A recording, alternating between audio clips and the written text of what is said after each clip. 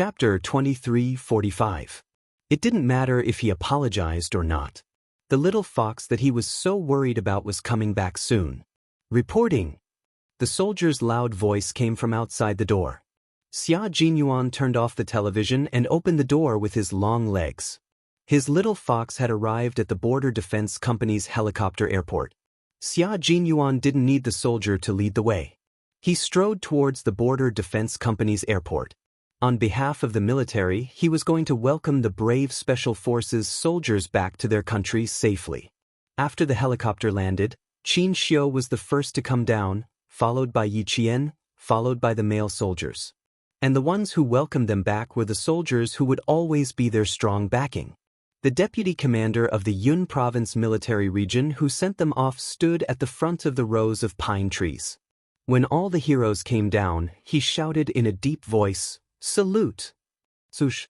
In the heavy rain, hundreds of soldiers in combat uniforms raised their hands and saluted at the same time. They saluted quickly and fiercely. Their standard salutes brushed against the wind and rain, bringing with them the fierce and unyielding military might of the soldiers who would never give up.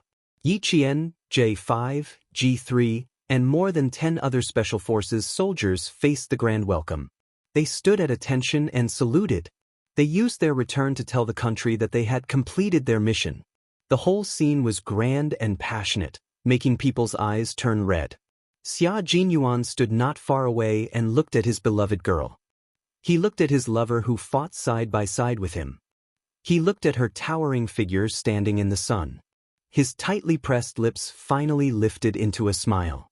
That was his pride, a pride that he would protect with his life. His girl had grown up. She was no longer a delicate little girl, no longer a little girl who trembled and was afraid of her first target. His girl had become an indomitable and fearless soldier. She used her gun to defend the country's dignity and used bullets to tell those people why China dared to be strong. He accompanied her through the wind and rain and witnessed her metamorphosis again and again. Finally, she broke out of her cocoon and became the most dazzling star. Yi Qian, who had shaken hands with the deputy commander, seemed to feel something. Her gaze passed through the rows of soldiers and landed in the distance. She saw the most familiar figure, tall and slender, as proud as a mountain. Their gazes were separated and even passed by the soldiers. In the crowd, in the mountains and rivers, no matter where you are, my gaze will always find you. Because standing there, you are the target that I will never give up on. Yi Qian, whose face was covered with fine scars, smiled.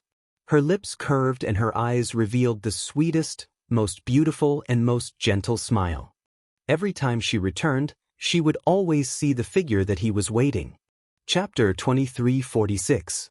As the soldiers left, Xia Jinyuan's figure gradually disappeared from Yi Qian's sight. Yi Qian didn't stay any longer. She said to J5 softly, "Q King is here. I'll go look for him first." His wound was still recovering, and he was standing in the rain waiting for her. She had to hurry over and drag him back to his room. "Q King is here?"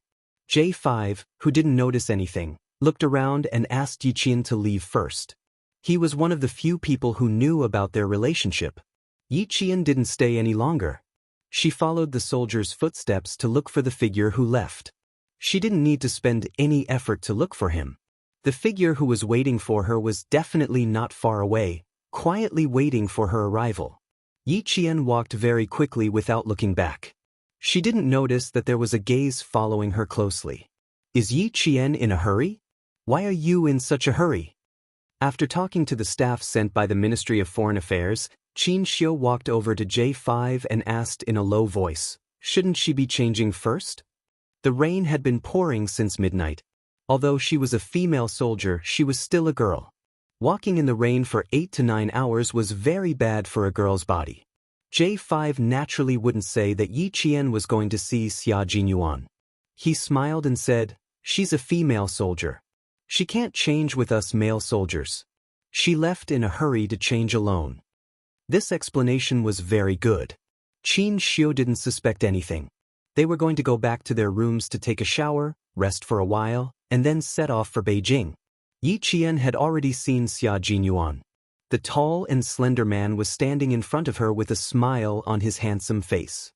He was looking at her with gentle eyes as he walked over step by step. He stood still and waited for Yi Qian to come to his side. Yi Qian, whose clothes were completely soaked, walked very quickly. Xia Jinyuan could even see water droplets dripping from the corners of her clothes and pants. Her shiny black hair was completely soaked, and it stuck softly to her body, accentuating her fair skin and exquisite facial features. The high-intensity battle did not tire her out at all. Her eyes were bright and shiny like gems. Xia Jinyuan suddenly did not want to stand there anymore. He wanted to go over and hug his lover. He was no longer standing in the corner. He moved his long legs and strode towards her like a shooting star. Yi Qian's smile deepened. He was standing in a blind spot and would not be easily discovered. Now that he had walked out, any soldiers passing by would be able to see him. So what if she saw him? A hug at such a time was not just a hug of lovers reuniting, but a hug of a comrade returning safely. As he strode over, Yi Qian couldn't help but trot over. Yi Qian still had an injury on his waist, so he had to be careful. Xia Jinyuan did not care about his injury. It was precisely because of his injury that he did not participate in this operation.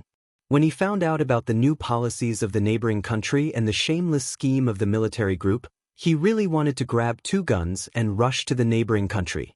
Now that the lover he was worried about was back, he did not care about his injury. When he got closer, Xia Jinyuan's handsome face darkened slightly. There were several thin streaks of blood on her fair face. The longest one ran from the corner of her eye to her chin. After being drenched in the rain, the area around the wound was already red and swollen, showing signs of inflammation. Xia Jinyuan gently touched her wound with his fingers. His thin lips were tightly pursed as he wrapped his long arms around her and pulled her tightly into his embrace.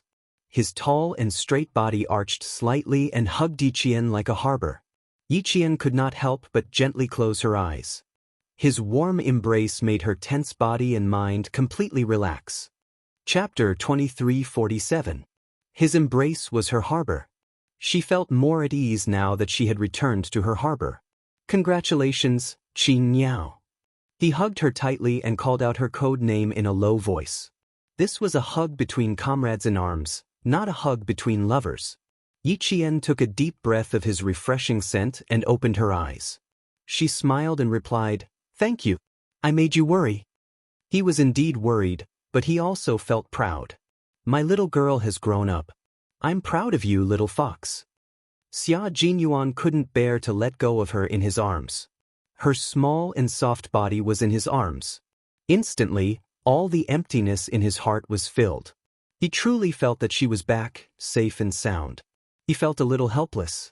He clearly told her that no matter who went out to fight, the people who stayed behind should wait patiently. There was no need to worry, no need to be afraid, even if they had to sacrifice themselves. That was the path a soldier should take. But when he found out that she had gone out to fight alone, accompanied the Chinese ambassador to a war-torn country without any equipment, he felt as if his heart had been struck by a heavy object. It was so painful that his heart stopped beating. Waiting was a scary thing. It was torturous both physically and mentally. If he wanted to get used to fighting separately, he had to get used to it too. Yi Qian felt his arm tremble slightly and knew that he had been worried about her. She patted his broad back gently and said softly, "Because you are my goal. I have to work hard to catch up to you. I can't let you wait too long." This little fox, sometimes she was so silly that it made his heart ache. Just because she knew that he had suppressed his promotion, she felt sorry for herself. She didn't feel sorry for herself either. She felt sorry for herself and how tired she would be if she worked so hard. Those cuts on her face, didn't she hurt? She still had the mind to catch up to him. He couldn't bear to see her tired, but sometimes he could only stand by and watch her tire. He lowered his head and kissed her temple. "Go back to your room and change first. Rest for the night and I'll send you back to school tomorrow. Your school leaders have called the military and hope that you can go back as soon as possible to prepare for the drill in May." Compared to a cadet, Yi Qian had taken too many days off. The academy leaders were worried that if he kept taking days off like this, Yi Qian's results would be unstable. Qin Xiu, who was holding an umbrella in his hand, looked at the leaving figure quietly. Through the curtain of rain, he looked a little dignified. He wanted to give her an umbrella, but what he saw was, she was jogging impatiently, like a swallow returning to the forest, into the arms of a man in military uniform. Between heaven and earth, it was as if only that pair of figures hugging each other existed, and he was an intruder who saw a scene that he shouldn't have seen. Lover? Comrade? He suddenly felt a little uncertain, but in his heart, he hoped that it was her comrade and not her lover. J5 walked over and saw Qin Xiu's hand holding the umbrella's rib a bit tightened. Looking at the two figures leaving, J5 felt his eyelids suddenly twitch as an incredible thought flashed across his mind. It can't be. Impossible. Did he make a mistake? Was he thinking too much? The ambassador likes Qin Niao? Happy Qin Niao? J5 felt his eyelids twitch even harder. Things can't develop like this, Qin Niao. Q King had his eyes on her a long time ago. He had been waiting for her for several years. But he couldn't explain anything now. J5 pretended not to see and smiled. Ambassador, let's go back to our room and change as soon as possible. It's not easy to come back home, we don't want to catch a cold. Chapter 23:48. Qin Xiu, whose chest felt heavy, lowered his eyes slightly and quickly concealed the undercurrent in his eyes. He smiled faintly and said, "Okay." He wanted to ask who the man who hugged Yi Qian was, but when the words came out of his mouth, he found it difficult to say them. He had to admit that he was a little timid. He was afraid that he would ask the answer he didn't want to hear the most. J5 didn't want to say anything. He held the umbrella and walked with a natural expression, as if what he saw just now was nothing out of the ordinary. Fortunately, the two of them knew their limits and separated after hugging. If the ambassador really wanted to ask, he could explain that it was a comrade in the military. Otherwise, it would be really hard to explain. He had to remind the two of them later that they had to exercise more restraint. They were in a secret relationship. Even a simple hug would reveal a different kind of sweetness. It would be best if they didn't hug each other so that others wouldn't be able to tell that something was going on. All of a sudden, J5 felt that he was very worried. Previously, because Yi Qian was still underage, he was worried that Xia Jinyuan would break the rules and date an underage girl. Now that Yi Qian was an adult, he was still worried. Yi Qian was a military school student. How could he date? If that was the case, he would have to continue worrying until Yi Qian graduated. In the meantime, he would probably have to cover for the two of them. It was tiring. He was a worrisome person. Even when his comrades were in a relationship, he had to be on tenterhooks about it. When they reached the second floor of the Border Defense Company, J5 breathed a sigh of relief. Along the way, the diplomatic ambassador, who had a verbal battle with a neighboring country's negotiator, remained cold and calm. He didn't say anything and just walked slowly. Every step he took was extremely steady. It looked like he was strolling in the rain, happy and carefree. In fact, that wasn't the case at all. Walking beside him, J5 could clearly feel that the ambassador's aura had become very fierce. It swept away his elegant temperament and was even more powerful than yesterday's negotiation. Previously, J5 thought that he was overthinking things. Now, it seemed that he didn't expect it at all. This outstanding diplomat was really interested in Yi Qian. That's right, Yi Qian was really attractive. Especially those who were extremely outstanding, such as Q King, they would all be attracted to her. Now, with the addition of an outstanding diplomat, J5 was not surprised. Qin Xiu closed the umbrella and gently shook off the water droplets on the umbrella. He smiled at J5 and said, "Thank you for your hard work these days. Have a good rest. See you later." "You're welcome, Ambassador." J5 closed his umbrella and replied calmly, "See you later." Qin Xiu's room was on the second floor, while J5 and the others were on the first floor. J5 stood still and politely watched Qin Xiu go upstairs with the umbrella. Watching the ambassador walk up the stairs step by step, J5 couldn't help but let out a sigh of relief. However, before he could completely relax, he saw the ambassador suddenly turn around. J5's nerves tensed up. He looked at the ambassador's face, which was drenched by the rain but still looked exceptionally elegant, as if it had been carved from fine jade. The ambassador asked him with a faint smile, "Which room is Yi Qian in? What happened to not asking? Why did you ask?" J5 smiled and said, "She came back earlier than all of us. I'm not too sure which room she's in. Is there something you need from her, ambassador? I want to ask if she's returning to the capital or returning to the academy. I want to see if she needs to explain the reason for her leave to the academy. If necessary, I plan to accompany her back to the academy," Qin Xiu said with a smile. J5's heart tightened when he heard this. It seemed that this ambassador was suspicious. "Rest assured, ambassador. Yi Qian's mission is arranged by the military. The military has already communicated clearly with the academy, so there's no need to trouble you, ambassador," J5 replied calmly. His tone was normal and there was nothing strange about it. Chapter 2349. Seeing this, Qin Xiu didn't ask any more questions. There were some things that didn't need to be asked in detail. Just by looking at it, he already had the answer. Without asking any more questions, Qin Xiu said, "See you later." Then he turned and went upstairs. When he looked up, there was a faint darkness in his eyes. He didn't need to get the answer from someone else. He wanted to hear Yi Qian tell herself. But what right did he have to ask about her personal matters? Facing an outstanding diplomat from another country who was deliberately making things difficult for him, he felt unprecedentedly confused about his children's affairs. If Yi Qian really had a boyfriend, what would he do? Give up? Or continue to pursue her? Knowing that she already had a boyfriend, if he continued to pursue her, wouldn't he be an immoral third party? Psychologically, he couldn't get over this hurdle. But when he thought about giving up, Qin Xiu closed the door, but his slender fingers holding the umbrella didn't put it down. Qin Xiu's fingers were very slender, and his joints were as delicate as his person. Even though he was holding the umbrella tightly, the lines of his fingers were still beautiful. After a while, he put the umbrella in the corner with a cold expression. He took off his suit and unbuttoned his white shirt while thinking about walking towards the bathroom. Giving up was also difficult. He couldn't go against his morals, and he didn't want to give up. Then let's just leave it at that. He would pretend that he didn't know anything, that nothing had happened, and let nature take its course. After turning on the shower head, Qin Xiu raised his head and let the warm water splash on his face. Soon, the bathroom was filled with steam. Amidst the sound of the water, the man's slender but graceful body was faintly discernible in the steam.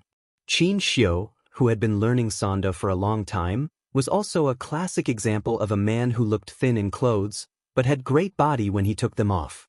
Yi Qian, who came back earlier than him, had already finished washing up. She sat on the edge of the bed and dried her hair by herself with a hairdryer.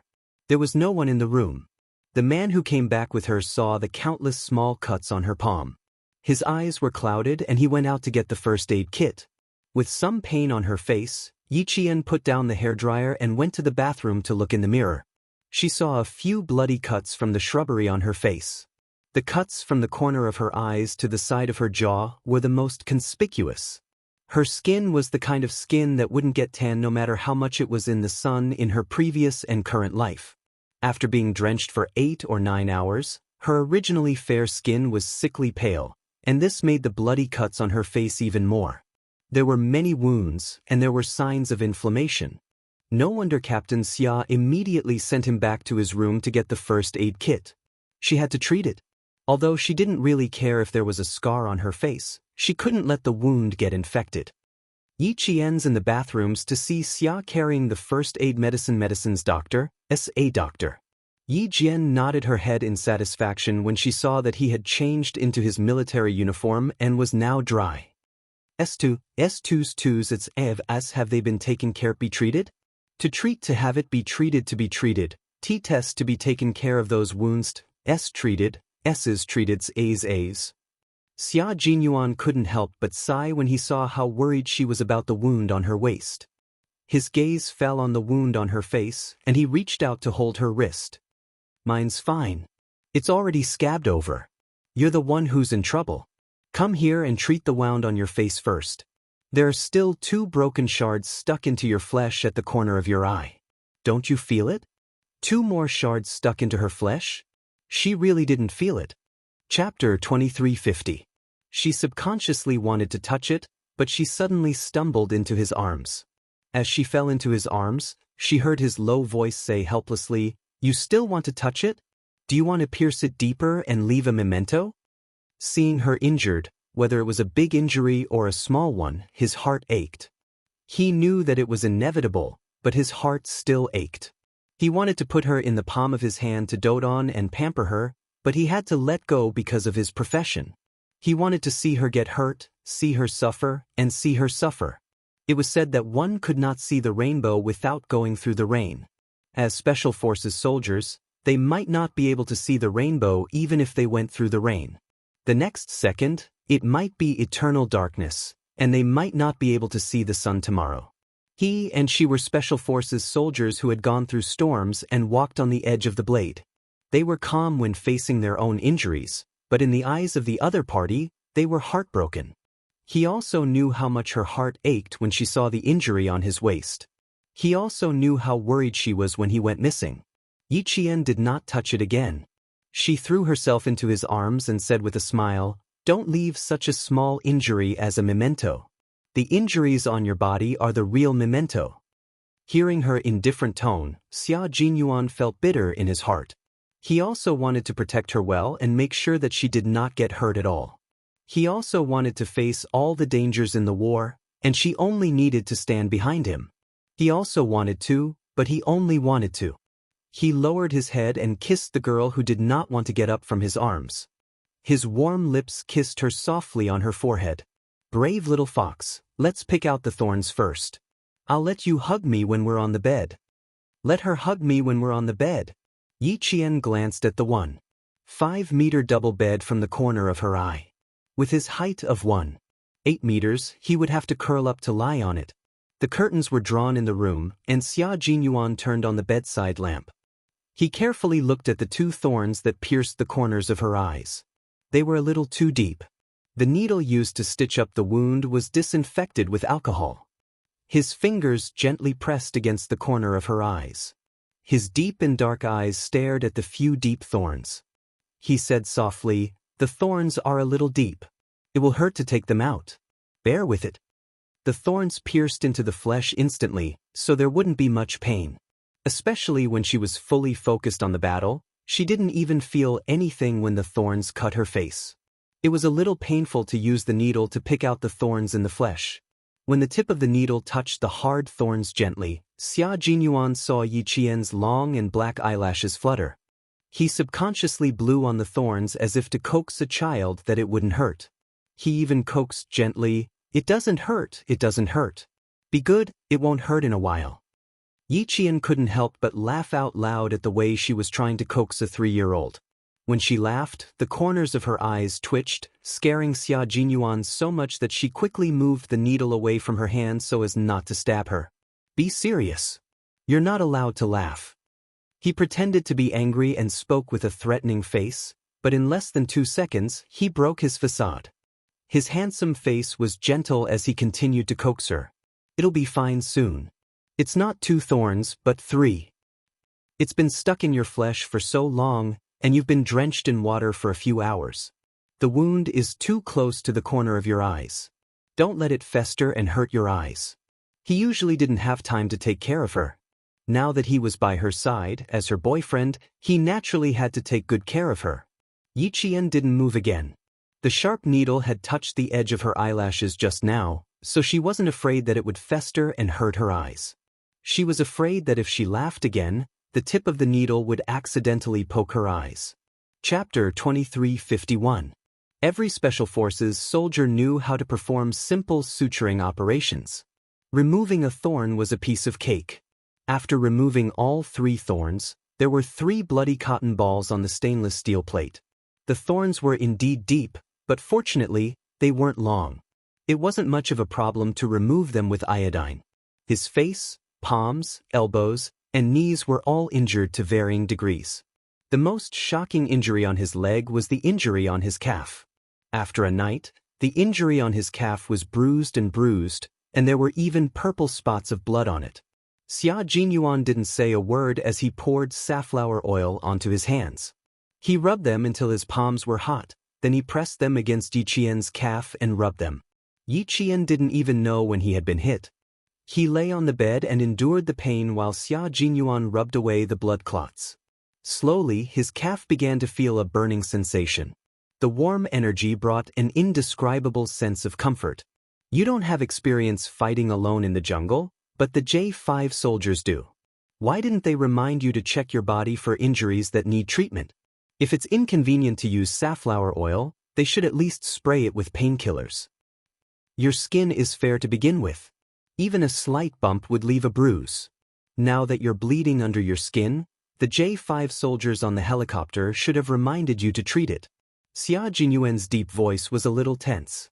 If you listened carefully, you could faintly hear the anger in his voice. She didn't know if the oil had a hypnotic effect, but the warm energy slowly crept up from her calf to her head. The warmth was exceptionally comfortable, and even her drowsiness slowly crept up. Yi Qian listened indifferently. The corners of his lips curled up as he replied, "It's okay. It's not as serious as the last time you kicked me. The bruises you left behind last time only disappeared after the new year."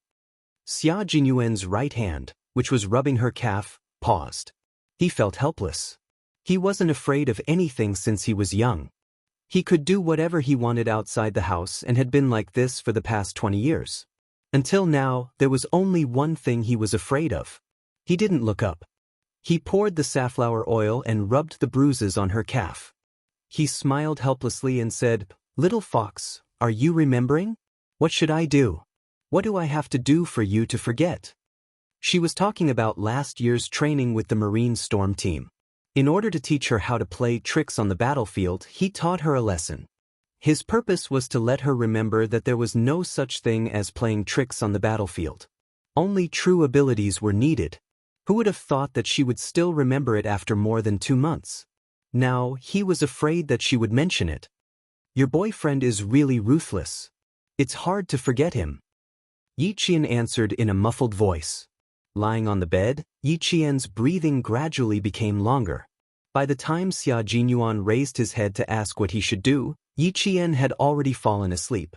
She was too tired after 2 consecutive nights of high-intensity combat. Now that she had returned to the safe harbor, she couldn't stop herself from falling asleep. Xia Jinyuan's hands didn't stop moving. Looking at her sleepy face, he realized that she didn't really want to argue with him when she mentioned it. At the same time, he reminded himself that it was normal for him to have bumps and bruises during training and combat. It had nothing to do with his comrades. On the other hand, he was a little scared. Although he was a little scared, if he had to choose again, his choice would still be the same and wouldn't change. The room was very quiet. It was a peaceful time to enjoy. Xia Jinyuan's hands moved until he pushed the purple blood away. Chapter 2352. She was wearing a short-sleeved shirt and shorts, and the room was slightly cold. In order to prevent Yi Qian from catching a cold, Xia Jinyuan carefully placed her legs on the bed and gently covered her with the quilt. He carefully twisted the corners of the quilt before getting up. He put away the medicine and opened the curtains to let in the fresh, moist air to disperse the smell of medicine in the room so that she could sleep better. After he was done, Xia Jinyuan did not go to bed to rest. Instead, he sat quietly in the lounge chair alone. His handsome face was slightly cold, and he seemed to be thinking about something. If J5 did not knock on the door, he would probably sit there until Yi Qian woke up. Is Yi Qian asleep? J5 heard Xia Jinyuan open the door very softly, so he knew that Yi Qian was asleep. He pointed to his room and said with a slightly serious expression, "Come to my room to talk about something." J5's room was next door. Because he had just taken a shower, there was a faint smell of soap in the room. After pouring tea, J5 sat down and frowned. He said in a deep voice, "The ambassador might have noticed the relationship between you and Yi Qian. Before he went back to his room, he asked me if Yi Qian would return to Beijing. If not, he planned to send Yi Qian back to school." Q King, not only did he discover something, but he also seems to be interested in Yi Qian. Qin Xiu and Yi Qian seem to be interested in each other? Xia Jinyuan focused on this sentence. How can you tell that he is interested in Yi Qian? The two of you hugged each other in the rain. Tsk. It shocked the world and made the gods cry. Anyone with eyes can see that there is something going on between the two of you. What's more, he seems to be interested in Yi Qian. J5 glared at him, but in the blink of an eye, he gloated, Q King, your competitor this time isn't just ordinarily strong. V8 told me that the ambassador had a verbal battle with two negotiators from a neighboring country. His aura was fierce, and he didn't give in to the country's dignity. When he was offended, he pressed on and made the other party speechless. Yi Qian was there at the time. He was full of admiration for Qin Xiu. With such a strong rival in love, Q King, you have to be careful. Just because of this, he had to be careful? Xia Jinyuan stretched his legs lazily and leaned back in his seat. Even his voice sounded nonchalant as he said, My relationship with Yi Qian is not something that can be attracted to Yi Qian with just one exciting negotiation. I'm just a little surprised. Qin Xiu is interested in Yi Qian, but I didn't notice it at all. You're quite confident. Overconfidence is arrogance. Don't be too proud. If you ask me, the ambassador has a better chance of winning than you. J5 poured cold water on Qin Xiu without hesitation and listed out his good points. Handsome, you don't have to say it. You can see for yourself. His temperament is as elegant as the nobles sitting in the palace. He's witty and knowledgeable. He knows when to advance and when to retreat. He knows how to behave himself. Most importantly, he's a diplomat. He also fights for the country, but his sacrifice rate is lower than ours. He also has more holidays than us. Most importantly, his focus is on the country. As long as he has the time and the heart, he can fly to the military academy to visit Yi Qian in the night. Q King, what do you think your chances of winning are? If you ask me, you have the advantage in terms of time. The analysis was not bad. It did sound very threatening. But so what? The love between him and the little fox was not based on romance, nor was it based on time spent together. Their love was completely based on the fact that they were willing to put their lives in each other's hands. They were willing to fight side by side and vanquish their enemies together. Chapter 23:53. Through the smoke of war, through the flames of war, his and Little Fox's love wasn't something that could be easily interfered with. Xia Jinyuan raised his eyes. His disdainful gaze was filled with the unruffled domineering aura of a powerhouse. He spoke cheerfully and wittily with an irresistible force. So what? He likes Yi Qian. I can only say that he has good taste. But that's his own business. What does it have to do with me and Yi Qian? Such confidence, with a hint of arrogance, made J5 click his tongue. Q King, I couldn't tell. Back then, you were so afraid that Yi Qian would be pursued by others, but now you're so confident. You're actually not worried about Yi Qian being pursued by other men at all. I don't believe that when you heard me say that the ambassador is interested in Yi Qian, you didn't feel nervous at all, J5 said with certainty. Then he looked at Xia Jinyuan without blinking, trying to discover something. Before he could discover anything, the domineering Lieutenant Colonel Xia frowned and admitted, a little, but it's okay. My girlfriend is so outstanding. There will probably be more flies flying around in the future. I have to work harder. Not nervous? Nonsense. How could he not be nervous? Qin Xiu, one of the top young masters in the capital, a language genius, the youngest diplomat, the most handsome diplomat, the most promising diplomat. His long list of most was enough to make people's eyes linger. Just as J5 said, he was lucky that he won in terms of time. If the young Qin Xiu and the young Yi Qian met, Lieutenant Colonel Xia's eyes darkened. Then he really wouldn't know whose girlfriend Little Fox was. It wasn't that he was belittling himself, but Qin Xiu was indeed very outstanding. His character was also quite good.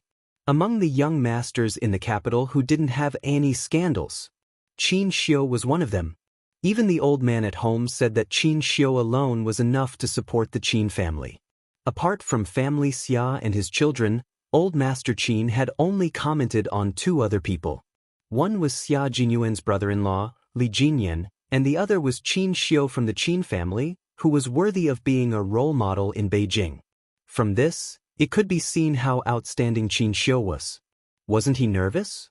How could he not be nervous? But this kind of thing couldn't be solved just by being nervous. The main thing was to let the other party know the difficulty and back off. Here came the problem. His current identity was still that of a boyfriend who couldn't see the light of day. How could he make her back off? J5 saw that he was deep in thought, and his eyes flashed with a teasing smile. Suddenly, he thought of a very important thing. Something was wrong. What he wanted to say was not that the ambassador had taken a liking to Yi Qian. Why was it that he and Q King were analyzing the chances of the ambassador winning? His main point was that the ambassador had found out about the relationship between Q King and Yi Qian. Stop. Let's not talk about whether the ambassador will become your love rival and make you feel threatened. Q King, our main point now is how you're going to deal with the ambassador if he finds out about your relationship with Yi Qian. This was a very serious matter.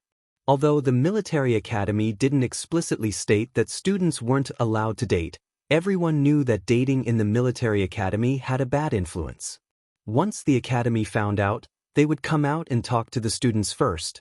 The military academy students were the future of the country's national defense, and they were also the backbone of the country.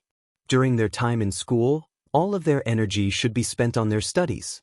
From a personal point of view, it was understandable why military academy students would date, but from a national point of view, love would always come second. Chapter 2354. Yi Qian was so outstanding that J5 didn't want her relationship to leave a bad mark on her military academy career. He was worried that as more and more people found out, Yi Qian would be implicated in the end. You too. Sai, why don't you continue to bear with it? Meet less, chat less, and travel less together. If you really need to meet, why don't you bring a few more comrades with you? What if the two of you travel together and there's a bit of distance between them? Don't let others see any signs? J5, who was worried sick, came up with one idea after another. It could be seen that he was really thinking for Xia Jinyuan and Yi Jian. However, Xia Jinyuan had already considered this matter, so it wasn't a big problem for him. However, because Yi Qian was worried that her relationship would affect the academy, he understood her concerns and respected her decision. Seeing J5's serious expression and unconcealed worry, Xia Jinyuan smiled and said, Qin Xiu, although I'm not familiar with him, I believe he's not the kind of person to gossip. Since he discovered something but didn't ask any of you, it's obvious that he's not someone who likes to ask about other people's private affairs. The Qin family has strict rules. If he really likes Yi Qian and discovers my relationship with Yi Qian, I think with his upbringing he won't do anything immoral to interfere with other people's relationships. After all, he's a diplomat who represents the image of the country, not an ordinary person. Anyone who interferes with their relationship would be a third party. With Qin Xiu's upbringing and pride, he wouldn't allow himself to become a third party. After hearing Xia Jinyuan's detailed explanation, J5 felt that he was worrying for nothing. He yawned and waved his hand with a tired expression. I have to go to sleep. When the situation in the northern land stabilizes, we should return to the base and prepare for the overseas competition. Xia Jinyuan didn't intend to leave yet. He raised his eyebrows and said with a faint smile, I haven't asked you anything yet. Why are you in such a hurry to sleep? We haven't seen each other in a while. Let's catch up and have a chat. J5 stood up with his hands on the armrest of the chair and slowly sat back down. What do you want to talk about? Or do you want to ask me something? Since he didn't even let him rest, it was clear that he had something to ask. I want to know more about Qing Niao's performance in this operation, Xia Jinyuan said. If he didn't want to ask about Yi Qian, he wouldn't disturb his comrade's rest. He crossed his slender fingers and there was still a faint smile on his handsome face, but the darkness in his eyes was slightly darker. This is the first time she has received a mission to protect the safety of an important person. I want to know some details about her operation this time. She probably wanted to know if Qing Niao had any shortcomings. The smile on J5's face disappeared, and his expression gradually turned serious. Qing Niao's performance has always exceeded our expectations. She's very calm, and her reaction speed is amazing. When did she have car training? This time, we were surrounded by more than 10 cars. Her driving skills were eye-opening. A one-sided breakout from the encirclement has truly shocked all of us. There's a car training ground in the southern province. She basically spent all her time there during high school. Xia Jinyuan saw the unconcealed admiration in his comrade's eyes when he mentioned Yi Qian, so he knew that his little fox had performed well in this operation. His thin lips curved slightly, and there was a faint smile in his dark eyes. She seems to have an extraordinary talent for combat training. As long as there's a start to any training, the follow-up will always surprise us again and again. Chapter 2355. Then we were right. When she broke out of the encirclement, old V, old K, and I also guessed that Qin Yao must have undergone professional special operations vehicle training in the southern province. Talent. J5 let out a long sigh. Her talent isn't just focused on one type, it's all round. Take a look at her shooting skills. No one in our team has reached her level of shooting so far. When she gets a gun, there's a three-dimensional image of the gun in her mind. It's even a living one. She can clearly feel where the bullet passes and where it goes. She can complete the shot without deliberately aiming. Q King, Qin Yao's talent, is amazing. Even a veteran like him was envious. Xia Jinyuan raised his eyebrows. This was natural. Otherwise, how could Little Fox have carried out so many important missions before reaching the age of puberty and still be remembered by the Navy commander? His Little Fox was an all-rounder talent. Judging from your expression, Qin Yao's mission this time was not bad. What about her shortcomings? From the perspective of a veteran Special Forces soldier like you, what does she need to improve? Or does she need to improve? Xia Jinyuan had heard a lot of praises for Yi Qian.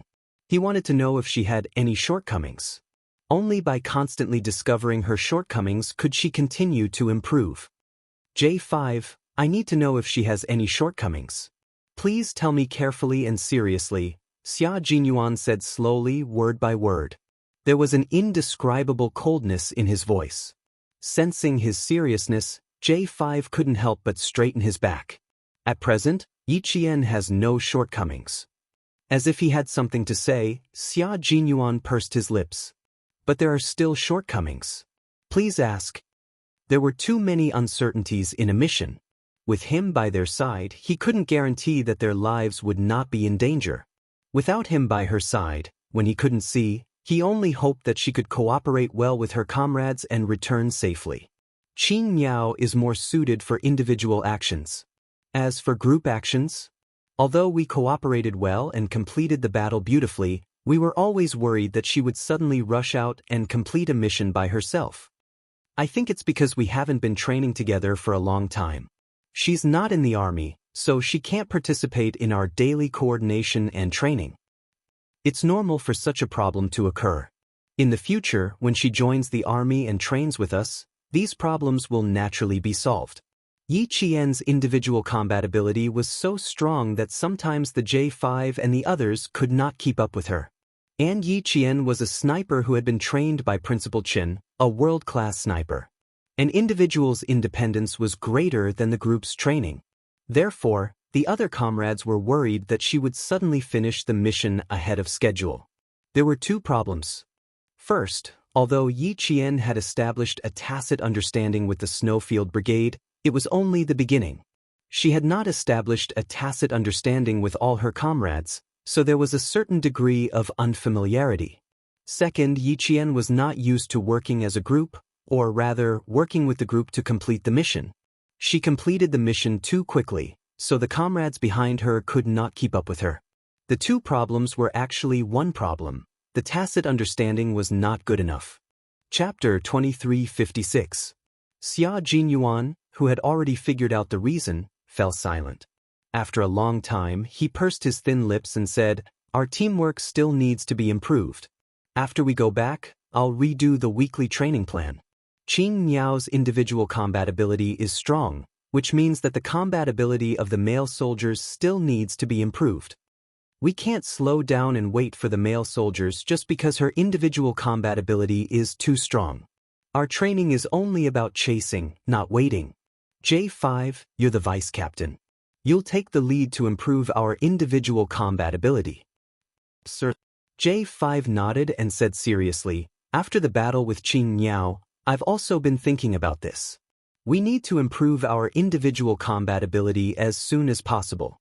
Otherwise, we won't be able to take on any high-risk missions in the future." Even though the Snowfield Brigade was now the top special forces in the country, if they didn't innovate and work hard, they would be eliminated. They trained for war and to win. Only by improving their individual combat ability day after day, year after year, could they continue to stay in the Snowfield Brigade. Qing Niao's strong individual combat ability was also a warning to them. With J5 in charge, Xia Jinyuan was very relieved. Seeing that they had been delayed for a long time, Xia Jinyuan got up and prepared to go back to his room to accompany Yi Qian. J5 got up and asked him, "Have you informed Yi Qian about the overseas competition? She's the only female soldier in our team. You should know that, right?" "I only found out yesterday." "You rest, I'll go back to my room." Xia Jinyuan didn't want to disturb his comrade's rest. He stood up and patted his comrade's shoulder. "You don't have to worry too much about Yi Qian and me. You don't have to worry about Qin Xiu either. If he really asks, tell him to come and ask me himself. My relationship with Yi Qian. Anyway, it won't affect anything just because he's an outstanding diplomat. I'll keep an eye on him and won't let him take advantage of me." After he finished speaking, he walked back to Yi Qian's room with big, elegant steps. J5 couldn't help but laugh when he saw this. What he said made sense, but in reality he was still a little nervous. After all, his love rival was very powerful and not an ordinary person. As a comrade in arms, he naturally stood on Q King's side.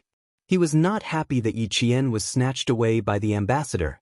The ambassador was very outstanding, but no matter how outstanding he was, he could not be compared to his comrade in arms who fought side by side with him. After returning to his room, Xia Jinyuan gently closed the door and walked to the bed. He saw that the girl he liked was still in her original position, and even the smile on her face had not disappeared.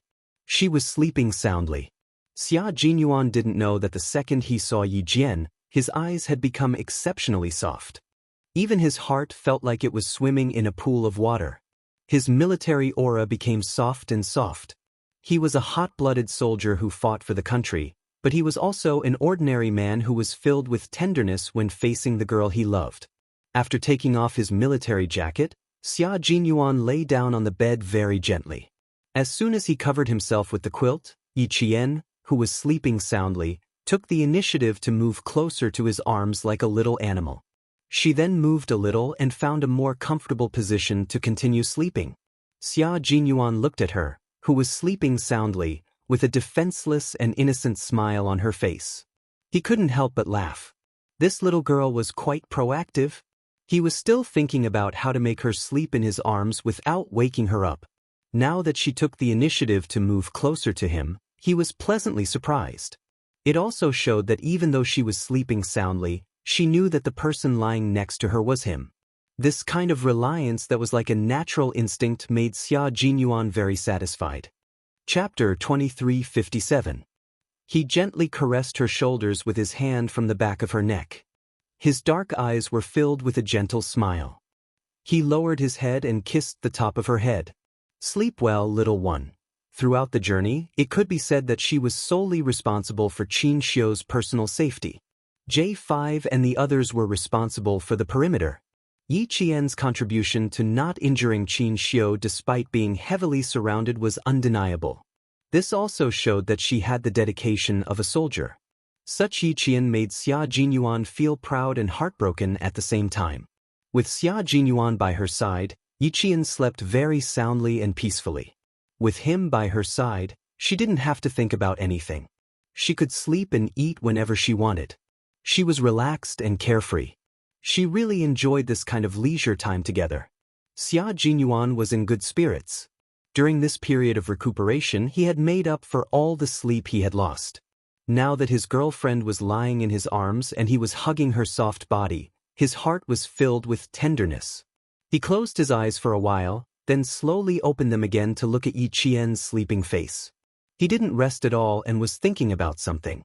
Qin Xiu was also a man of character. As for his taste, it was extraordinary. However, after meeting Little Fox a few times, he fell in love with her. Just as J5 said, Qin Xiu was a very strong love rival. His love rival was too strong, and he worked in the country.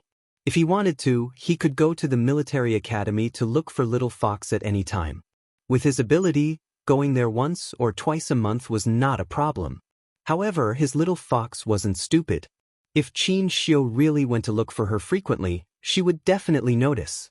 When that time came, she would avoid him and Qin Xiu wouldn't be able to do anything about it. Just like how he used to chase her. If he didn't chase her to a corner and leave her with no way out, she would never show up easily. Xia Jinyuan gently tapped the tip of her nose with his slender fingers. Thinking of the appearance of a strong rival in love, he smiled indulgently and said, "Little thing, you've only carried out a mission, but you've already attracted a lot of attention. Tell me, why are you so likable?" Qin Xiu, the youngest and most promising diplomat. He also has a handsome face that even I have to admit. If you really take another look at him, my heart will definitely ache for a long time. Little thing, I'm going to be jealous for half a day. You're doomed. If I become jealous for half a day, I'll torture you so much that you won't be able to leave the bed for the whole day. You can't even look at other men. I, Xia Jinyuan, have always been arrogant. Now that you've taught me a lesson, you have to take responsibility. When you look at a man, you can only look at your own man, understand? Lieutenant Colonel Xia did not speak. He spoke softly, seemingly helpless, but in reality, every word he said was filled with affection. As he spoke, Lieutenant Colonel Xia narrowed his unfathomable black eyes. His gaze was like that of a large, ferocious beast, his eyes twinkling with fragmented light. He felt a little insecure, so he had to think of a way to make himself feel safe. Therefore, when Yi Qian opened her eyes, she saw a handsome face that was filled with faint sadness. Yi Qian blinked gently and naturally leaned into his embrace. "Did I sleep for a long time? I seem to be able to sleep well with you by my side." Lieutenant Colonel Xia loved to hear such sweet nothings. His thin lips curved as he laughed softly and said, "It's all right. It hasn't been that long since the sky turned dark. You probably slept for 9 hours. 9 hours? She actually slept for 9 hours. Yi Qian widened her eyes in disbelief. She propped herself up with one hand and looked out the window. The sky really did turn dark. This was not a normal sleep. No wonder she felt hungry when she opened her eyes. From last night until now, she had only drunk a few mouthfuls of water and had not eaten any dry food.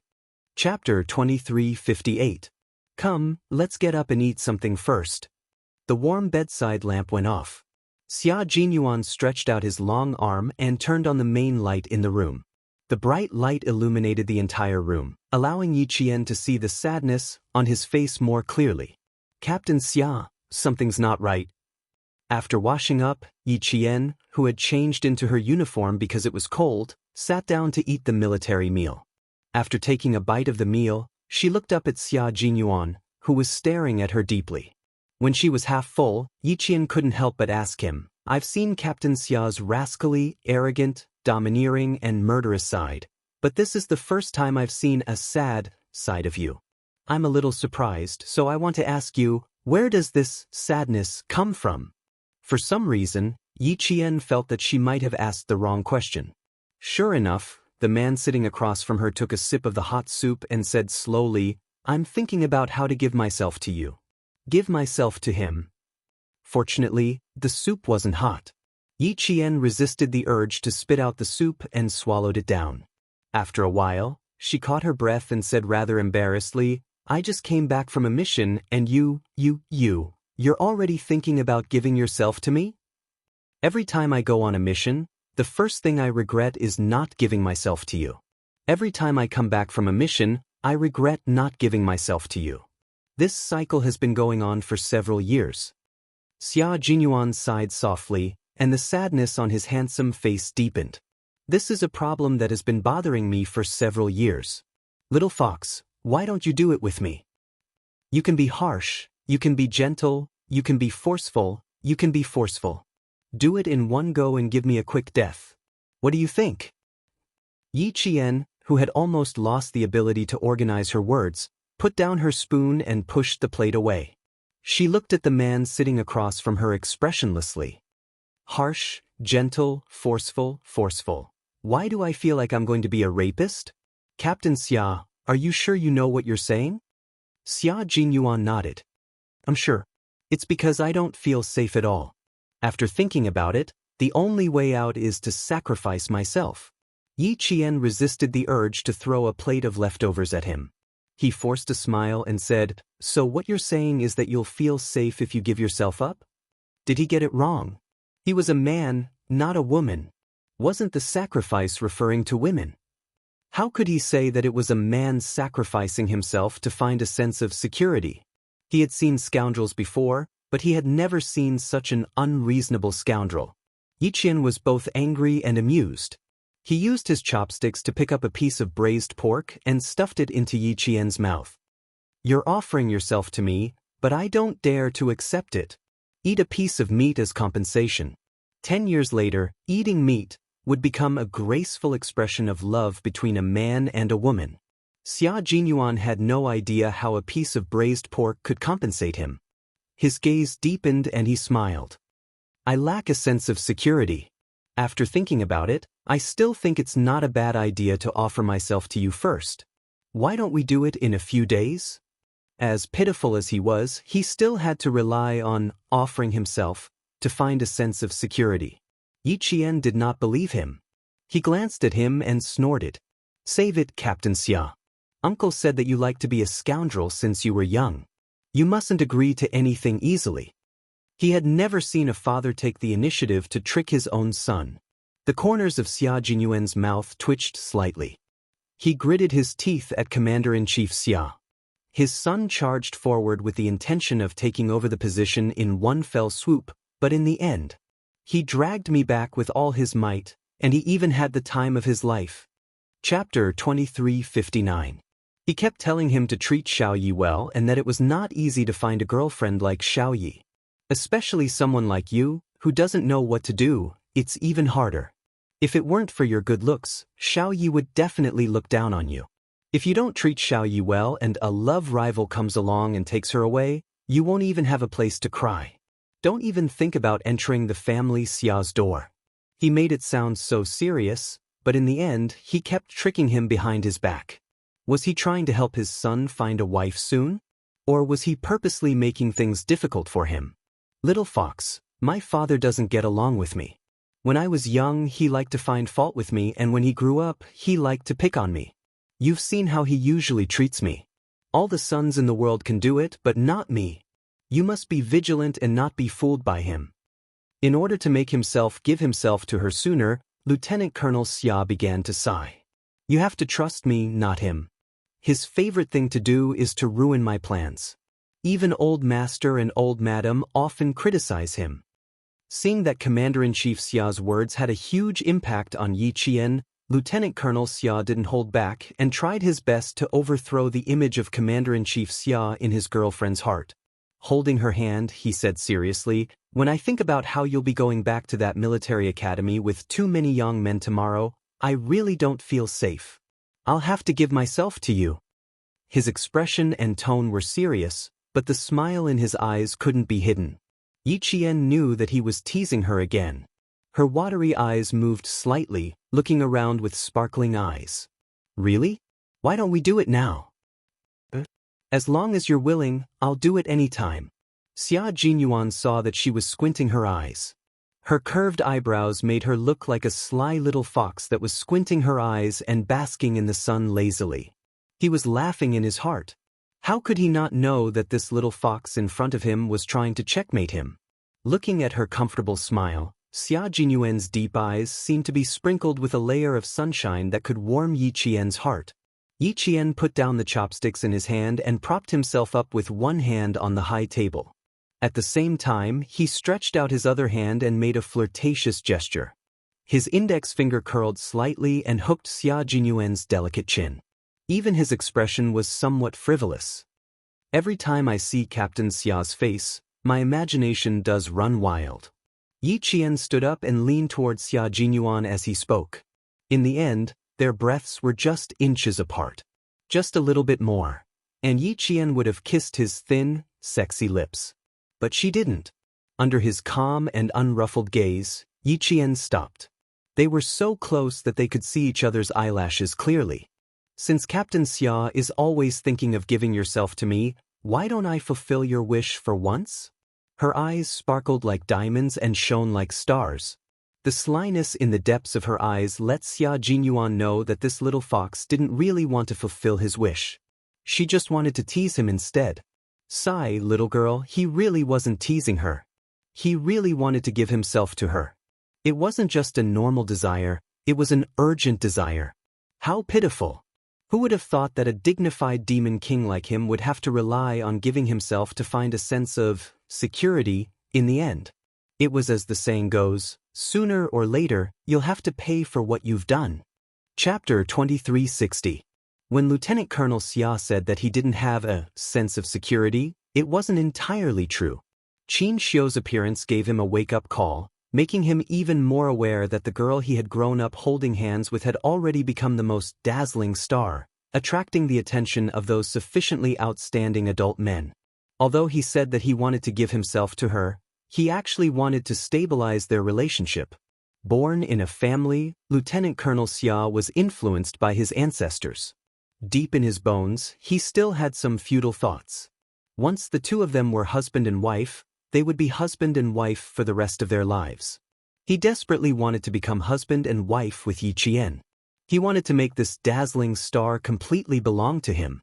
Seeing the sly look in the eyes of the girl in front of him, that pair of eyes that had always maintained a sense of distance from others, when looking at him without the slightest bit of defense, his little fox also liked him and trusted him wholeheartedly. This kind of trust was the most secure button between him and her, and no one else could think of getting between them.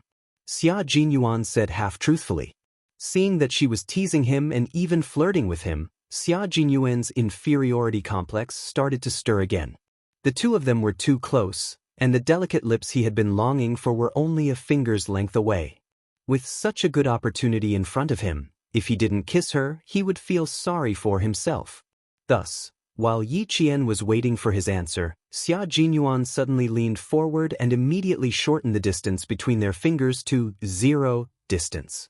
The two of them were now lips and teeth. Although Lieutenant Colonel Xia had never been in a relationship before, and even his first kiss was offered to Yi Qian, he had a high comprehension ability. Even though they had only kissed a few times, after each kiss, his kissing skills improved by leaps and bounds. After a few kisses, he had a kissing technique that made Yi Qian blush. His nimble tongue invited Yi Qian's soft tongue to dance with him, and he sucked the tip into his mouth slowly. Ever since he was a child, Xia Jinyuan had the habit of chewing peppermint. His breath always had a refreshing and comfortable peppermint flavor, which was Yi Qian's favorite refreshing flavor. When the tip of Yi Qian's tongue was sucked, his kisses alternated between deep and light kisses. Yi Qian, who had been supporting himself with one hand on the round table, had no choice but to support himself with both hands to prevent himself from losing his balance due to his weak knees. Men had a natural desire to conquer, and it existed in every man, especially men like Xia Jinyuan, who were born like kings. Their desire to conquer was far greater than that of ordinary men, and it even carried a sense of dominance. Being teased, he clasped the back of Yi Qian's neck with one hand. As his breathing became heavier, his kiss became deeper and deeper. He did not even let go of the tip of Yi Qian's soft tongue and delicate lips that were like flowers. The temperature in the room seemed to gradually rise, and sweat slowly overflowed from his forehead. His noble and handsome face had a faint trace of rouge, leaving behind a thin layer of color. This was the color of passion. Xia Jinyuan and Yi Qian's skin color had one thing in common. No matter how much they were exposed to the sun, they could not get tanned. Even if they were exposed to the sun, the worst that could happen was a layer of skin peeling off, revealing their fair skin. At this moment, he was aroused. His fair and handsome face had a faint rouge-like color, which made him look even more handsome and elegant. His brows were like mountains and rivers, and only the majestic green mountains could be seen. He was as handsome as a god. Seeing that her breathing was getting heavier, Xia Jinyuan finally stopped his invasion and ended the kiss that made their hearts race. Chapter 2361. He let go of Little Fox in his arms so that she could breathe some fresh air. Little Fox, your lung capacity is still not enough. It needs to be improved. Xia Jinyuan chuckled deeply. His voice was hoarse and so sexy that it made one's ears tingle. Looking at Yi Qian, who was as beautiful as a peach blossom, Xia Jinyuan's dark eyes became even darker. His sexy Adam's apple, which represented his masculinity, couldn't help but move slightly. This kiss was a little deep, kissing to the point that her eyes were moist. Her lips were bright red and slightly opened, revealing her white teeth. Her red lips and white teeth made her look even more beautiful. The more Xia Jinyuan looked at her, the more he felt like his heart was being scratched by 100 cat claws. He hurriedly looked away in embarrassment. Unexpectedly, just as he lowered his eyes, his gaze was locked on her again. He had to admit that the girl he had been protecting had really grown up. She had gradually matured from her initial naivety and was emitting a fruity fragrance that tempted him to commit a crime. His gaze only lingered on her chest for a few seconds before he felt the string called rationality in his brain instantly tighten and straighten. It felt like it would break at any time with her breathing. This is troublesome. He had said half-truthfully that he wanted to succeed. Now he had really succeeded in the end. Yi Jian was still adjusting her breathing until the feeling of suffocation dissipated a lot. She supported herself with both hands on the round table and looked up at him with her watery eyes. She answered rather stubbornly, Captain Xia seems to be a little lacking. Otherwise, how could a small kiss make Captain Xia look like he's drunk? Yi Qian didn't even realize that at this moment, her face was as beautiful as a peach blossom. She was so beautiful that Xia Jinyuan, who was separated by the round table, felt so hot that his back was covered in layers of sweat. Is this a challenge to me? Xia Jinyuan raised his eyebrows. There seemed to be a small fire in the depths of his dark eyes. The fire sizzled as if it could burn 1,000 miles away. Yi Qian raised his hand to fan himself and answered courageously, since that's what Captain Xia thinks, it can be understood that way. She really was a little fox that wasn't afraid of getting into trouble. She actually dared to challenge his rationality at this time. Xia Jinyuan, who had been restraining himself all this while, raised his hand and rubbed his forehead, looking rather worried. Since the letter of challenge had already been issued, how could he refuse? Then let's continue. Xia Jinyuan was a man of action. Soldiers had always been swift and decisive. Since he had made up his mind, he would naturally put it into action. He kissed Yi Qian. He didn't want to be a gentleman, he just wanted to kiss Yi Qian. His long arm wrapped around the back of Yi Qian's neck with great precision. He used an extremely domineering method to make it impossible for Yi Qian to dodge. His lips were once again kissed by him. In a domineering manner, with gentle movements, he carefully and affectionately traced the shape of her lips. He didn't want to say a word. Instead of saying more, he would rather take action and tell her how much he missed her. But no matter how impulsive he was and how tight his heartstrings were, Xia Jinyuan always restrained himself and did not cross the line. Even his hands were very well behaved and didn't move. Since they couldn't cross the line, they could just stick to each other for a little longer. Instead, Yi Qian, who liked to be with Xia Jinyuan, didn't reject kissing him. When they were deeply in love, she took the initiative to greet him and tell him that she actually missed him too. Although the kiss was very gentle, their breathing became erratic. The air in the room also became scorching hot. It was so hot that their foreheads and backs started to sweat. It was so hot that a thin layer of mist formed in their eyes. This was really a kiss that messed up their hearts. Chapter 2362. Compared to Xia Jinyuan's straightforward and undisguised desire, Yi Qian was much more reserved. Her face was as red as the morning sun, and the seductive look in her eyes was like peach blossom petals blown by the wind. It was so seductive that it made Xia Jinyuan even hotter. She was beautiful, too beautiful. She was so beautiful that he was willing to lower his head just to please her. Yi Qian only knew that his knees were so weak that he had to lean on the round table to maintain a stable posture. The lovers who had been separated were reunited, and their feelings for each other were so strong that it was like dry wood colliding with a raging fire. The kiss was out of control. Xia Jinyuan had always known that when he was in front of Yi Qian, his self-control would plummet in a straight line and eventually reach 0. With one hand on the back of her neck, Lieutenant Colonel Xia, who had lost all his self-control, began to feel a little impulsive from the kiss. He was almost unable to control himself. At this moment, Yi Qian, who was about to stand up, mumbled, "Captain Xia, let go of me." Who would have thought that the sentence would turn into and soft moans that could not be formed into words? Xia Jinyuan could clearly hear the string called rationality in his mind snap with a snap. The string called restraint in his heart snapped along with it. While gasping for breath, Xia Jinyuan, who was reluctant to end the kiss, simply used the strength of his lower body to push the round table to the side in a very manly manner. Yi Qian, who was caught off guard, suddenly widened her eyes.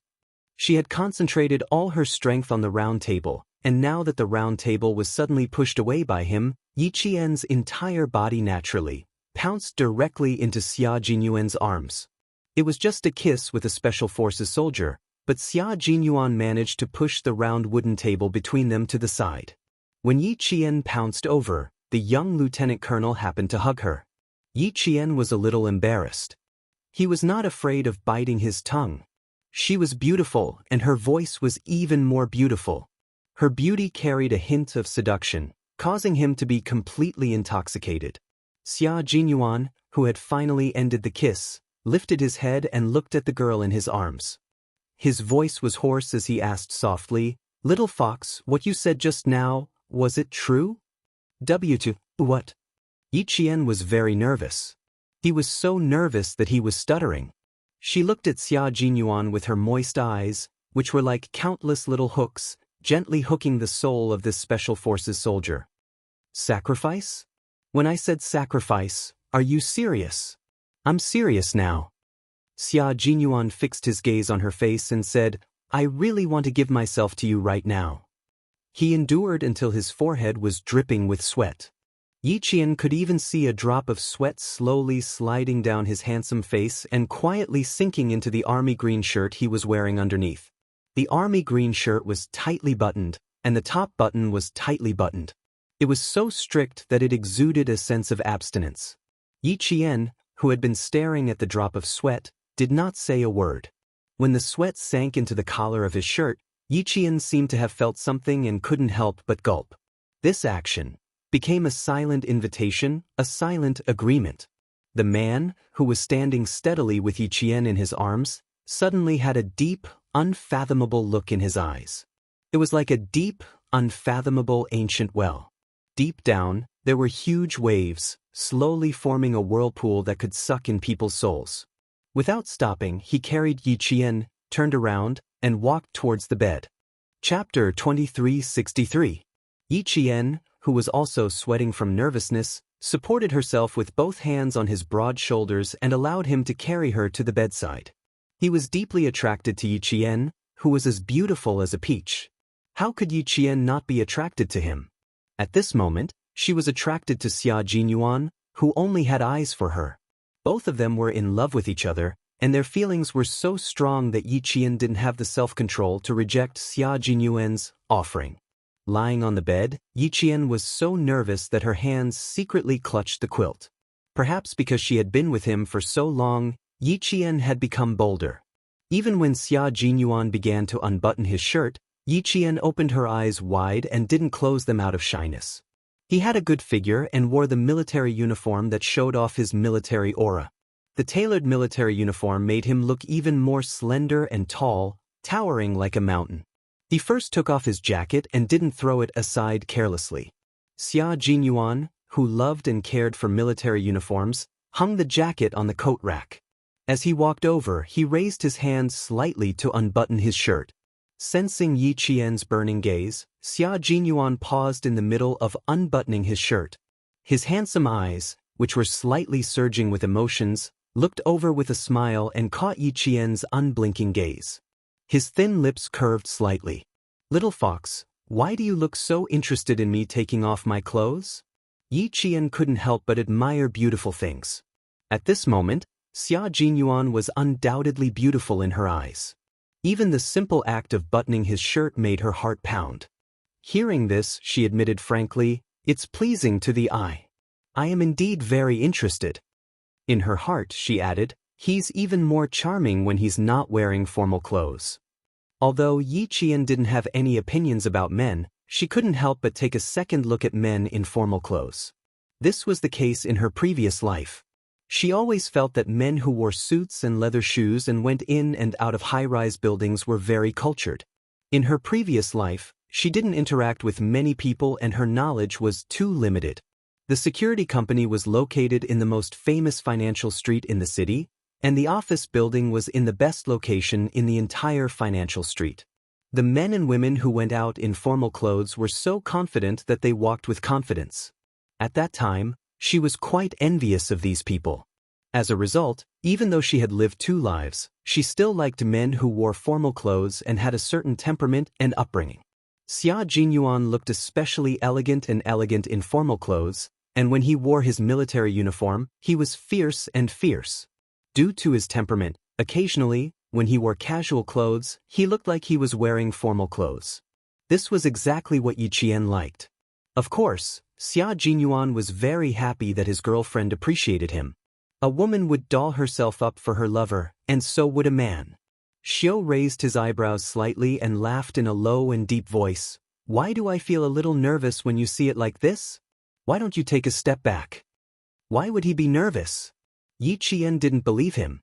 "Captain Xia, you look very relaxed from head to toe. You're not nervous at all. You just can't see that I'm nervous." Out of the corner of his eye, he glanced at her hands that were clutching the quilt. She was obviously nervous but pretending to be calm. She was like a budding flower, a little shy and a little charming. His heart had already melted into water. He really wanted to hug her and love her. Just the thought of it made the heat in his body go on a rampage. It was like a wild beast that wanted to break out of its cage. It was so crazy that even he was shocked by it.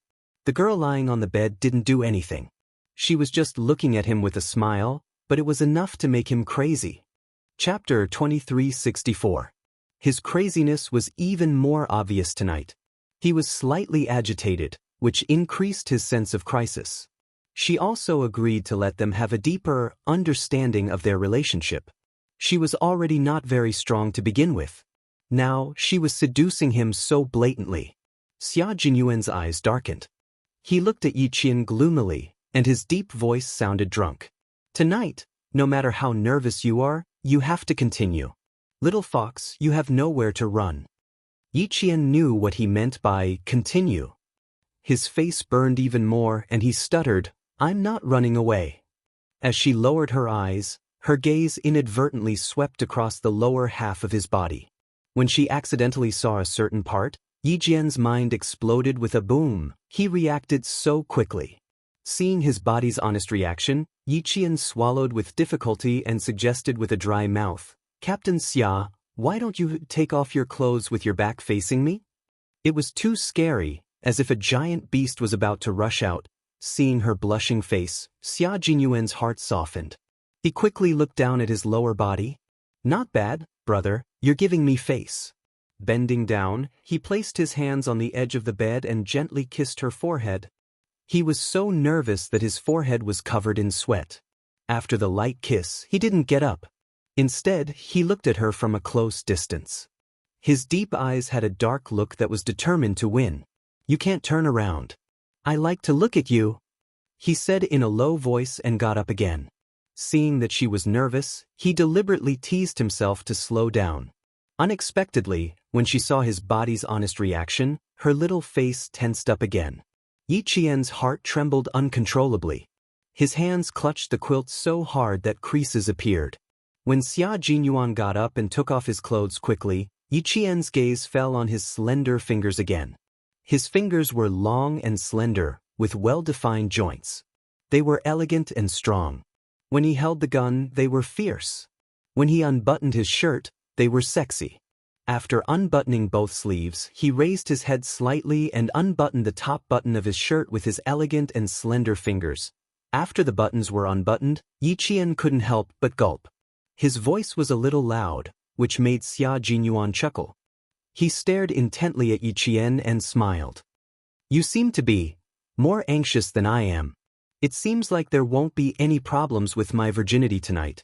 Yi Qian, who was staring at his fingers, did not seem to have heard what he said. He nodded and said, yes, no problem. This is good. Her answer made Xia Jinyuan's blood flow even hotter. As the first button was unbuttoned, a corner of his shirt was unbuttoned. It was this corner that made him look extremely sexy and seductive. Yi Qian, who was lying nervously on the bed, suddenly felt all the blood in his body rush to his face. In an instant, his face became hot and dry, as if it was on fire. Xia Jinyuan, who was taking off his clothes, kept his gaze fixed on Yi Qian's face. Naturally, he saw all the changes on her face. He saw the surprise in her eyes when he took off his jacket, and the fire in her eyes when he unbuttoned his military uniform. At that moment, Xia Jinyuan realized that his little fox liked to watch him take off his clothes. It seemed that he had misunderstood. He thought that she liked his face, but it turned out that she liked to watch him take off his clothes. With this discovery, Xia Jinyuan knew what he had to do. Since she liked to watch, then he would make her even more satisfied. Chapter 2365.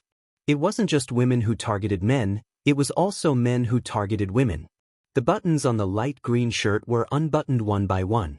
Yi Qian saw the man standing by the bed, revealing a small part of his sexy chest.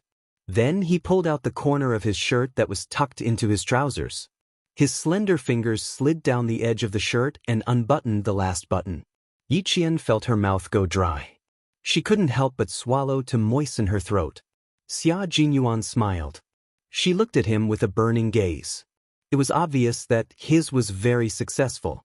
He had perfectly locked onto Little Fox's gaze. His thin lips curved slightly. He didn't immediately take off his shirt. Instead, he stopped and looked at Yi Qian with a deep and burning gaze. Compared to taking off his own clothes, he wanted to see her take off his clothes. Yi Qian didn't meet his gaze.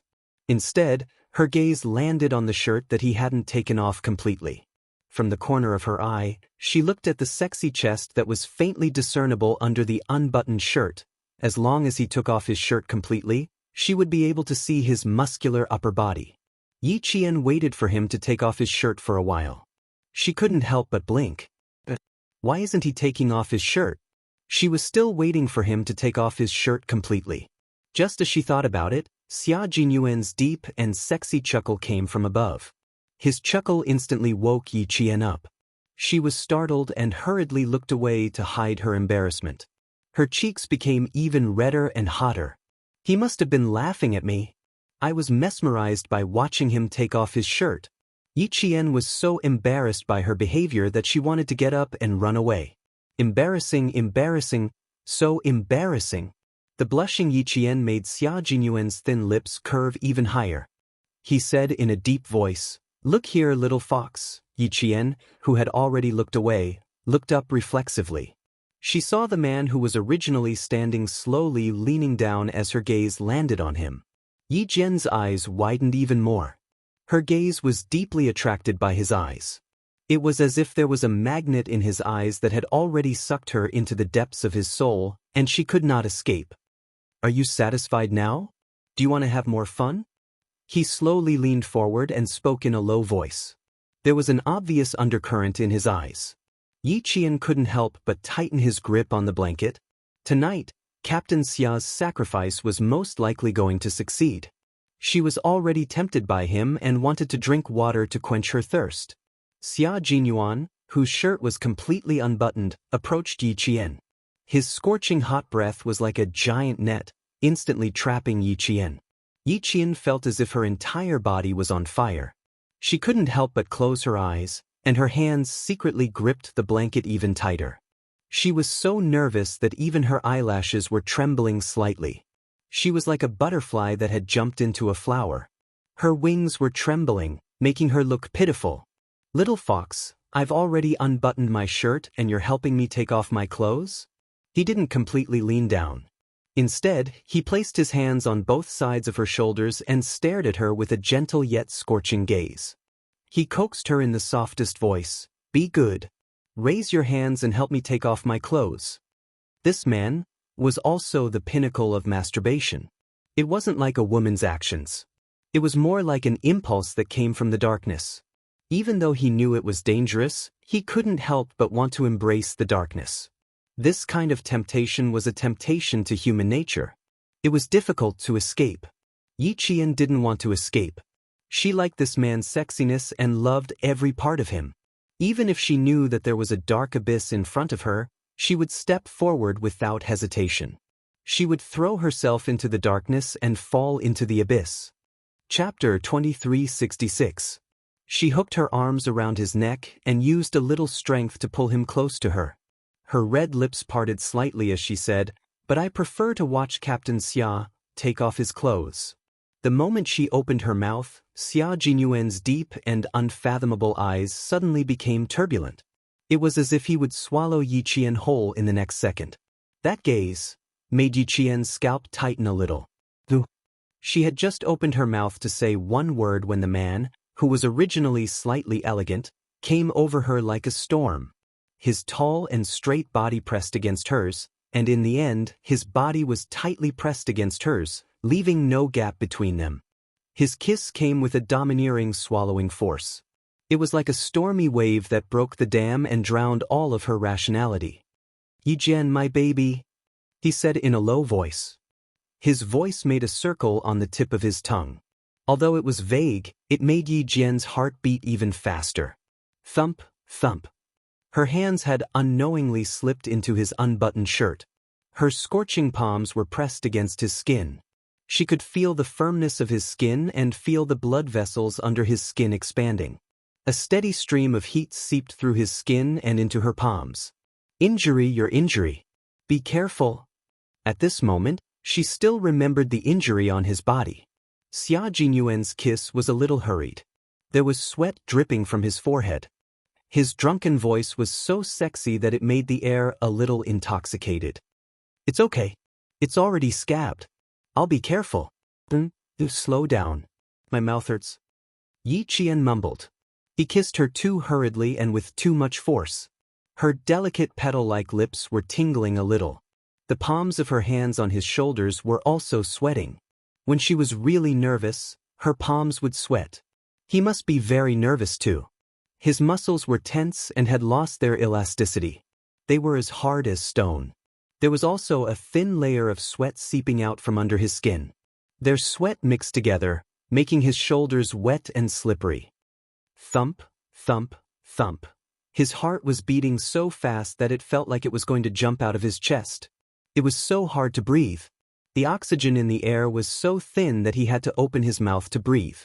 Her red lips were slightly parted, making it easier for Xia Jinyuan to plunder her. His breathing was also very heavy. His hot breath sprayed onto Yi Qian's face, so hot that even her pores couldn't help but tremble. This time, Xia Jinyuan's kisses did not stop at her lips. As his breathing became more and more shallow, his kisses slid down from her bright red lips to her small and round earlobe. The soft and exquisite feeling made him unable to resist nibbling on it gently with his teeth. Yi Qian's body was already trembling slightly from the scorching hot breath. Suddenly, he was caught off guard and bit his earlobe with the tip of his teeth. His throat let out an uncontrollable moan. It was intermittent, sometimes shallow, sometimes long, sometimes high, sometimes low. This was the first time Xia Jinyuan heard such a sound. His tall and straight body trembled violently as he heard her moan. He was so excited that his handsome and cold eyes were faintly red. It hurts a little. He was so excited that he didn't know how to control his mouth. Yi Qian couldn't help but beg for mercy in a low voice. It couldn't be helped. When it came to sex, Xia Jinyuan was an inexperienced newbie. He had accumulated some experience with the green vegetables and tofu soup from before, but that was only enough for him to handle it with ease in the beginning. As they went deeper into sex, the newbie Xia Jinyuan couldn't control himself anymore. Chapter 2367. If he couldn't hold it in, he wouldn't be able to control his strength. Yi Qian begged for mercy in a low voice to remind him, but it was undoubtedly the wrong time to do so. This reminder was equivalent to directly arousing the hidden beast in the man's body. How could he be gentle? He only had more strength than ever. From her earlobe to her slender, swan-like neck, Xia Jinyuan panted heavily and used all his martial arts skills. It was all an inexperienced kiss. He was so excited that he could even make low, deep sounds in his throat. It was sexy, hoarse, and full of possessiveness. Yi Qian pulled her hands out of his clothes. The stimulation of her senses made her hug his head tightly with both hands. It was like she was rejecting him but welcoming him at the same time. The temperature in the room was even higher. The two people on the bed were already drenched in sweat. Xia Jinyuan realized that his hands were trembling. They were trembling so much that he couldn't even undo a button. Yi Qian felt a little chilly after getting out of bed, so he put on his military uniform. He didn't wear a jacket, only a shirt. This put Xia Jinyuan in a difficult position. Button. His hands were trembling so much that he couldn't undo the button. Fuck. The usually elegant man couldn't help but utter an indecent word at this moment. His handsome face was red from holding it in. His slender fingers stopped at the top button of his shirt. He took a deep breath and was about to undo it again, when he heard a delicate laugh, like the tinkling sound of spring water from the mountains. Yi Qian laughed. She couldn't help it. She had been holding it in for a long time. When she heard his exasperated fuck, she couldn't hold it in anymore. Her captain Xia, the man she loved. It was the first time he was in such a difficult position. You're still laughing, still laughing? If I knew this would happen, I wouldn't have let you wear it. Being teased by his girlfriend, no matter how thick-skinned Xia Jinyuan was, he couldn't take it anymore. He was afraid that other than laughing, she would say something that would hurt his self-esteem as a man. He sealed her red lips with his as a punishment. Let's see how she can laugh. Yi Qian, who rarely saw this side of him, wanted to laugh even more. God, she really did not expect him to be so excited that his hands were shaking. Even though she was very nervous, when she placed her palms on his shoulders, her fluttering heart suddenly felt like it had reached the shore and found the warmest harbor that could shelter her from the wind and rain. Her originally uneasy heart suddenly calmed down and was no longer fluttering. Instead, the place where her heart was at peace was the warmth of her life. He was the peace of mind and the warmth of her life. With great difficulty, she finally got over her shyness and waited for him to offer himself to her. Who would have thought that his hands would tremble for a long time and he wouldn't be able to undo her buttons? In the end, he angrily cursed, "Fuck! Forgive her for not being skillful enough." After holding it in for a long time, she couldn't help but laugh. Even though he was kissing her, Yi Qian still wanted to laugh. Xia Jinyuan, who was so hot that his back was drenched in sweat, could not help but want to laugh. His hands had never trembled in the face of fierce enemies on the battlefield, but now he was so excited that his hands were trembling. He even wanted to slap himself. What the hell? And his hands were trembling. Burying his head in her neck, the elegant man said in a muffled voice, "Little fox, my man's self-esteem has suffered a huge blow. This will become my dark history. You'd better forget it as soon as possible." It hurt his self-esteem too much, and he brought it on himself. Trembling hands, trembling hands. Go back and bear his weight. Let's see if he can still tremble. Chapter 2368. Yi Qian was in a good mood as he patted his broad shoulders. Don't be angry, don't be angry. It's inevitable that it happens the first time. You may be unfamiliar with it the first time, but you'll get used to it the next time. Does that mean it won't happen this time? Upon hearing this, Xia Jinyuan felt even more frustrated. He lifted his head from her neck and stared at Yi Qian with his dark eyes that were gradually fading away. His voice was still warm as he said, "Do you think I'll be traumatized? Will my hand tremble the next time?" Yi Qian was stumped by his question. He really didn't know if it would happen or not. Why don't we try again? Maybe we'll succeed if we try again. The man's eyes lit up.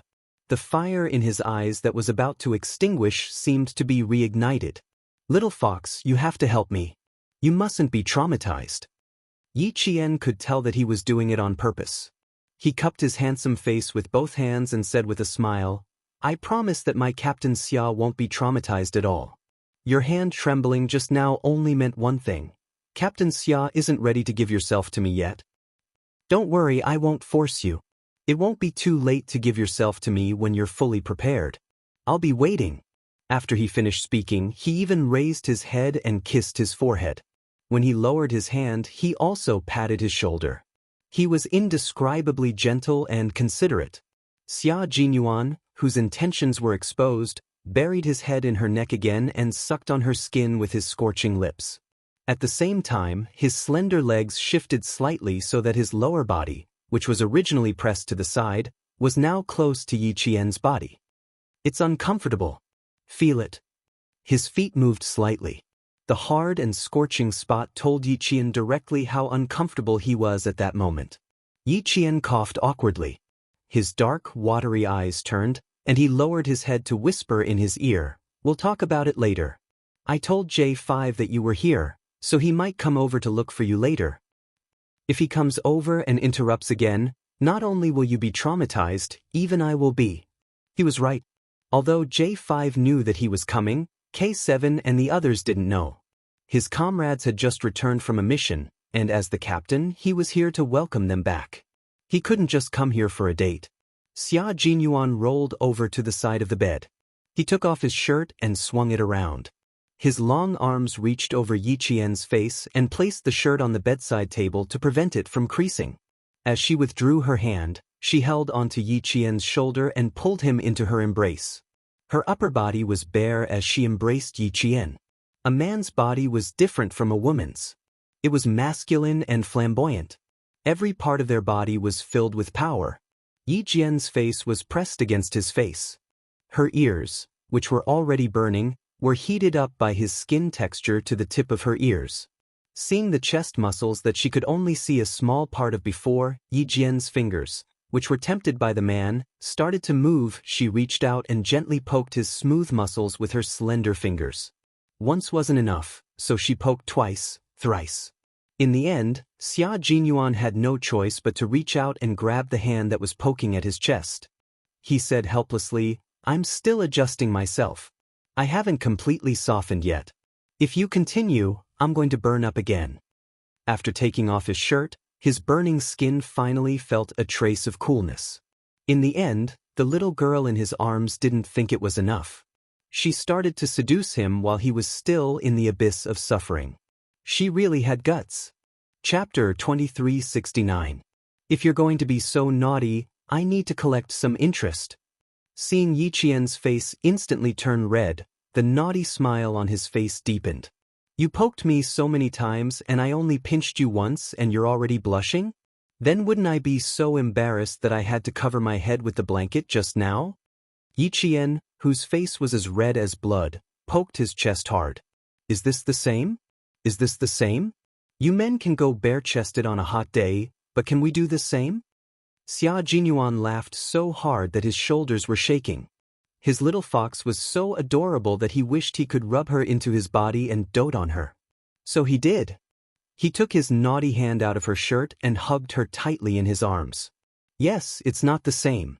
Yours is soft and big, mine is flat and flat. Only you would stare at it for so long. Were you staring at me just now and wishing I could take off my shirt immediately? If I had known, I would have taken off my shirt myself and helped you take it off." There was no medicine for regret in this world. He had never thought that his hands would shake when he undid the buttons. When he returned to the base, he had to teach his trembling hands a lesson. Can't undo the buttons? His darkest history. The dark history that made him feel the most indignant. Yi Qian's face was burning even more when she heard his words, but when she heard his resentful last sentence, she lay in his arms and laughed softly. "If I had known, I wouldn't have known that Captain Xia's hands would shake when he undid the buttons." "You're laughing at me again, aren't you?" Xia Jinyuan felt embarrassed when his darkest history resurfaced. He hugged her tightly and then let go. He lowered his head and kissed her forehead. "Lie down for a while, I'll go take a shower." After the arousal, his body was covered in sweat, so he washed it with cold water to disperse the last bit of his arousal. Yi Qian nodded. At this point, the arousal in their hearts had mostly dissipated. The tension that had been built up with great difficulty was also gradually fading away. If this continued, she would be the one who would feel awkward. However, with this breakthrough, the skin-to-skin contact in the future would come naturally. She would definitely not reject him because of shyness again. Just like just now, although it was just a kiss, it was undeniable that she felt wonderful, as if she had stepped on the clouds. It suddenly rose and fell. It was filled with excitement and anticipation. She thought it would be a wonderful process to do the most intimate thing with the person she loved the most. As Yi Qin listened to the sound of running water in the bathroom, his cheeks flushed as he looked forward to the arrival of midnight. Captain Xia, sacrificing himself. Yes, it's indeed possible. There was a knock on the door, followed by J5's voice. Yi Qin, are you awake yet? Yi Qin leapt out of bed like a carp and lifted the clean white blanket with flying movements. He gently spread it over the bed. As if he had cast a spell, the originally messy bed suddenly became so clean that it looked as if no one had slept in it. Then, she quickly picked up Xia Jinyuan's shirt from the bedside table, tidied it up, and hung it on the coat rack. She then walked to open the door while tidying up her clothes. When she opened the door, J5 saw Yi Qin dressed neatly and heard the sound of running water from his right. J5 instantly coughed awkwardly and said, K7 and the others are in my room. They knew that Q King was coming over, so they wanted to talk to Q King. How much longer is he going to shower? Fortunately, he came 5 minutes later. Otherwise, he would have seen Yi Qin getting dressed and Q King preparing to enter the bathroom. It was obvious that J5 had misunderstood. Chapter 2370. Yi Qin didn't feel like he had exposed anything. He even invited J5 in. He just went into the bathroom. Come in and wait for him. It won't be long. Okay. J5, who had already stepped into the bathroom, suddenly retreated. He smiled and corrected himself. It's okay. I'll go back to my room and wait. You and Q King can come together. Q King went into the bathroom to take a shower. It was obvious that he had just finished exercising. If he went in now, it wouldn't be appropriate. The messy bed would only make things more awkward for him. J5 was certain that Xia Jinyuan and Yi Qin had an unusual relationship just now. Why was he so sure? Because there were 2 red marks on Yi Qian's neck. They were marks from kissing. He hid it well.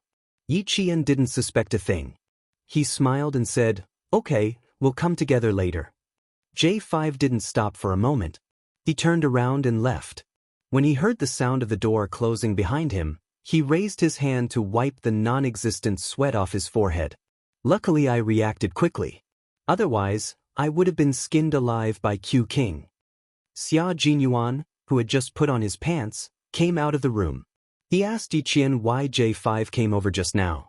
Yi Qin, who had helped him get his clothes, smiled and said, K7 and the others are waiting for you in the room. I asked him to sit down and wait for you. He came in and then suddenly left. Xia Jinyuan took the clothes and put them on. When he was buttoning his shirt, his gaze slowly slid past Yi Qian's face and finally landed on her neck. There were 2 kiss marks on her fair skin. Xia Zhongxiao's thin lips curved slightly as he buttoned up his sleeves. J5 might have misunderstood. He wasn't afraid of this kind of misunderstanding. It was just that the thin-skinned little fox would be embarrassed. He said casually while buttoning his cuffs, Help me get my jacket. Thanks. Yi Qin took the jacket he had hung up and took it over. He then heard him say, The J5 room is air-conditioned. Wear a jacket. The kiss mark was close to the edge of the shirt collar, so it could be covered with a jacket. On the other side, J5 said to his comrades, Be careful when you see Yi Qin later. You are not allowed to look at her neck. She's shy. Don't make her feel uncomfortable. V8 was confused. Why would I stare at Qing Yao's neck? I don't even stare at my fiancé's neck. Bah, you don't have a fiancé. J5 sneered. V8 grinned. That's right. That's why I haven't even looked at my fiancé's neck. Why would I stare at Qing Yao's neck for no reason? K7, who was a forensic doctor, seemed to have guessed something. His cold lips twitched, revealing a smile that could be considered a smile. You saw something you shouldn't have seen? G3, who had a girlfriend and their relationship had improved a lot, also reacted. He let out a long, "oh," and laughed. Looks like our captain acted fast. I think I guessed something, but I'm not sure if I'm right. A deep smile appeared on T6's delicate baby face. He glanced at V8, who was still clueless about the situation. When he received his comrade's inquiring gaze, he deliberately dragged out his words. Does that right? What do you mean by that? Schwering, who had also just woken up and was eating dinner, said vaguely, I don't understand. J5 glanced at all the men in the room and stood up. Chapter 2371. He had to go back and remind them. He had almost forgotten that only a few people in the brigade knew about Q King and Qing Yao. His reminder just now was actually more of a hindrance. The Snowfield Brigade had sent out 11 people for this mission, G3 had 7 people, and J5 had 4 people excluding Yi Qian. Now that they were all sitting in one room, the entire room seemed even smaller. Let's talk in the conference room. The room is too small, and Q King won't be able to sit here later. J5 gave G3 a look. He was going to remind Yi Qian that the others would be led to the conference room by G3. V8 still wanted to ask why they couldn't look at Yi Qian's neck, but T6 dragged him away. What's there to look at a girl's neck for?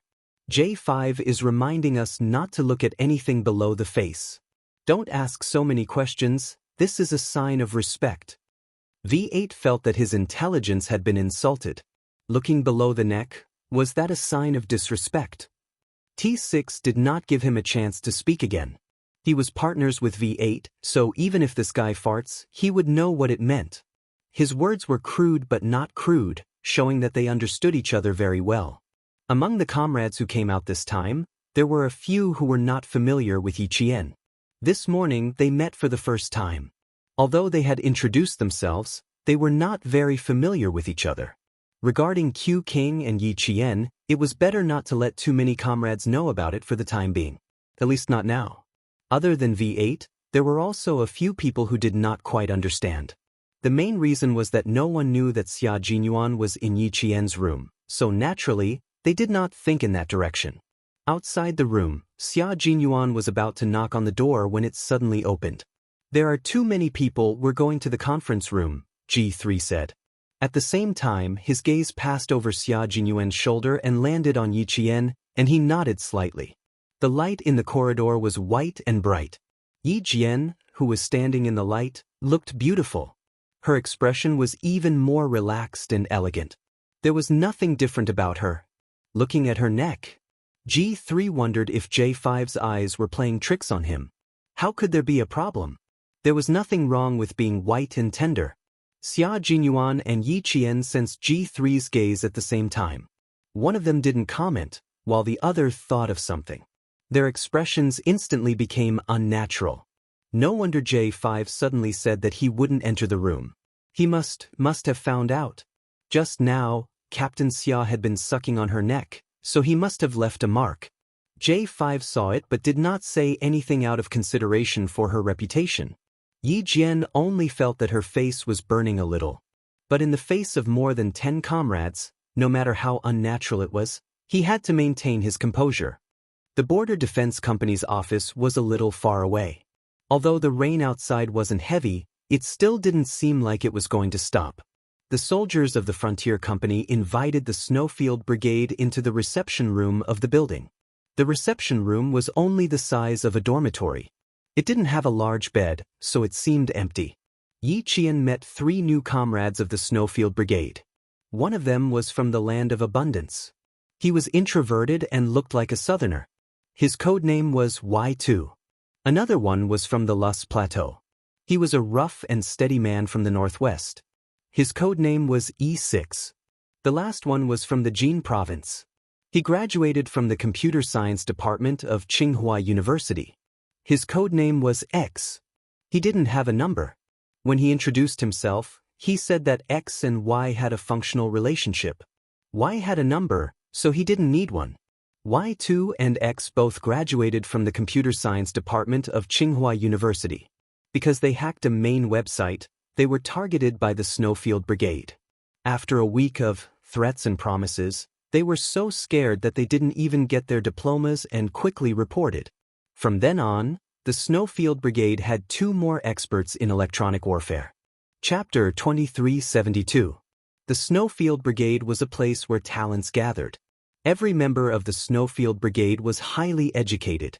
They were all elites in the military and were all extraordinary. Yi Qian gradually forgot about the awkwardness as he interacted with them. However, she remembered that there was a kiss mark on her neck, so she sat obediently and didn't dare to move too much. J5 and K7 also blocked her so that Yi Qian would feel more at ease. Xia Jinyuan looked at them and felt a little uncomfortable trying to hold back his laughter. Finally, he put his arm around J5 and K7's shoulders and said with a smile, "You two don't have to block her. The more you block her, the more uncomfortable she will feel. Just pretend that nothing happened." He knew that his comrades had good intentions, but their good intentions could sometimes lead to bad things. He had already suffered countless daggers from Little Fox sitting there. He had a premonition that tonight's sacrifice would be full of twists and turns. If his comrades continued to cover for Little Fox, in the end, he would be the one to suffer. When J5 and K7 heard this, they reflexively turned to look at Yi Qian. Xia Jinyuan said calmly, "Don't look. She's already uncomfortable enough. If you look again, she'll know what I told you. Brothers, give me a way out. It's not easy to get a girlfriend these days. Don't you think so?" That's right. In this day and age, especially for men like them who lived on the edge of a knife, it was too difficult to find a girlfriend. Take G3 for example. He went to the poor mountainous area to teach his girlfriend and he had to chase her for a long time before he finally got her. After this mission, he would go back to his hometown to hold an engagement party and get his marriage certificate. Then, he would rush back to the army a week later to train for the international competition. With Xia Jinyuan's reminder, the two didn't pay much attention to Yi Qian. This made Yi Qian feel a lot more at ease. Project X was talking about how he was scared into joining the Snowfield Brigade. Y2 and I were so scared that we didn't dare to sleep in the middle of the night. At that time, we were very timid and thought that we were being targeted by some big shot that we couldn't afford to offend. We were afraid that we would lose our lives if we weren't careful. After a week, Y2 and I lost a total of 5 kilograms. 5 kilograms. Then, guess what happened? Our Qing Yao. Yi Qian listened with great interest and asked with a smile, "What happened?" Because Y2 and I were overweight, if we didn't lose weight, we wouldn't be able to meet the team. We were scared and we lost 5 kilograms. We met the team. Our comrades for half a year. We slept in the mountains, we ate our food, and we were all taken by helicopters. Y2 Foot's families' twos. Ours, where? The story of every comrade in the Snowfield Brigade was like a book, a story. The content of the story was full of ups and downs, and it was fascinating. Listening to such a story, with such a group of people sitting around him, Yi Qian looked at their military uniforms and thought of the civil war in the neighboring country. He thought of the civilians of the neighboring country who sacrificed their lives in the artillery fire. His mood fluctuated. Our country's military's protection. That's why she dared to enter the neighboring country without any worries. She even had the guts to hold a gun in her hand and point it at the enemy who threatened her. She can go abroad without fear, and she can return to her country confidently. Chapter 2373. It was precisely because of this group of Army Green soldiers who treated life and death lightly and protected the country's dignity as if it were their own lives that the country and its people could be at peace. Yi Qian was so immersed in his comrades' stories that he forgot about the hickeys on his neck. Xia Jinyuan, who was sitting next to him, sighed in relief. At the same time, he couldn't help but wonder if he could share his own story as well. Outside, Qin Xiu asked which room Yi Qian was staying in. As he had to return to Beijing early, he knocked on Yi Qian's room. After 3 knocks, he smiled and said, "Yi Qian, it's me, Qin Xiu." It was very quiet inside, as if there was no one inside. Qin Xiu looked at the room number. There was no mistake. It was indeed Yi Qian's room. Could he have gone to another room? The staff member from the Ministry of Foreign Affairs, who had accompanied him back to Beijing, reminded him softly. There are quite a lot of soldiers in the army this time. Maybe he went to look for his comrades. The scene he saw during the day flashed through Qin Xiu's mind. His elegant face became slightly gloomy. Maybe, let's go. He didn't continue to knock on the door or look for him. He sighed softly and turned around to leave. Yi Qian's room was also on the second floor. The difference was that Qin Xiu's room was on the other end of the second floor, while Yi Qian's room was on the other end. The two of them, one at the front and one at the back, didn't know that the other was staying on the same floor. It was already 10 p.m. Qin Xiu had to catch a flight at 2 a.m. The Border Defense Company was quite far from the airport, so it would take him nearly 2 hours to reach the airport. 10 minutes ago, he received news that he would be returning to Beijing overnight. He packed his room and immediately set off. Now, he didn't have enough time to look for Yi Qian. Downstairs, Yi Qian was saying good night to Xia Jinyuan and the others. At the same time, he glared at Xia Jinyuan, who wanted to follow him upstairs. He and his comrades personally escorted him back to his room, then he returned to the second floor alone. Someone came down from the second floor. Yi Qian looked up and saw Qin Xiu, who was halfway down the stairs and was about to come down. Qin Xiu? You are returning to Beijing overnight? Yi Qian's gaze fell on the small black suitcase in his hand. When he came from Beijing, he was carrying the same suitcase that all diplomats carried. Qin Xiu, who had given up on saying goodbye, did not expect to see Yi Jian at the corner. A light flashed across his eyes, and he smiled. Well, the Ministry of Foreign Affairs called. I have to leave early. He Xiu Yi Qian, Yi, Qin Xiu of course, Yi. Sorry, I went to the reception room to chat with my comrades. Yi Qian was a little embarrassed. He went to say goodbye to her, but she wasn't in her room, so it was a little rude of him. Now that they ran into each other, he had to take the initiative to send her off. What she didn't know was that the smile in Qin Xiu's eyes deepened because of her explanation. No wonder you weren't in the room. You went to chat with your comrades. Did you sleep too long during the day and can't sleep at night? As he walked down, Yi Qian naturally turned to send him off and went downstairs with him. Qin Xiu's lips curled up slightly. I slept too much during the day. When I woke up, it was already dark. I don't feel sleepy anymore. Yi Qian replied.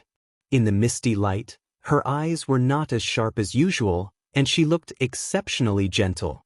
Qin Xiu glanced at Yi Qian out of the corner of her eye, and her heart thumped. Chapter 2374. It was raining outside. Even if he wanted her to walk him to the car, he had to stop. He turned around and looked at her with his dark eyes. Let's go upstairs. It's raining, so it's not easy to walk. There was no way for the car to drive downstairs, so he had to walk. Yi Qian looked at the rain and pointed at his trousers. Roll up your trousers. There's a lot of mud outside. Be careful not to dirty your trousers.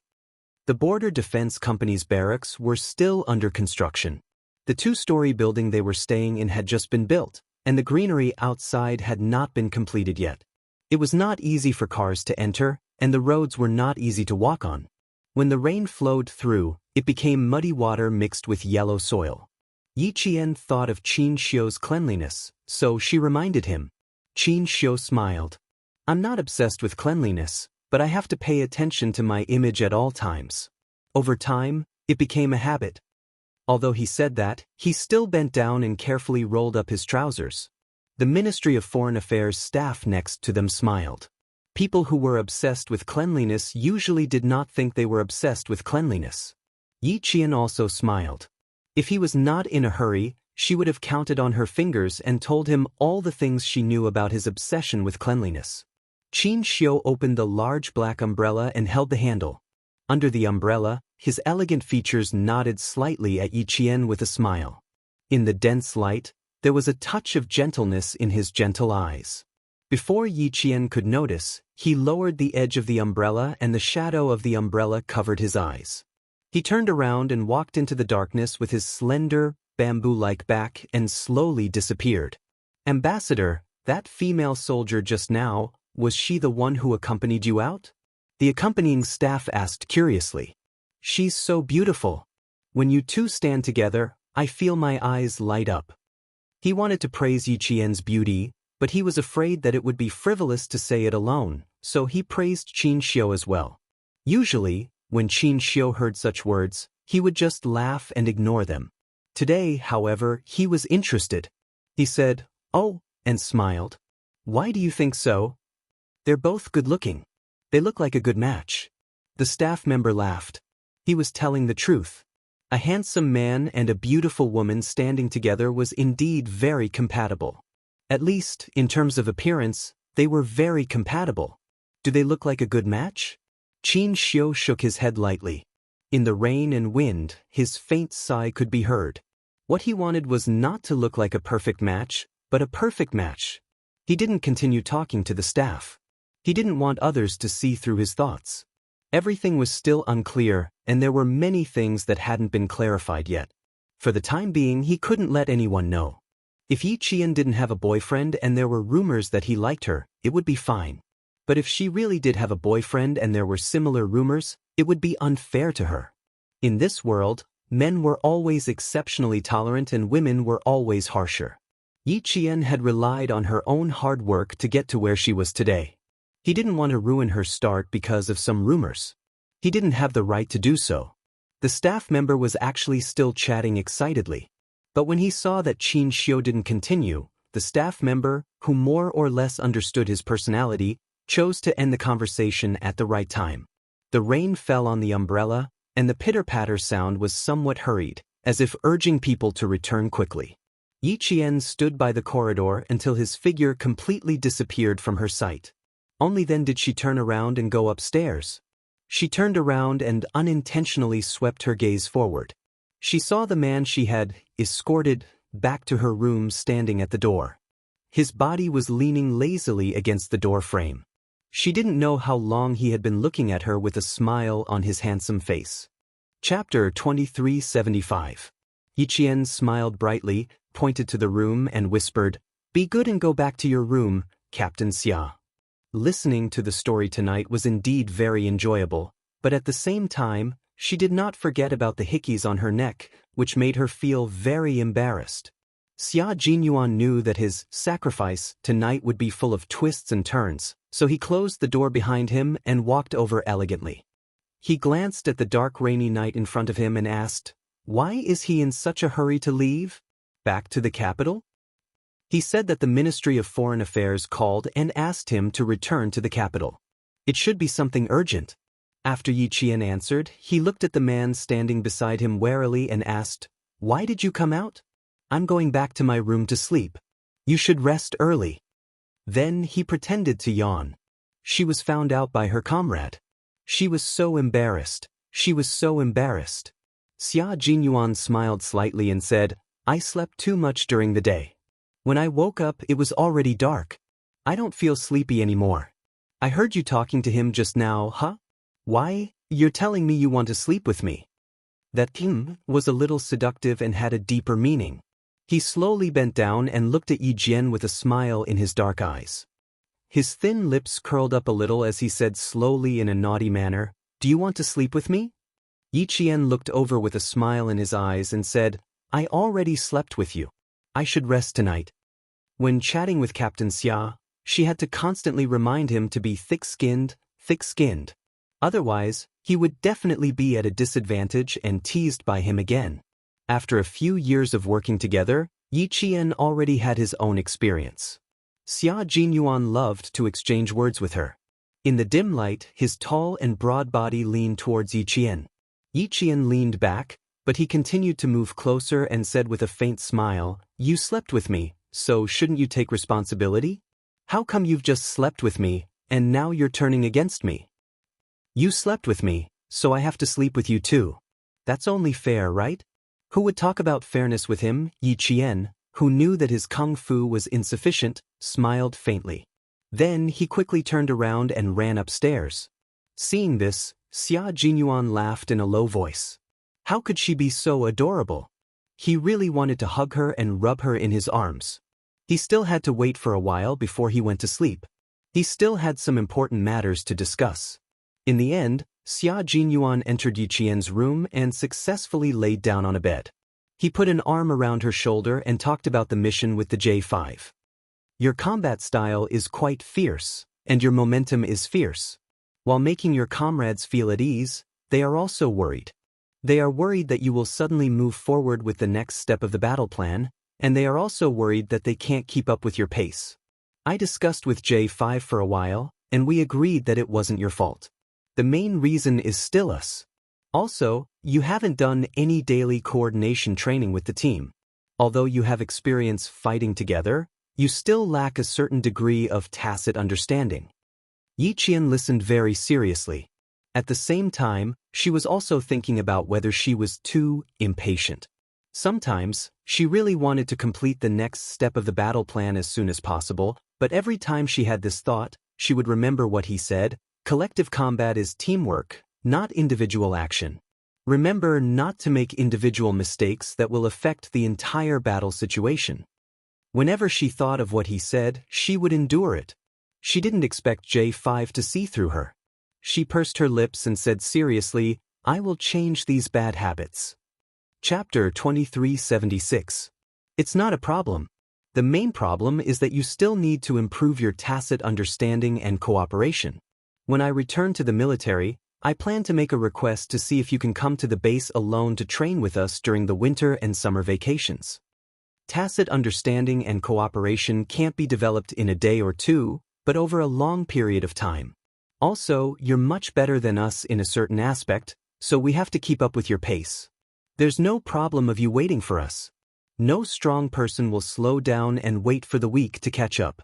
Don't feel pressured. Everything can be solved with tacit understanding and cooperation. Yi Qian thought for a moment and asked, "Did I hold the J5 back during this operation?" "Why would you think so?" "No, you performed very well, especially when you broke out of the encirclement with one wheel. It was an eye-opener for them." Hearing the uncertainty in her voice, Xia Jinyuan lowered his head and kissed the top of her head. "You did very well, little fox. You're the greatest pride of my life." Yi Qian heaved a sigh of relief and felt a little embarrassed by his praise. She hugged his muscular waist with one hand and replied seriously, "You're my pride too." The interaction between lovers was filled with endless words of love. In addition to words of love, Yi Qian and Xia Jinyuan also talked about training, combat, missions, and other topics. They talked about the operation and the international competition. Before they knew it, the time had passed from night to morning. Yi Qian didn't even know when he fell asleep. When he opened his eyes, he realized that the man who said he would give himself to him last night didn't stay the night. He didn't know when he left either. He had no impression of him at all. Yi Qian pulled open the curtains and saw the light blue sky. Although the sun hadn't risen yet, it was clear that it was a sunny day. He stood on the second floor and looked into the distance. The world that had been washed by water was green and full of vitality. The new barracks were built at the foot of a mountain surrounded by green hills and clear waters. The training ground for the Border Defense Company was still in the old barracks.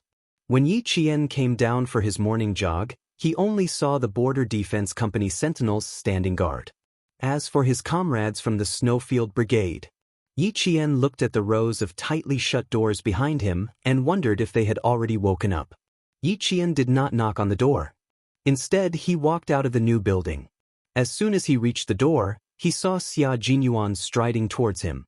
When he saw her, he quickened his steps and soon he was right in front of her. He smiled and said, "Go upstairs and pack your luggage first. I'll send you straight back to the military academy later." "You just sent off another comrade?" He was dressed neatly, and he didn't look as drowsy as when he had just woken up. His golden epaulettes were stained with rainwater, but it was unknown whether it was rainwater or dew. Yi Qian couldn't help but look back at the new building behind him. Why did they all leave so early? She didn't even send them off. Xia Jinyuan followed her back to the new building. His strides were a little long, as if he had something urgent to attend to. Something came up at the base. "We left at 2:30 a.m. and will arrive at the base in an hour." What was so urgent? He didn't say, and Yi Qian didn't ask. She had no right to ask if he didn't say anything. But if his other comrades were in a hurry to go back, Why didn't he, as the brigade leader, return to the base? Yi Qian went back to her room and put some clothes into her military travel bag. When she came out, she said to the man waiting for her downstairs, "I can go straight back to the military academy myself. If you have something to do, go ahead. I don't need you to accompany me back." Her gaze fell on his waist. "I saw it last night. The wound on your waist is still there. Don't send me back to the military academy. I'll go back by myself." Chapter 2377. If he sent her to the military academy, he would definitely have to take a plane and leave immediately. She didn't want him to work so hard. Xia Jinyuan took the light luggage from her hands and smiled. "Although I don't have much time off, I still have time to send my girlfriend back to school. Also, I just received a call from my third brother. He has something to tell you. I'll tell you as we walk." Half an hour ago, Family Xia's third brother, who was in charge of missile research and development, called and replied to what Xia Jinyuan had asked him to find out. Yi Qian strode after him and frowned slightly. "It'll take a few hours to get back to the military academy. What's so important that you need to talk about it for a few hours? Captain Xia, you need to rest now. I don't want anything to happen to you." In the end, Yi Jian's voice became extremely solemn. "I still have 3 days off.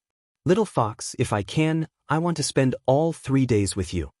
Xia Jinyuan tilted his head and said softly, "We don't spend much time together. Now that I have time, I just want to be with you. I want to see you more and talk to you more." His low voice was heavy and filled with helplessness. Yi Qian didn't say anything else. "Me too," she replied softly. Those few words were so affectionate that it made Xia Jinyuan's heart melt. She missed him as much as he did. "Just like how you took good care of yourself for me, I will take good care of myself too." After they walked out of the new building, Xia Jinyuan quickly lowered his head and kissed Yi Qian's cheek. "Don't worry about my injury. After I send you back to school today, I'll take a plane back to Beijing tonight." Yi Qian couldn't leave the military academy at night. Even if Xia Jinyuan was on leave, he had to go back early. Xia Jinyuan insisted, so Yi Qian took a step back.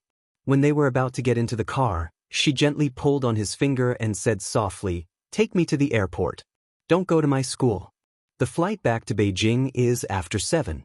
There's not enough time to take me to school." If he took her to school, he would have to go back to the airport immediately. The bumpy ride back and forth was too tiring. "All right, I'll listen to your arrangements this time." Since she had already taken a big step back, he naturally had to take a step back as well.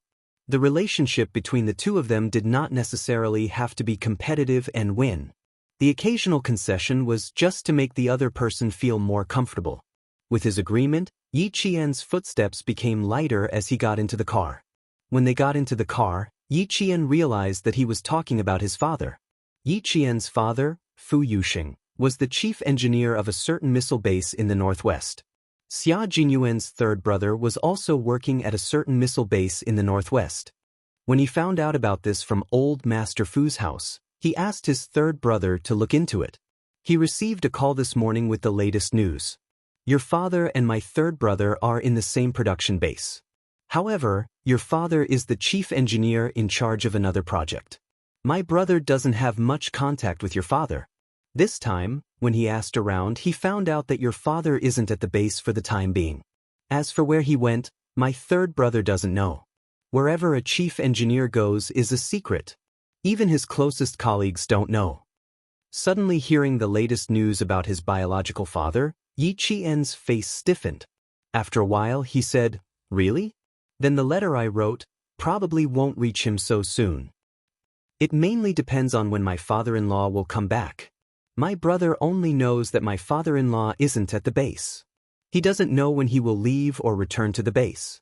Xia Jinyuan naturally changed the way he addressed his father. He called him father-in-law, as if they had been father and son-in-law for several years. Chapter 2378. Yi Qian, whose expression was a little stiff, couldn't help but laugh when he heard this. He joked, "Captain Xia, you really know how to make connections. Don't call him that too early. What if your father-in-law doesn't like it? I've already passed the old man's test, so I definitely won't have any problems with my father-in-law." Xia Jinyuan was very confident. He didn't expect that the future father-in-law he called so happily would make him suffer so much later on. Yi Qian saw this and the smile on his face deepened. He always attached great importance to her and would always think of her first in everything. He would always be the first to make arrangements. This kind of Captain Xia always made her very happy. She picked up the small bag beside her and placed it on her lap. Then she tugged at Xia Jinyuan's sleeve from under the bag. The two of them exchanged glances. Xia Jinyuan smiled and reached out to hold her hand from under the bag. It was just a date and a simple handshake with his girlfriend. Did he have to be so sneaky? Yi Qian was worried that the soldiers driving them to the airport would see them. Xia Jinyuan understood what she meant, so he let her be. As long as she liked it, it was fine. The soldiers drove them all the way to the airport. After arriving at the airport, Xia Jinyuan went to a small shop selling local specialties and bought a notebook and a pen. Yi Qian didn't know his intentions until they boarded the plane. The plane took off on time and soared into the clouds. Not long after, Xia Jinyuan handed the notebook and pen to Yi Qian. He smiled and said, "Open it and take a look." The plane was full.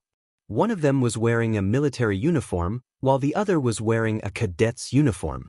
Even though they were sitting together, they were well behaved. They had to be careful when they spoke and couldn't say or do anything that would damage their image as soldiers. Yi Qian smiled and took the notebook.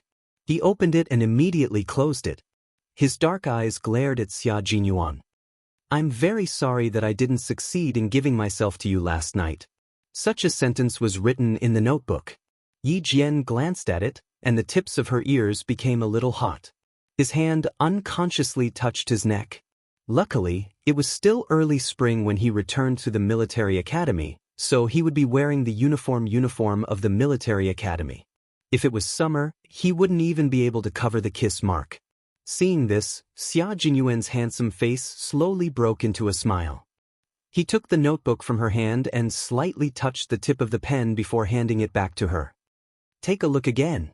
"Can I not look?" Yi Qian cleared his throat and glanced at the passengers sitting on the other side of the aisle. They were seated in 2 rows of business class seats. Fortunately, there was no one beside them. Otherwise, Yi Qian would have maintained a serious expression and refused to chat with the men beside him. Xia Jinyuan smiled and shook his head. "I can't not watch it." When he looked again, the corners of Yi Qian's mouth, which he had pretended to be suppressing, curved upwards uncontrollably. "She's so beautiful that it makes my heart flutter." His handwriting was very stylish. The strokes were clear and sharp, and there was a sense of openness between the curvature.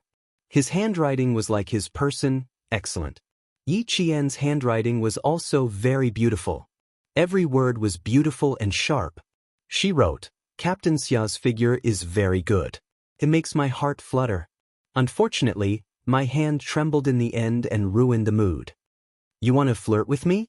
Then let's flirt together." She finished writing in a serious manner and handed the notebook over. Xia Jinyuan opened it and the smile in his eyes deepened.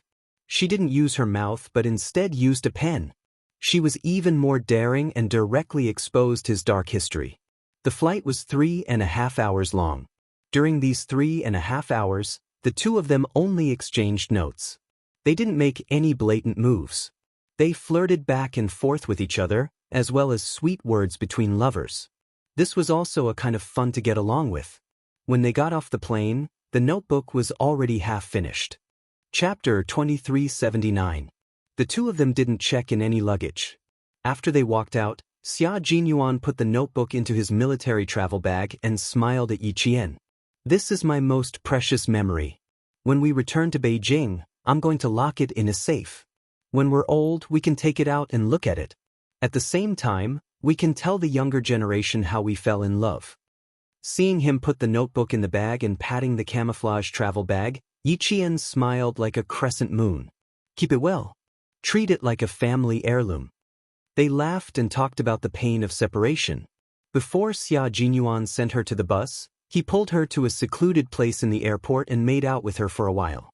They kissed until Yi Qian's lips were bright red and a little swollen. Only then did he reluctantly send her to the bus and leave. Yi Qian deliberately sat at the back of the bus.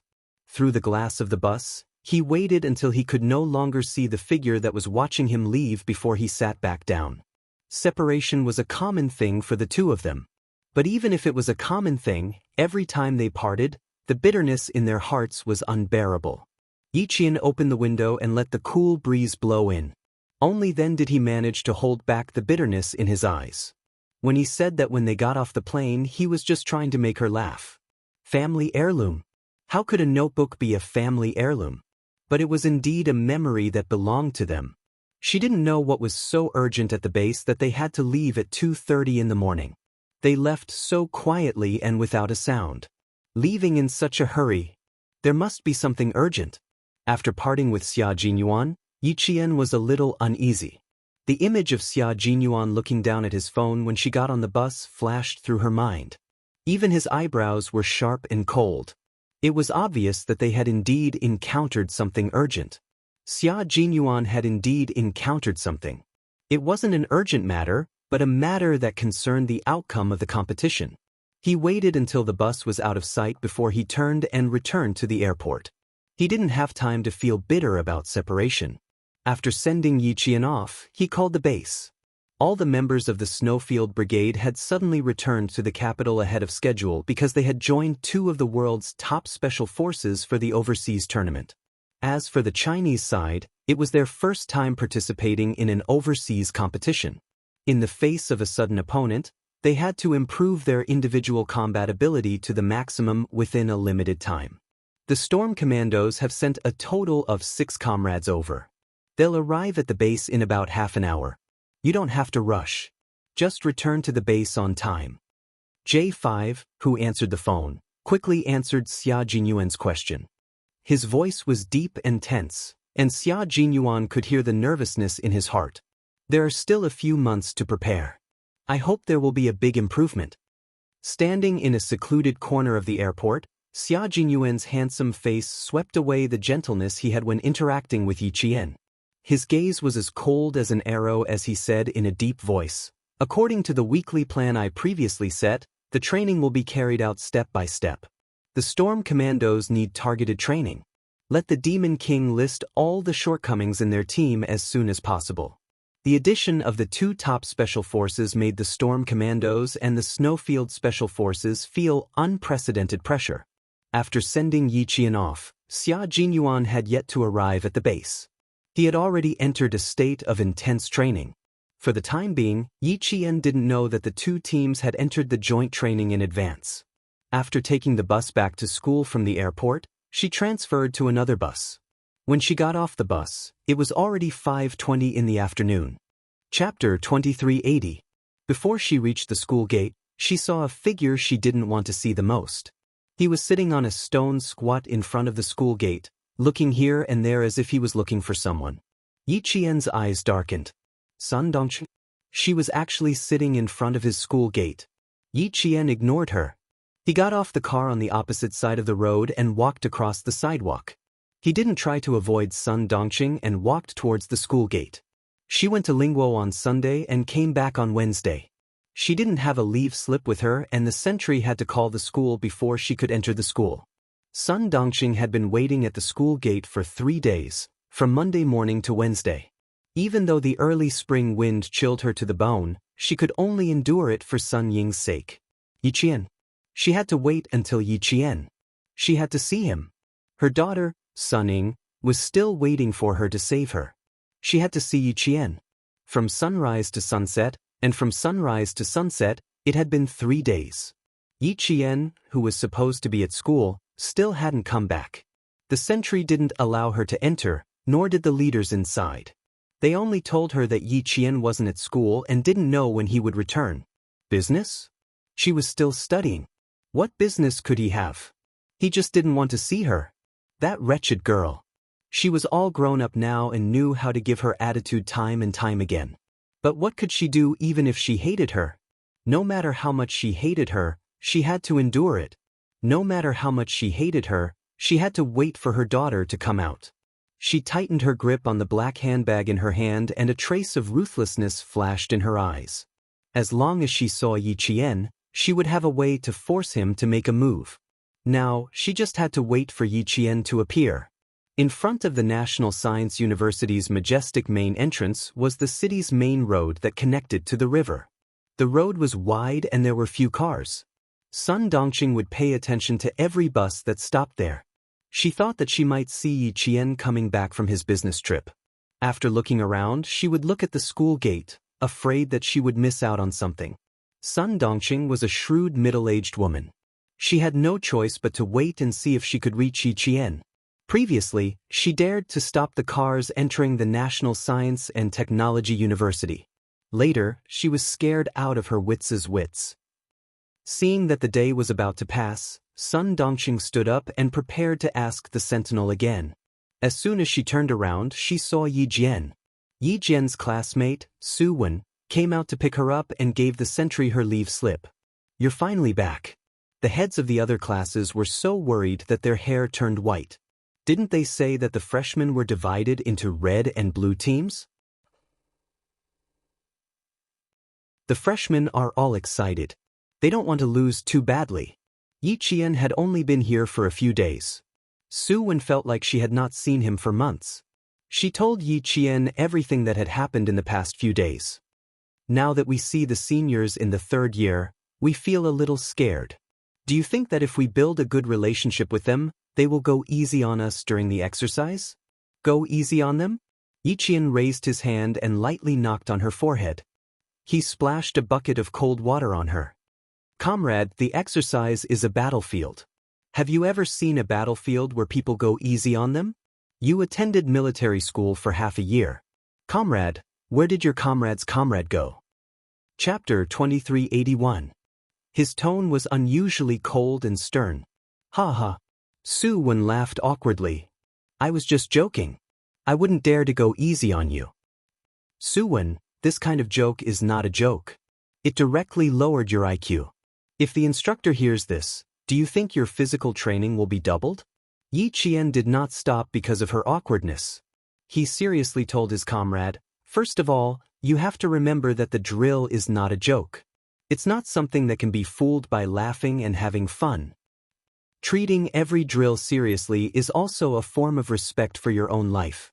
Su Wen, you can say that you don't have enough awareness, but you absolutely cannot say that this is a joke, understand?"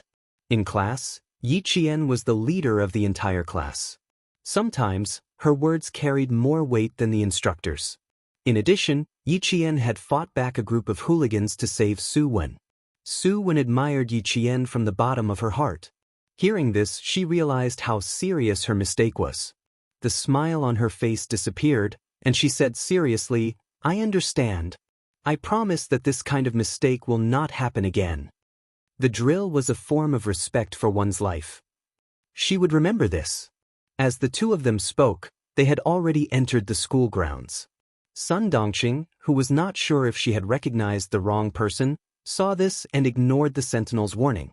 She shouted loudly, Yi Qian, Yi Qian." She was afraid that Yi Qian could not hear her, and she was also afraid that she would be chased away, so she seized the opportunity to call out 3 times in a row. After that, she stood still and did not dare to move forward. This was because the sentinel had already walked over with a dark expression. Yi Qian did not turn around. She did not want to hear anything about Sun Dongqing's family.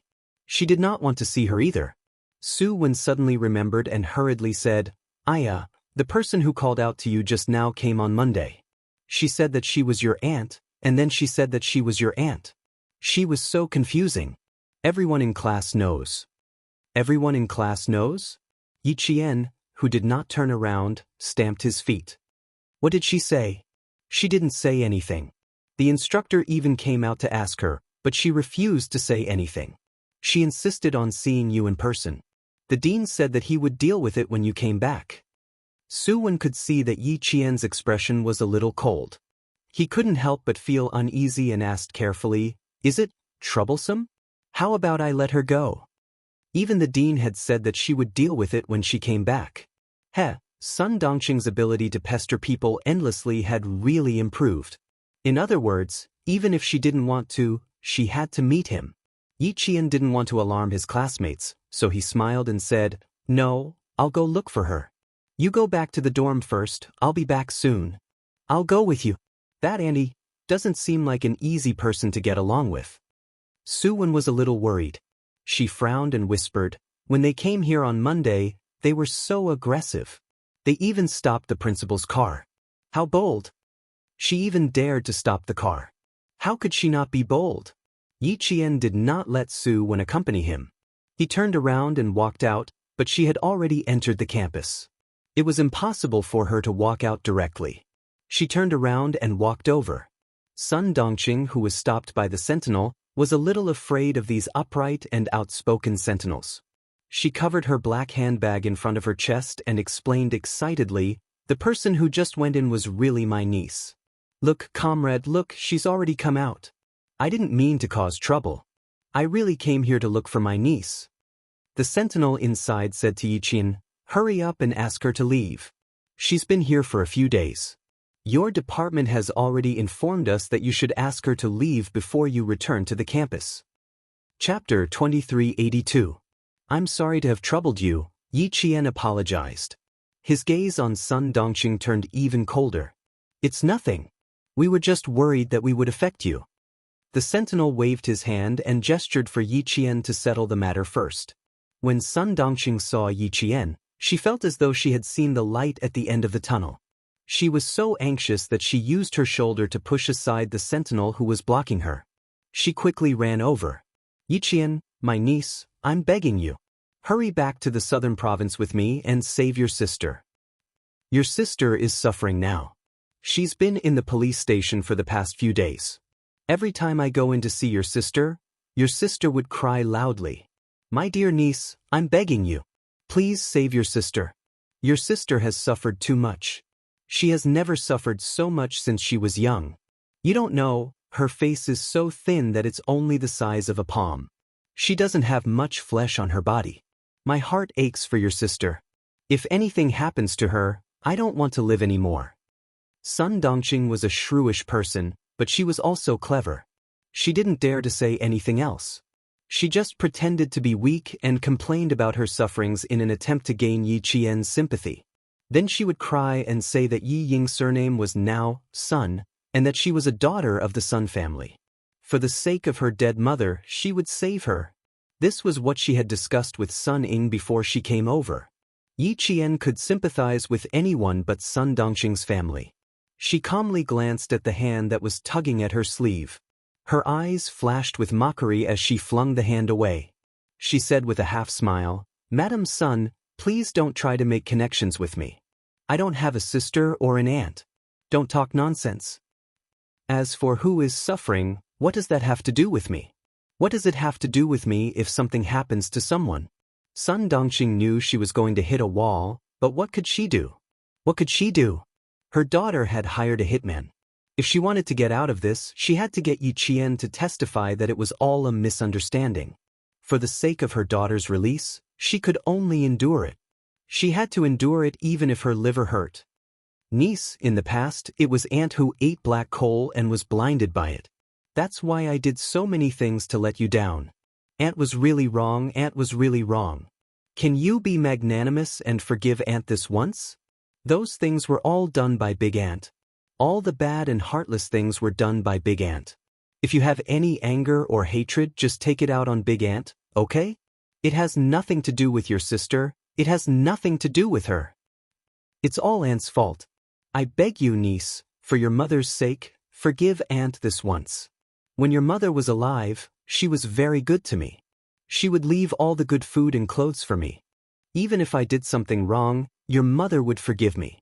Good child, I know that you are like your mother, soft-hearted and kind-hearted. You will definitely forgive me, right? Aunt won't ask you for anything else. I just want you to help Aunt and your sister this once. The police station is really not a good place to live. Your sister suffered too much in there. She cried every day and was afraid every day. She didn't even have a good night's sleep. Every time Aunt saw her, Aunt hated that I couldn't go in and save your sister. Sun Dongqing wiped her tears, but her eyes kept darting around. Seeing that Yi Qian was unmoved, she became even more anxious. What to do, what to do? How could this wretched girl be so ruthless? She didn't save her sister. She didn't even save the person closest to her. Chapter 2383. The hatred from the previous life and the hatred from the previous life were added to the old hatred in this life. To Yi Jian, it was already merciful that she did not add insult to injury. But Sun Dongqing still had the audacity to beg her. Aunt? Sister? If there's a problem, she's referring to her aunt and sister. Did she really think that Yi Qian was easy to talk to and easy to bully? Yi Jian, whose eyes were getting colder and colder, laughed out loud. She lowered her eyes and looked down at Sun Dongqing. Sun Dongqing, everything that you and Ying have done, everything that you've done, everything that you've done, everything that you've done, she pointed at her chest, her voice even colder than the cold wind of early spring. I remember it all. I remember it all. I don't dare to forget it. Aunt? Sister? Sun Dongqing, are you even worthy? Don't mention my mother. You have no right to mention my mother. Your current fate, Yi Ying's fate, is the fate that I'm looking forward to. Yes, I'm indeed kind and didn't kick you when you're down. Today, if it were me, Sun Dongqing, what would you and Ying do? You would only want to pour all the dirty water on me and make me wish I was dead. Her voice was cold and clear. Every word was like a thin blade scraping through flesh and bone, making Sun Dongqing's hands tremble. She wanted to explain, but when she looked up and met Yi Qian's gaze, she was so frightened that she closed her eyes. At the same time, she hugged her black handbag even tighter, as if trying to find a sense of security. I won't talk about it, I won't talk about it. I won't talk about it. Sun Dongqing stammered with her eyes tightly shut. There were more words that she wanted to say, but they were all stuck in her throat. No matter what, she couldn't say them. Too scary. Too scary. That wretched girl is too scary. Yi Jian, who had just returned from the battlefield, was illuminated by the dim yellow light. Her face was gloomy and ruthless, and even her dark eyes were filled with bloodthirst, which made people feel intimidated. Yi Jian's murderous aura was too strong, and she had been on the battlefield before. Her momentum was enough to scare Sun Dongqing. Sun Dongqing, whether your family lives or dies has nothing to do with me. Whatever you want to do, don't even think about messing with me. As for your daughter, don't you think it's retribution? You want me to save you? Sun Dongqing, I only hope that she... Yi Qian abruptly took a step towards her, closing the distance between the two of them. Then he slowly lowered his head to Sun Dongqing's ear, who still did not dare to open her eyes. He chuckled coldly, I only wish for her to suffer a fate worse than death. Why would I save her? He only hoped that he would suffer a fate worse than death. Sun Dongqing's teeth were chattering, and her knees were weak. She couldn't control her body properly, and her legs gave way. She fell to the cold ground, and the bag in her hand fell from her hand. You're too cruel. How can you be so cruel? That's your sister. Ying is your younger sister. She couldn't accept Yi Qian's indifference. It shouldn't be like this. She was already begging him, what else could she do? What else did he want her to do? She was ruthless? Was she ruthless? Yi Qian seemed to have heard a joke. In order to let Sun Dongqing hear his words better, Yi Qian squatted down and smiled coldly, Am I ruthless? On the second day of the Lunar New Year, Yi Ying wrote a love letter to the teacher, but it was discovered. She was afraid that she would be criticized, so she framed me instead. The two of you, mother and daughter, poured basin after basin of dirty water on me. You wanted me to be unable to raise my head in the village, you wanted me to be despised by the school, you wanted me to be tainted for the rest of my life. Chapter 2384. Memories of the past were still fresh in her mind. She had been tortured twice in both her previous and current lives. How could she forget? How could she forget? Yi Qian's gaze was cold as he stared at Sun Dongqing, whose shoulders were trembling even more. His voice was filled with ruthlessness and coldness as he enunciated each word clearly. How old was I then? How old was I? I was only 13 or 14 years old, yet you were so cruel to me. I didn't have any food to eat. I was hungry and secretly ate some leftovers. How did you treat me? Have you forgotten? Have you forgotten everything? You tied me up with a thick hemp rope and whipped me with Yi Jifan's belt. Do you remember what Ying did? Sun Dongqing dissolved a bag of salt into water and splashed it directly on my wound. I was in pain. I was in so much pain that I bit my tongue until it bled. I was in so much pain, but I didn't dare to cry out. I was afraid that Yi Ying would splash salt water on me again. I was in so much pain. I still remember how much pain it was. I was cruel? Was I as cruel as you and your mother? HM? Was I as cruel as you and your mother? Sun Dongqing's face lost all color at the mention of the past. She was so pale that there was no trace of anger. Yes, if she hadn't mentioned it, she would have forgotten. How old was that wretched girl then? 9? 10? How could I forget? I can't forget. It was so painful. How could I forget? Yi Ying was suffering in the police station? I don't know if she was injured. If she was, I would have splashed salt water on her too. When I was in so much pain, she was laughing so happily beside me. What should I do? Sun Dongqing, I also want to see her bite her tongue until it bled. I also want to stand beside her and laugh. Beg me to save her? Say that she's my sister? Sun Dongqing, you really dared to dream. I didn't kill her back then. I was being merciful. How dare you come and beg me? The more you beg me, the more it reminds me of the past. The more I still want to see her beg for death. Yi Qian spoke slowly and clearly. The hatred in his words was so deep that Sun Dongqing's shoulders trembled in fear. She finally opened her eyes and tears streamed down her cheeks. We won't do it again. We won't do it again. We really won't do it again. Yi Qian, please be magnanimous and let us go. Ying Ying and I won't do it again. Forget about the past, okay? And, please, forget about it, okay? I'm begging you. Also, Ying Ying's surname is not Yi anymore. Her surname is Sun. Look, her surname is Sun now. She has the same surname as your mother. Niece, for your mother's sake, I beg you. And, please save your sister. We won't do it again. We won't do it again. From now on, we'll be a family. We won't cause any more trouble, okay? Those things, why did this wretched girl remember them in her heart? There were so many things that she had forgotten. How could a child like her remember them? He even remembered it for more than 10 years.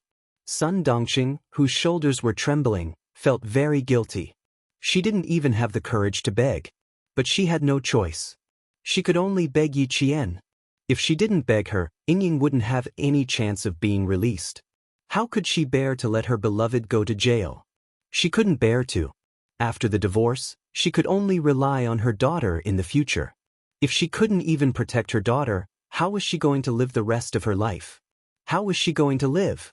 Yi Qian's words made Sun Dongqing really scared. She was so scared that her whole body couldn't help but tremble. No matter how scared she was, she could only endure it. Where's her bag? Where's her bag? Where's her black bag? Chapter 2385. Sun Dongqing, who had been pleading, realized that the black bag she had been holding was not in her hands. She was so shocked that she fumbled around on the ground looking for it. The bag was right in front of her feet. She grabbed it when her hand touched it and hugged it tightly in her arms. She continued to cry, "Niece, you can't be so cruel. She's your sister, your only sister. You can't be so cruel. Look at you, you're a soldier. Soldier. Isn't a soldier supposed to save lives and heal the injured?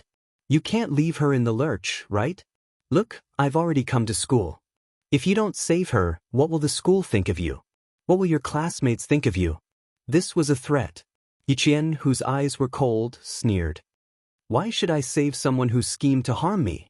Save her so that she can continue to harm me? Sun Dongqing, I can't wait for Ying to stay in prison for the rest of her life. Change her surname to Sun? Yi Jifan was indeed amazing. This was to sever the last connection with Yi Ying. Could it really be severed? The wife of the deputy chief of staff Du, Madame Li, would not give up so easily. How could she give up just because of a mere surname change? There was no hurry. Yi Ying's retribution? Oh no, it should be Sun Ying. Sun Ying's retribution in this lifetime had just begun. I've waited for your family's misfortune for so many years. I've waited and waited and waited. Now it's finally here. I'll take my time. I want to see your family destroyed. cold and gloomy, with a bloodthirsty aura that could not be dispersed. The hatred of 2 lifetimes, the enmity of 2 lifetimes. Finally, there was an end. She wanted her to save Sunning? Dream on. Her family destroyed. That wretched girl said she wanted to see her family destroyed. She wanted Yingying to die. Cruel, what a cruel wretched girl. Sun Dongqing, who was guilty and scared, was angry. She was so angry that her teeth chattered. She begged like this. She was just short of kneeling down and begging, but she would not relent. She wanted to see Yingying suffer. Then don't blame her for being merciless. Sun Dongqing watched as Yi Qian stood up and turned to head back to school. Sun Dongqing grabbed her black handbag tightly and got up. She suddenly shouted, Yi Qian, how could you be so cruel? Do you still have a conscience? Do you still have a conscience? When are you going to stop harming our family? Are you trying to force me to my death? Previously, Yi Qian had spoken to her in a low voice. Now that Sun Dongqing was shouting, the passers-by who were hurriedly passing by could not help but stop. She gripped her black handbag tightly and rushed in front of Yi Qian. She stared at Yi Qian with a strange look in her eyes. She gritted her teeth and said hatefully, Yi Qian, are you really not willing to save Yingying? Yi Qian keenly sensed the change in her. He glanced at the black handbag in her hands and narrowed his eyes slightly. Yi Qian, do you hate me that much? Do you want me to die immediately? Her voice was high and low, and her emotions were also changing strangely. This change made Yi Qian feel alarmed. At that moment, Sun Dongqing suddenly took something out of her handbag. Under the dim street lights, it flashed with a chilling light that made one's heart skip a beat. She raised the fruit knife and stabbed at Yi Qian. My Yingying is suffering, but you won't have a good time either. Yi Qian had been on guard for a long time. Dealing with such a trivial matter, she could easily dodge it. Yi Qian easily dodged Sun Dongqing's first stab. Chapter 2386. At the same time, the sentries on sentry duty noticed something amiss. They whistled sharply and several people ran over. Sun Dongqing was anxious. Her daughter had said that success or failure depended on this. The fruit knife had to have Yi Qian's fingerprints on it. Otherwise, everything would be in vain.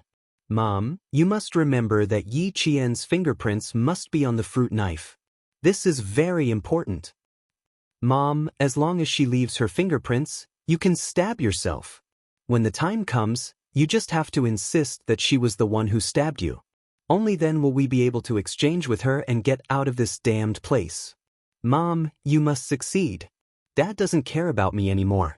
I can only rely on you. If you don't save me, my life is over. Mom, I beg you, you have to save me. She must save her daughter. She must make that wretched girl leave her fingerprints on the fruit knife. A sharp whistle sounded. Sun Dongqing, who had failed this time, panicked. Don't you want to destroy our family? The knife is right here. Stab me. Stab me. I'm right here. I'll stab you. Sun Dongqing was very agitated. She didn't know when the hair tie had broken. Her hair was disheveled, and she clung onto Yi Qian like a madwoman. She wanted to force the fruit knife into Yi Qian's hands. At this point, Yi Qian finally understood her intentions. Sun Dongqing, this is what Sunning taught you, right? You want me to stab you with a knife in exchange for saving her? Yi Qian only found it funny. Yi Ying was ruthless enough in her previous life, and she was still the same in this life. She could even come up with such a method to frame him and get him out of trouble. Stab you in exchange for her. Sunning, oh Sunning, you're really ruthless when it comes to scheming against your own mother. You can even think of such a sinister method. You should stay in the police station. The first attack didn't succeed, the second attack didn't succeed, and the third attack didn't succeed. Suddenly, Yi Jian exposed her daughter's plan. Sun Dongqing panicked even more. Stuff. What are you doing? Put down the knife. The sentinel roared as he raised the stun baton in his hand. The voice of the sentinel was right behind her. Sun Dongqing's confidence, which she had worked so hard to build up, exploded like a balloon and disappeared without a trace. Panicking, she threw the fruit knife away and ran for her life in fear. After dodging continuously, Yi Qian said to the sentries, "I'll chase after him. You guys pick up the sabers first."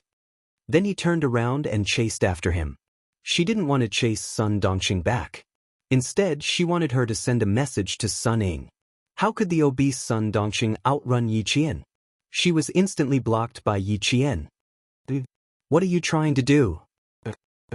Don't come over. Don't come any closer." Sun Dongqing was so scared that she stuttered. She couldn't say a single word. "My knife." "No, my knife wasn't used to stab you.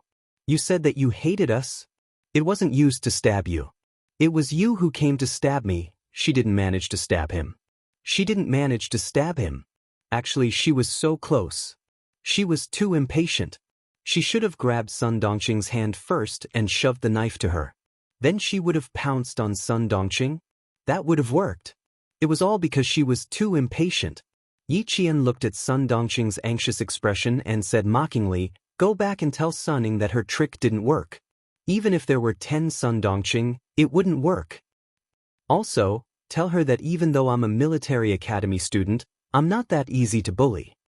Chapter 2387. With that, she gently stroked her left wrist with her right hand, and the silver wire was in her hand. Before Sun Dongqing could react, Yi Qian had already circled behind her. At the same time, the silver wire that carried a trace of her body temperature wrapped itself around Sun Dongqing's neck. Sun Dongqing screamed in fear as something suddenly wrapped around her neck. She wanted to reach out to touch it, but something cold slid past her palm, followed by a piercing pain in her palm. By the time she realized what had happened, her palm was covered in blood. Blood from her palm. "Ah!" Sun Dongqing screamed in fear at the sight of the blood on her palm, but she was immediately delighted. She was injured and bleeding. Yi Qian was the one who hurt her. She was the one who hurt her.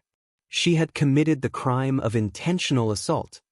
Other than intentional assault, there's also the crime of self-defense. "Sun Dongqing, you raised the knife just now. There are surveillance cameras all around our school. Our school's sentinels saw you trying to stab me with a knife. Sun Dongqing, why don't we go to the police station and see how long you'll be sentenced to?" Yi Qian seemed to know what she was thinking. He slowly put the silver wire back on her wrist and analyzed the situation for Sun Dongqing.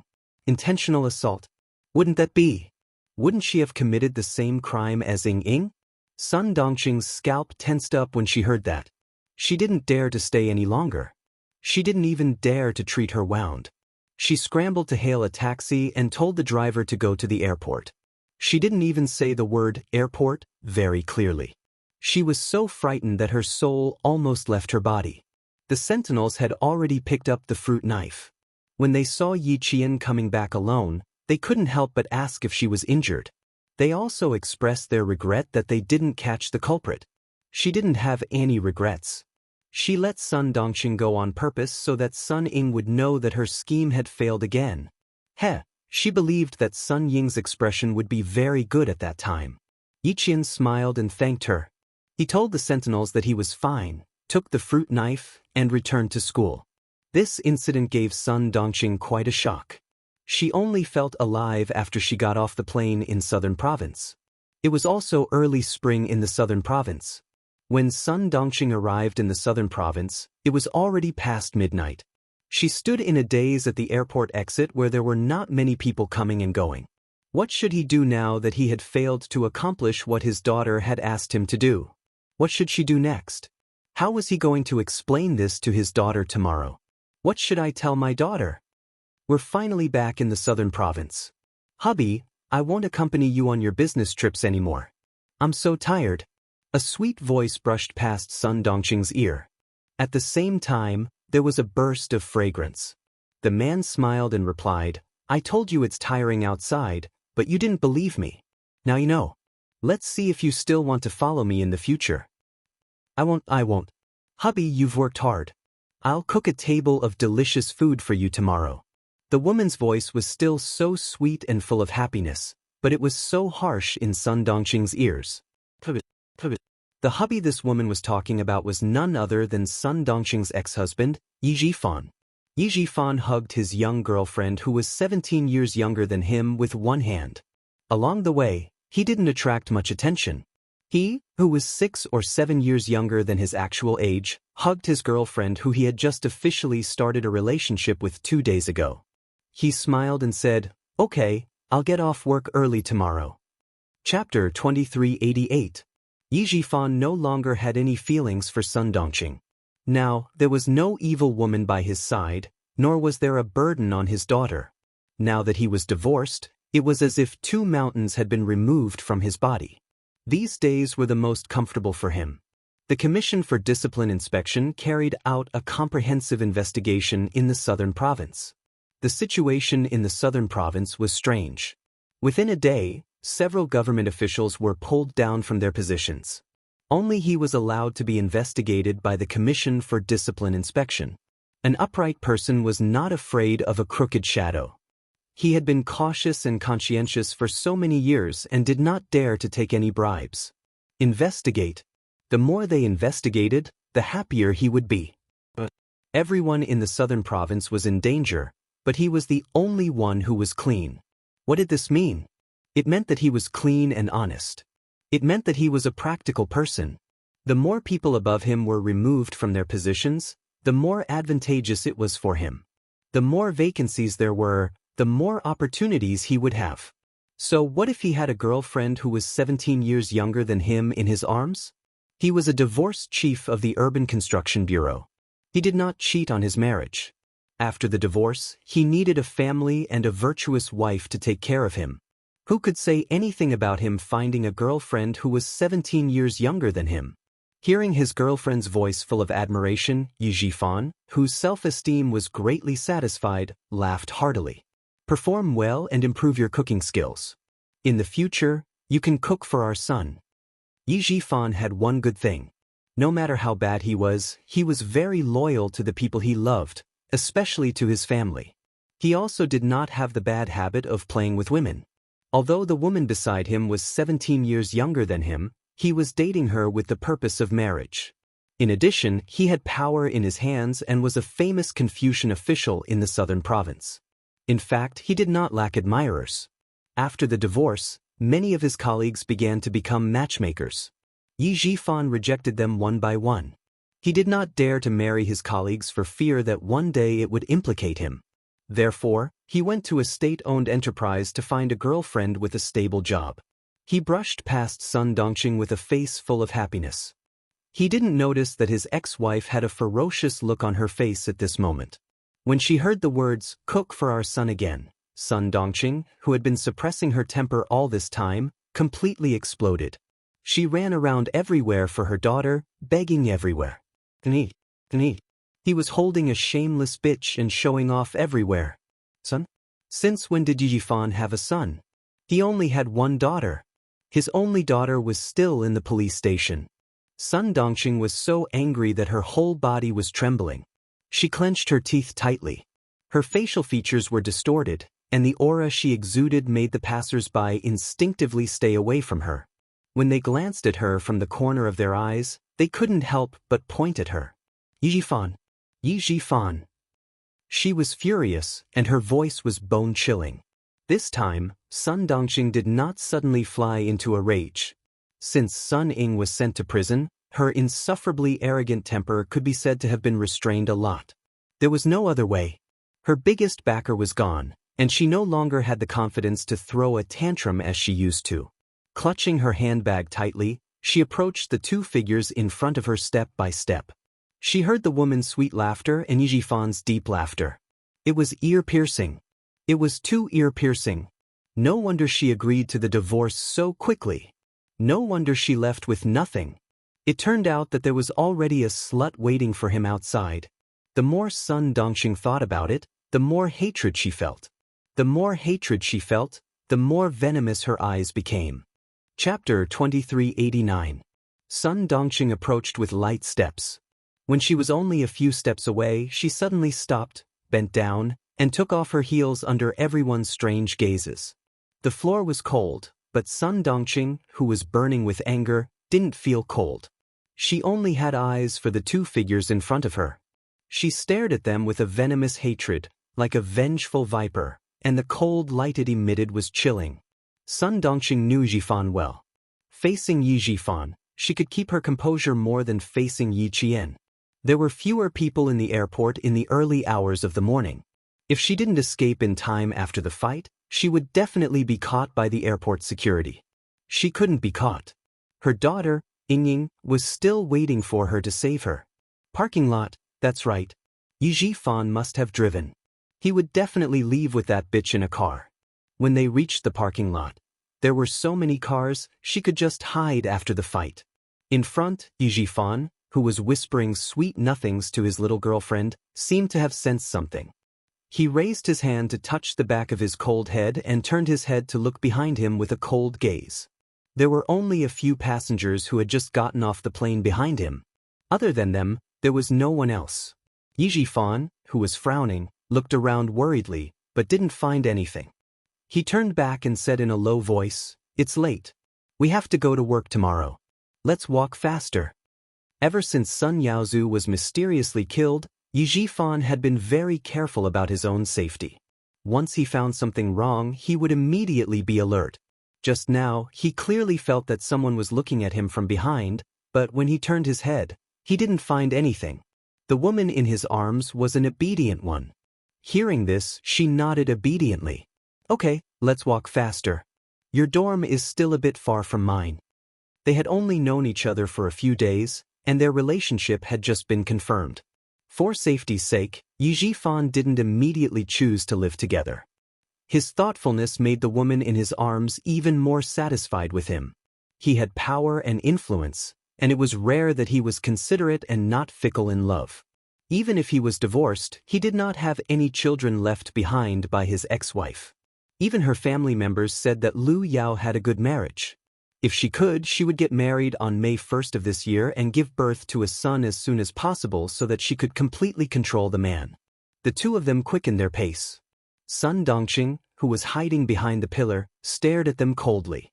She glanced at the direction they were heading. It was indeed the parking lot. The parking lot in Nan Province was an open-air parking lot. One had to cross a road that was used by the airport buses. Just as Yi Jifan was crossing the road, he suddenly felt a strong wind coming from behind him. "Bitch. Broken shoes, seducing a married woman. I'll beat you to death, you broken shoe." Sun Dongqing, who was holding the shoe in her hand, exploded. She used the hard heel of the shoe to hit the back of Lu Yao's head.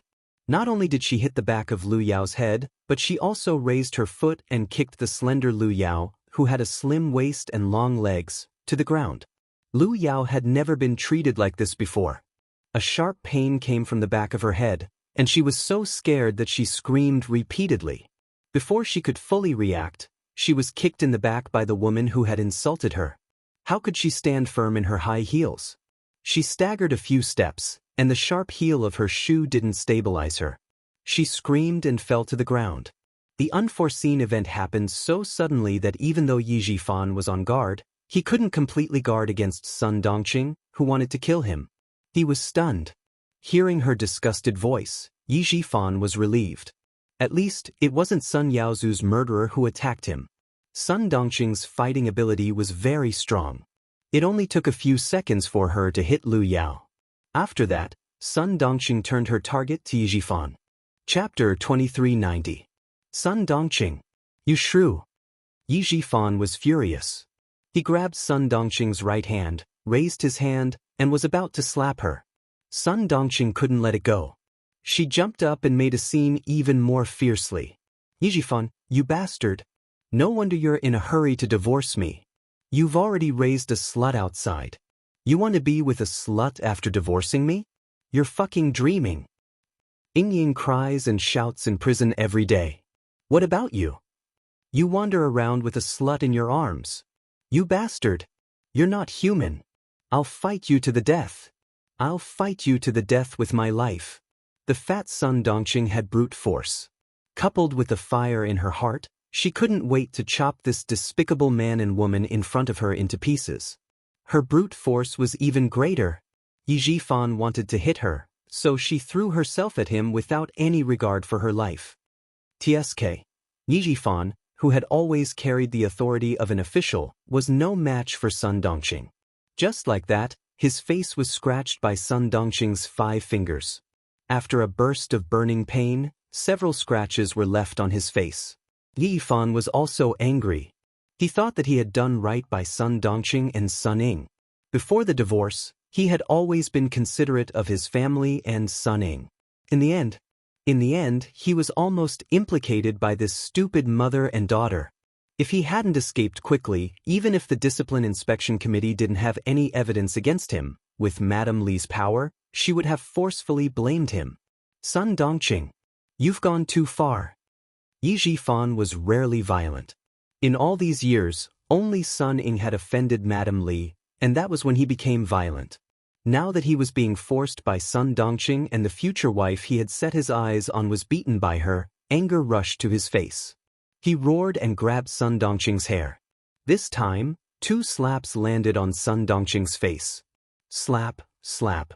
2 crisp slaps rang out, causing Sun Dongqing's cheeks to burn with pain. Bastard! How dare you hit me? I'll fight it out with you. Sun Dongqing vented all the anger she had accumulated over the past few days. She pounced, bit, and hit like a lunatic. Her daughter was still sitting in prison, and that damned girl Yi Qian didn't even try to save her. Her ex-husband carried a slut in his arms and showed off in front of her. Those officials' wives who had tried to curry favor with her in the past all avoided her. There were even some who made sarcastic remarks about her, saying that she deserved her fate today. For the sake of this family, for the sake of Yi Jifan, she had endured the old woman's death for decades. Now that she finally had a good life, Yi Jifan, that bastard, divorced her for the sake of that slut outside. Since everyone wanted to make life difficult for her, then no one would be able to live well. Sun Ying's personality was actually very similar to Sun Dongqing's. They were both people who couldn't bear to see others doing well. The only difference was that Sun Ying was better at hiding things. Yi Jifan, who had been bitten a few times, was so angry that he lost his composure. His arm was bitten hard by Sun Dongqing, and the excruciating pain caused him to have no choice but to kick her. He kicked Sun Dongqing's stomach, but it didn't open. He kicked again. Sun Dongqing screamed in pain. Her teeth loosened, and her whole body fell to the ground. Lunatic! I had 8 lifetimes of bad luck to marry a crazy woman like you. Back then, it was Sun Xueqing who married me. In the end, it was a crazy woman like you who married me. After the divorce, you still fucking came to find trouble with me. Sun Dongqing, do you think I still have a good temper like before? This time, Sun Dongqing's hair stood on end. She fell to the ground with a ferocious expression and roared, Sun Xueqing? Good. You bastard finally admitted that you were thinking about that old woman who got pregnant before she was even married. I knew it. Chapter 2391. When Sun Dongqing heard Sun Xueqing's name, her suppressed emotions erupted like a volcano. This was a thorn in her heart, a thorn that pierced her flesh and grew with her heart. No one could touch it, not even herself. Why did she hate Sun Xueqing? Why did she hate Yi Qian? It was because Yi Jifan was still thinking about what was in the pot even though he was eating from the bowl. Did he think she didn't know? On the night of the wedding, when he was dead drunk, the name he shouted when he fell on the bed was Sun Xueqing. She heard it clearly. He was shouting Sun Xueqing. Sun Dongqing, who was in so much pain that she couldn't get up for a long time, screamed and got up. Her fat body was like a sandbag without a string, and she directly bumped into Yi Jifan. Sun Xueqing, I knew you wanted to marry Sun Xueqing. You kept a broken shoes thing so well, and you even said you wanted to give it to Yi Qian. Yi Jifan, I'll fight it out with you. Her overwhelming hatred surged. The thorn that had been in Sun Dongqing's heart for more than 20 years was finally pulled out. All of her hatred and dissatisfaction were vented at this moment. A bastard child left behind by a broken shoe, bah. She even dared to live in her house. If she knew, she would have killed her back then. She even wanted her to raise her? If she fell into her hands, she would repay her mother's debt. Hearing these filthy words, Yi Jifan was furious. It wasn't easy for him to get a divorce, but in the end he was being pestered again. She even mentioned Sun Xueqing. You crazy dog. Bite whoever you catch. Seeing the bulky body pouncing over, Yi Jifan gritted his teeth and had no choice but to retreat. He didn't want to argue with a lunatic in public. Fortunately, it was the middle of the night and there was no one around. Otherwise, he wouldn't be able to show his face. Yi Jifan treasured his reputation the most. He couldn't tolerate Sun Dongqing's actions and avoided her unreasonable pestering. He stumbled and almost fell a few times. If you miss that short-lived broken shoe so much, why don't you go and accompany her in the underworld? Why do you let your short-lived brother accompany her? Your brother-in-law misses his sister-in-law. Yi Jifan, to think you're an official. I'm going to sue you, I'm going to sue you. The thorn that had been in her heart for more than 20 years was about to be pulled out. However, it was connected to her heart and her tendons. If she really pulled it out, it would be bloody. Sun Dongqing was not a person who would suffer losses. Since someone had touched the thorn in her heart, even if she had to pull it out, she would stab it back into that person's heart. She, who was never merciful with her words, now that things had come to this point, she did not want to let anyone have an easy time. You don't dare to admit it, you're a coward. You're thinking about your sister-in-law. If you're so capable, why don't you go and snatch her back? Why, are you angry? Or did I hit you? I've been with you for more than 20 years. How can I not know what you're thinking? On the night of the wedding, you were so drunk that you even shouted for Sun Xueqing. Yi Jifan, don't think that I don't know. I didn't tell you. Now that there's nothing left, you won't have a good time either. Sun Dongqing, who had failed the first time and the second time, didn't want to waste any more energy. She had been running around every day for the past 10 days. Because of her daughter's matter, she hadn't had a good night's sleep. After using all her strength, it was as if she had used up all her energy. She was panting like a cow and could only rely on her mouth to anger Yi Jifan. Yi Jifan was indeed angry from embarrassment. Sun Dongqing still dared to talk nonsense about something that had happened so many years ago. This crazy woman, even if it was a good thing, it would turn into a bad thing in her mouth. Chapter 2392. He was so angry that he rushed over with bloodshot eyes and grabbed Sun Dongqing's collar.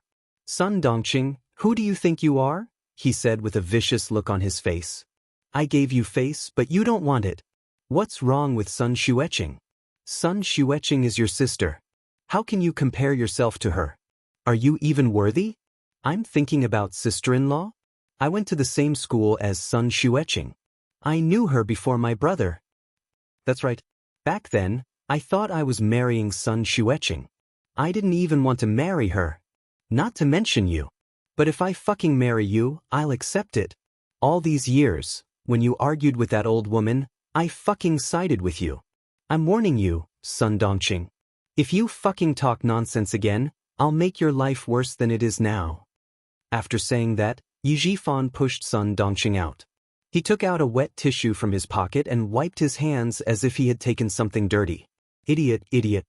He must have been blind to have married such an idiot for more than 20 years. After the argument, she had pulled out the thorn in her heart. In the end, she heard Yi Jifan say that he didn't even want to marry Sun Xueqing. Then why did she hate Sun Xueqing all her life? Was she wrong to even hate her? She didn't believe it. She didn't believe it. Yi Jifan, this bastard, was thinking about Sun Xueqing. She wasn't wrong. He was thinking about Sun Xueqing. How could Sun Dongqing, who was still angry in her heart, accept the truth? At this moment, she only had one thought in her mind, and that was to fight it out with Yi Jifan. Even if they were divorced, she would drag him to death. Sun Dongqing, who didn't have much strength in her body, pounced over again. Yi Jifan was full of energy and could deal with a woman. Moreover, Sun Dongqing didn't have much strength now. When she pounced over, he could reach out and push her away. If he couldn't push her away, he could kick her away. A man's strength was always greater. Sun Dongqing was kicked down by Yi Jifan again. Yi Jifan's eyes flashed with obvious disgust when he saw Sun Dongqing lying on the ground like a pile of meat. Sun Dongqing's body was so slender that he could hug her with one arm. He remembered that Sun Dongqing had suffered together with him when they were young. No matter how many women there were outside, he did not touch any of them. Now that he had tasted other women and looked at Sun Dongqing, he lost his appetite. Your sister deserved a short life. She always ran into things that she shouldn't have. She died early, but there's still a scourge like you. What an idiot. I've lived with you for more than 20 years, and I've had enough. A stupid woman dragging a stupid thing. Save her? Can you fucking save him? At the mention of Sun Yifan was so angry that his chest heaved up and down. He lowered his voice. Who would dare to save that stupid thing? Who the hell would dare to save him? Madam Li has said that whoever dares to save Sun Ying in the southern province will be going against the Li family. However, Sun Dongqing was suddenly awakened by his words.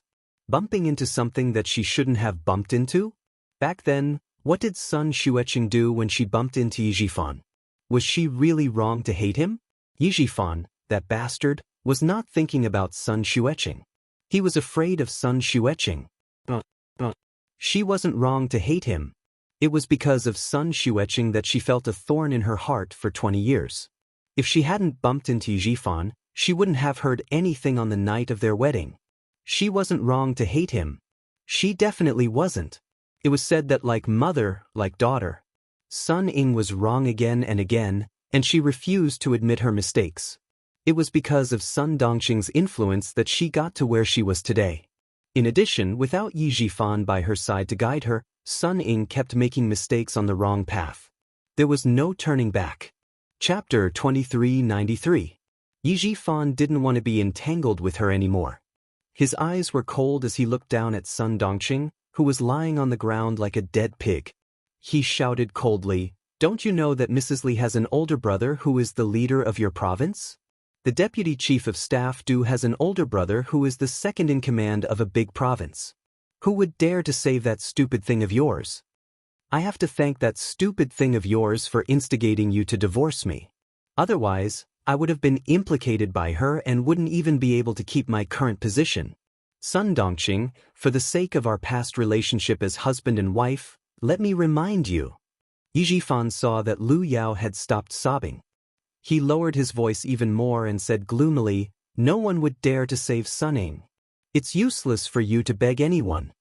Tell her that she only has herself to blame for what she has today. She can't blame anyone else. Mrs. Li's anger hasn't subsided. She'll stay here forever and never come out." Suddenly, Yijifan's expression changed drastically. Sun Dongqing appeared at the airport in the middle of the night. "Where did that idiot go? Why are you at the airport? Where did you go?" he asked gloomily. His eyes were clouded. What he cared about was whether or not Sun Dongqing's whereabouts would affect him. Sun Dongqing had been kicked a little hard. It was so painful that she hadn't recovered yet. Her face had also been slapped twice by Yijifan. The slaps were so painful that her ears were buzzing. She didn't know where the 2 shoes in her hands had gone. The wound on her palm that was cut by Yi Qian had also split open. Sticky blood stained her hand. She covered her face with her hands, leaving a bloody palm print on her face. When she heard Yijifan ask her, she suddenly raised her head. Her eyes were filled with hatred as she stared at Yijifan. Under the light of the street lamp, Yijifan was frightened and couldn't help but take a small step back. "Yijifan, you'll die a horrible death. Just you wait. I'll make sure you die a horrible death." Sun Dongqing, who had one hand on her stomach, slowly got up. She left Yijifan with 2 vicious words. She didn't even put on her shoes as she walked out of Yijifan's line of sight. Yijifan couldn't help but shiver when the cold wind blew in the night. He had a bad premonition in his heart. Sun Dongqing is trouble. She's trouble. As this thought flashed through his mind, Yijifan's eyes flashed with a cold ruthlessness. "Old Yi, I've twisted my ankle, Lu Yao, hurt. I can't get up." Yijifan, whose heart sank, pressed down on the corner of his mouth and adjusted his facial expression before walking over. Just now, when Sun Dongqing was fighting with him, he deliberately stayed away from Lu Yao. Lu Yao didn't hear some words, but she knew that the person who hit her was Yijifan's ex-wife. "She's really fierce. No wonder she divorced me." The back of Lu Yao's head was swollen from being hit by the heel of Yi Qian's shoe, but she was happy. She felt wronged, but she didn't ask any questions. Yijifan only explained, "She's my ex-wife. I'll take care of it." Then he carried Lu Yao to the car. Sun Dongqing took a taxi home and tidied herself up. She opened the door of the study and sat in front of the desk where Yijifan used to work. She took out a stack of paper from the drawer and a pen and started writing slowly. She didn't study for many years. She dropped out of school in the second year of junior high. Her handwriting was crooked and there were even mistakes. When she wrote some words, she used too much force. The tip of the pen poked through the paper, leaving a hateful stroke. Chapter 2394. The sky gradually brightened up and the city became bustling with activity.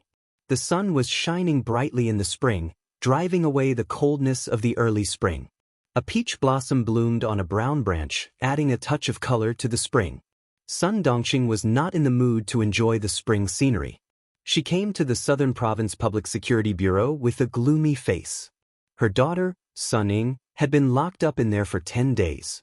Madame Li in the capital had her hands in the Southern Province. She had nowhere else to go and did not know who to ask for help.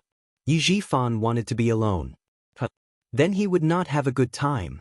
Sun Dongqing walked into the police station with a numb expression. Compared to the other prisoners' families, at least she could see her daughter. However, she did not see that Madame Li was sitting in the car at this moment, coldly watching her walk into the police station. Mrs. Li looked at her back and said to a middle-aged man in a dark coat who was sitting in the driver's seat. His facial features were slightly fierce, but he had a good temperament. "She is Sun Dongqing.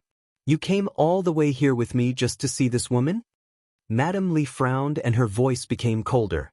"Li Chuhai, behave yourself now that you are back in the country. Dad has retired and can't protect you anymore." Li Chuhai, Mrs. Li's biological younger brother from the same father and mother, was also Li Jinyan's uncle. He was a tall middle-aged man who exuded the aura of a successful man. "Why should I look at her? I want to see who made my sister so angry." Li Chuhai looked away and smiled. "Get out of the car, sister. Let's go in and have a look." Madame Li looked at her brother and nodded slightly.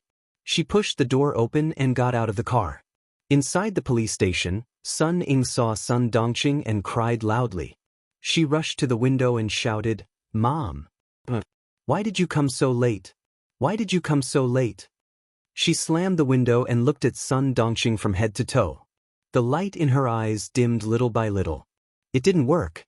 It didn't work. Mom didn't have any injuries on her body. Sun Dongqing saw her daughter's appearance and her numb expression finally changed. Tears came out of her eyes. Sun Ying was not a felon, and she was sent back by the army.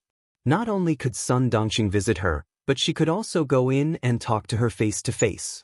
"Mom, have you found Yi Qian yet? Did you see her? Did you do what I asked you to do? Did you do as I said?"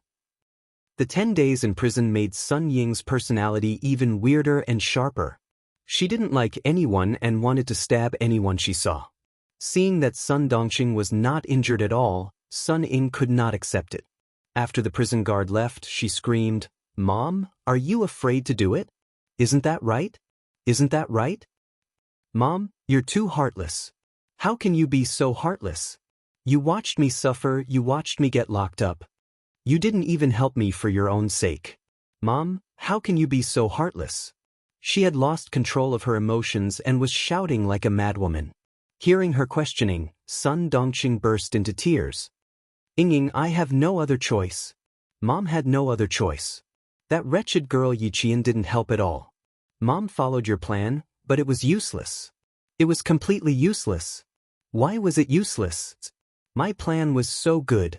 Why was it completely useless?" Sun Ying refused to accept it. She thought that Sun Dongqing couldn't bear to stab her. "Doesn't she hate you? You already handed the knife to her. Even if she didn't stab you, she would have subconsciously snatched the knife away." Chapter 2395. Sun Ying didn't believe it. She couldn't speak loudly, so she grabbed Sun Dongqing's wrist tightly and questioned her. "Mom, is it because you don't want to stab yourself? Isn't it? Isn't it? Mom, you can't do this to me, you can't do this. I'm your daughter, your only daughter, you can't be so cruel. You have to save me, I want you to save me." Sun Ying, who couldn't accept the reality, was still the same as before. She habitually pushed all the blame to others, thinking that she was innocent and right. If others didn't do as she asked, then they were in the wrong. Being in such a difficult situation, not only did she not reflect on herself, she became even worse. Her fists landed on Sun Dongqing's body one after another. Sun Dongqing, who didn't feel pain physically, let Sun Ying vent her anger. What could she do? She had no choice at all. When Sun Ying had no more energy, Sun Dongqing spoke with a hoarse voice, gritting her teeth and telling her what happened yesterday. Ying, as long as I can save you, even if I have to die now, I'm willing. Mom did what you asked, I even pulled out the knife, but that wretched girl is too powerful. Mom is no match for her at all. Mom is more anxious and distressed than anyone else when you're locked up here. But Mom has no choice. I begged that wretched girl, I said a lot of good things, but that wretched girl is too cruel. She's too cruel. She didn't save anyone, she didn't inherit any of her mother's good traits. No matter how I begged, she wouldn't let go. Mom has no choice. Ying, I'll come in and accompany you. When Sun Ying heard that her plan didn't succeed and Yi Qian escaped, all the energy in her body was drained, and she fell limply from the chair to the ground. Yi Qian. She hated it so much. She hated it so much. Why did she have to be locked up here? Why did Yi Qian get to enjoy all the glory outside? Why didn't he kill her? Why didn't he kill her? Hate, too much hate. A bastard, a worthless thing. Why couldn't she deal with her? No, she couldn't just let it go. She still had to go out and find Yi Qian. She still had to go out and find her. She had to get out, she had to get out. Mom, we can't just let it go like this. Dad, Mom, I still have Dad. I beg you, please beg Dad again. Ask Dad to save me. Mom. At the mention of Yi Fan, Sun Ying's lifeless eyes lit up again. She grabbed Sun Dongqing's wrist tightly. Mom, go and beg Dad. Ask Dad to think of a way. I'm his daughter. If you go and beg him, there's no way he won't care. He'll definitely care about me. Daddy will definitely take care of me. Sun Ying was very agitated. Her nails, which had not been trimmed for more than 10 days, dug deep into Sun Dongqing's wrist. Sun Dongqing did not even realize it. In order to get herself out, Sun Dongqing did not care about anyone or anything. It's useless singing. It's useless. Yi Fan has already found a young and beautiful slut. He even plans to have a son with that slut. Ying, your surname is Sun now, not Yi. It was you who forced Mom to divorce and agreed to change your surname. Sun Dongqing reached out to wipe away the tears on her daughter's face. She said softly, so, it's useless to look for Yi Fan. He doesn't want us anymore. Ying, this is your own choice. You forced Mom to make this choice. You have to admit it even if you don't want to. Sun Dongqing also hated Sun Ying for ending up like this. But no matter how much she hated her, she was still her daughter. She was also the one who gave birth to her after 10 months of pregnancy. Chapter 2396. She regretted agreeing to the divorce. If they hadn't divorced, if her daughter hadn't changed her surname to Sun, that bastard Yi Fan wouldn't have stood by and watched. He wouldn't have hugged a bitch and said that she would give birth to a son when her daughter was in trouble. Sun Ying was completely dumbfounded. What did her mother just say? Did she say that her father found a bitch? She even said that she would give birth to a son. What about her? If that bitch gave birth to a son, what about her? What about her? No. She couldn't let that bitch give birth to a son. She couldn't let her father have a son, not even a daughter. Her father couldn't have any more children. She was his only daughter. Her surname was Yi, not Sun. Mom, Dad can't have children. He can't have children. Mom, go and kill that bitch. Kill her. Dad won't have any children after you kill that bitch. Sun Ying couldn't accept it and became even crazier. There was no longer any gentleness on her beautiful face. She was crazy, sharp, ferocious, and full of viciousness. She had lost a lot of weight. There wasn't much flesh on her face, which made her eyes look especially big. When she stared, her eyes looked like they were going to pop out. Even the veins on her forehead were visible. This side of Sun Ying was too unfamiliar to him. Sun Dongqing didn't find it strange at all. She understood her daughter's hatred. She understood it because she wanted it too. So what if I just kill that bitch? As long as your father is alive, he can find another one. He can just find another one to give birth to his child. Wake up and you can't go out. I don't have the ability to get you out. I can only come in to accompany you. Be a good girl. I'll come in to accompany you soon and take care of you. Sun Dongxing didn't cry or make a fuss. She was so calm that it was almost strange. She raised her hand and gently stroked Sun Ying's hair. She looked at her kindly and said slowly, "The lawyer said that you can leave after 3 to 5 years. You'll still be young when you leave. I'll put all my money in the bank and transfer the house to your name. You'll have a good life after you leave." She explained everything clearly as if she was making her last arrangements. Sun Ying, who was slumped on the ground, murmured, "I can't let Dad have a child. I don't agree. I'm Dad's only daughter.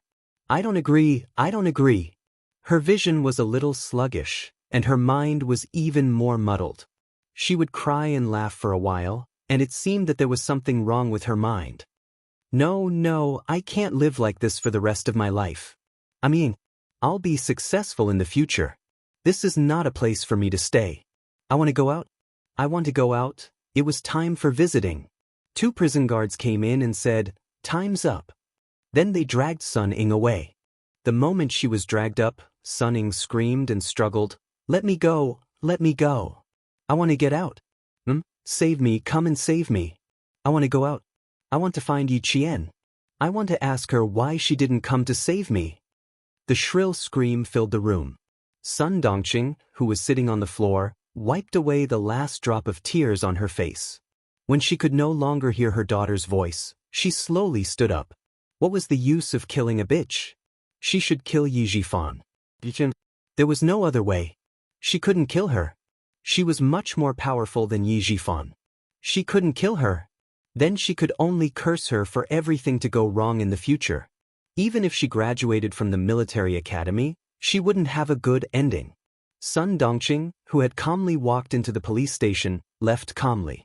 Madame Li's sneer deepened. Chapter 2397. Yi Jifan was very slippery. The Commission for Discipline Inspection investigated him again and again, but they couldn't find any evidence against him. This time, with Sun Dongxing, he was in trouble. Director Ye's daughter is really interesting. She is ruthless and beautiful, Li Chuhai said with a smile. Suddenly, he saw Mrs. Li staring at him coldly. He realized that what he said was ambiguous. He smiled and said, "She is as old as Qin Qin. Sister, don't think too much. It's good that you know it. Don't mess around." Mrs. Li's cold eyes softened. She felt disgusted when she saw Sun Dongxing and her daughter. If she knew that her brother had evil intentions, Mrs. Li clenched her fists. Then she would make the mother and daughter's life more difficult. Li Chuhai glanced at her and said casually, "That girl is really bold. She lied to you. Are you going to let her go like this? She is just a girl. If you don't teach her a lesson, she really doesn't know how high the sky is." Yes, she was brave enough. She knew that she wanted to kill someone. This kind of person could do anything for herself, and others would be assured to use her. She was ruthless but not smart enough. This kind of person was the most reassuring. With one hand in his pocket, Li Chuhai's eyes revealed a meaningful sneer. In an instant, his eyes were the same as before. "Lock her up for a while. We will see what happens next." Mrs. Li didn't want to talk about Sun Ying, who made her feel depressed. She advised her only brother earnestly, "Back then, you were forced to retire from the army and go abroad. Now I feel that I owe you. You have to make good use of it, okay? I am guarding at home, so you have to guard outside. I have been suppressed by the first branch for so long. Now that you are back, you have to fight for me and plan for Junjun." Li Chuhai and Mrs. Li were brother and sister. They had a good relationship. Hearing this, he smiled and nodded, I know. I am in my 40s. How can you still think of me as a hothead? Since you know that you are in your 40s, then do your job well." Mrs. Li walked out in high heels. The phone in her bag vibrated. She took it out and looked at the number. She immediately picked it up and smiled, "Old classmate, I am out. Yes, I saw you. I've troubled you, old classmate. When you return to the capital, we'll have a good gathering again." All right. I'll leave you to it. Let's chat when you're free." Li Chuhai, who had walked to the front of the car, had already opened the door of the front passenger seat. After Mrs. Li ended the call, he said, "Sister, you'd better not meddle in the affairs outside now.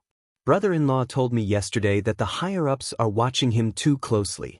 You should restrain yourself a little.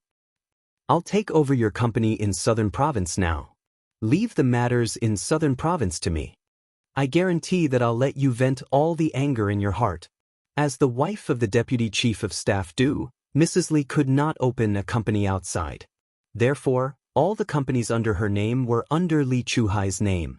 Sun Ying's incident had alerted the General Staff Department. Since Li Chuhai had returned to the country, she handed over all the company matters to Li Chuhai and retreated behind the scenes. Hearing this, she thought for a moment and nodded in agreement. "Okay, I'll leave the company to you.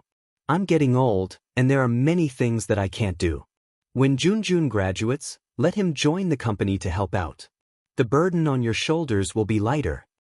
Li Chuhai smiled. "You have worked hard for decades. It's time for you to enjoy your life. I'll take care of the matters in Southern Province.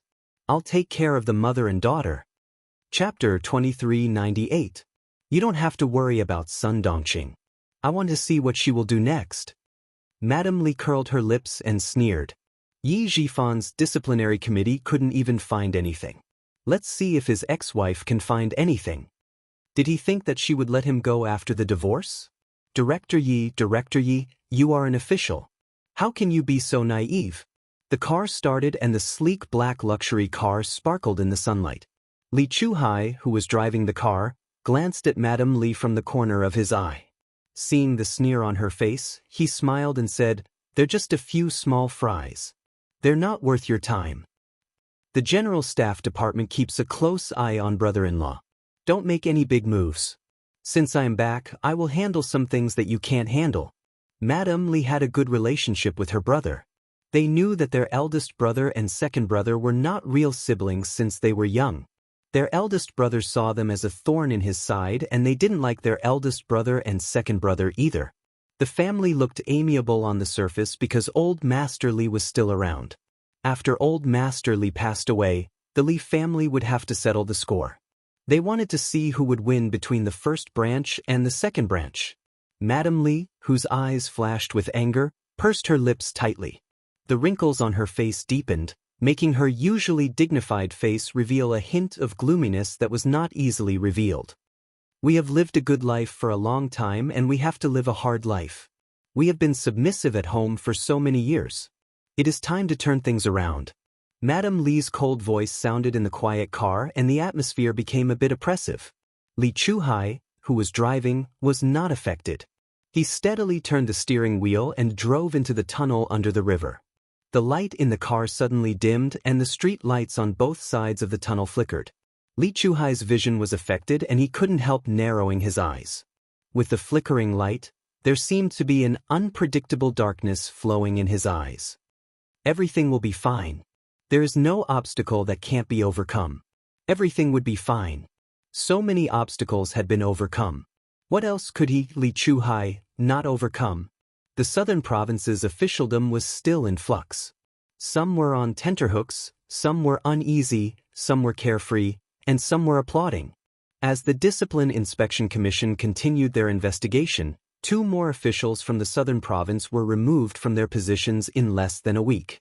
At this moment, a report letter filled with countless typos was delivered to the Discipline Inspection Commission. It was a letter from Sun Dongqing to the Commission for Discipline Inspection. Yi Jifan didn't know about it, but Madame Li, who had been keeping an eye on the officialdom of Southern Province, knew about it. Mrs. Li had been staying in Southern Province during this period of time. All the companies in her hands were officially handed over to her younger brother, Li Chuhai. It was announced to the public that Li Chuhai had returned to take care of all the companies. As the elder sister who worked for her younger brother, she could finally relax. In fact, everyone knew about the twists and turns inside. However, because of the relationship between the Li family and the Du family, they knew about it but could not say it out loud. Madame Li had a tough personality. She dealt with things swiftly and fiercely. When she said that she would no longer manage the company, many people in the southern province were still very happy. Ho Zi, who was accompanying his wife, Xia Yiwei, was one of them. Madame Li, who was staying in the hotel, received a call from her old friend. When she learned that the Commission for Discipline Inspection had received a report on Yi Jifan, she was stunned. As for who wrote the report, it was not convenient for her old friend to say. Madame Li was also very sensible and did not ask further. Chapter 2399. After hanging up the phone, Mrs. Li puts on her makeup and knocks on the door next door. She and Li Chuhai live in the same hotel and their rooms are only separated by a wall. Li Chuhai is putting on his tie.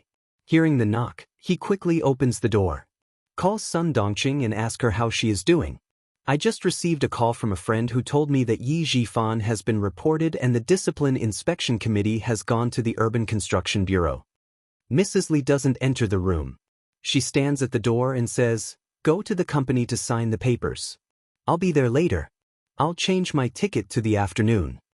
According to the original plan, Mrs. Li will go to the company in the morning to sign several documents that Li Chuhai will be responsible for all the company's affairs in the future. Then she will fly back to the capital at 11 o'clock in the morning. At this moment, Yi Jifan, who has not been found out, is suddenly reported. Mrs. Li first thinks of Sun Dongqing. She has been staying in the southern province during this period. She needs to hand over all the affairs of the southern province branch to Li Chuhai, so she hasn't returned to the capital yet. Mrs. Li, who is dealing with the company's affairs, has been sending people to keep an eye on Sun Dongqing. As long as there is the slightest sign of trouble, she will immediately receive the news. Before leaving, she can see Jifan fall from the horse. Her stay in the southern province for so many days is not in vain. Yi Jifan doesn't know that he has been reported. After several scratches on his face by Sun Dongqing, he finally finishes his sick leave and goes back to work in the Urban Construction Bureau. As soon as he walks into the office building of the Urban Construction Bureau, he feels that the atmosphere in the bureau is strange. In the spacious and bright lobby, even the cleaners are nowhere to be seen. When the staff on duty who usually greets him sees him coming, they look away and don't dare to look at him directly. Yi Jifan paused in his steps and then strode to the elevator. Walking into the elevator, Yi Jifan's calm face slightly darkens. Something is wrong. Something is wrong in the bureau today. He takes out his mobile phone and dials a number. It is the number of the director of the bureau, who is also one of his confidants. The phone rings, but no one answers. Soon, Yi Jifan dials another number. This is the number of a section chief in the bureau. But no one answers. At this moment, Yi Jifan knows that nothing good will be waiting for him at work today.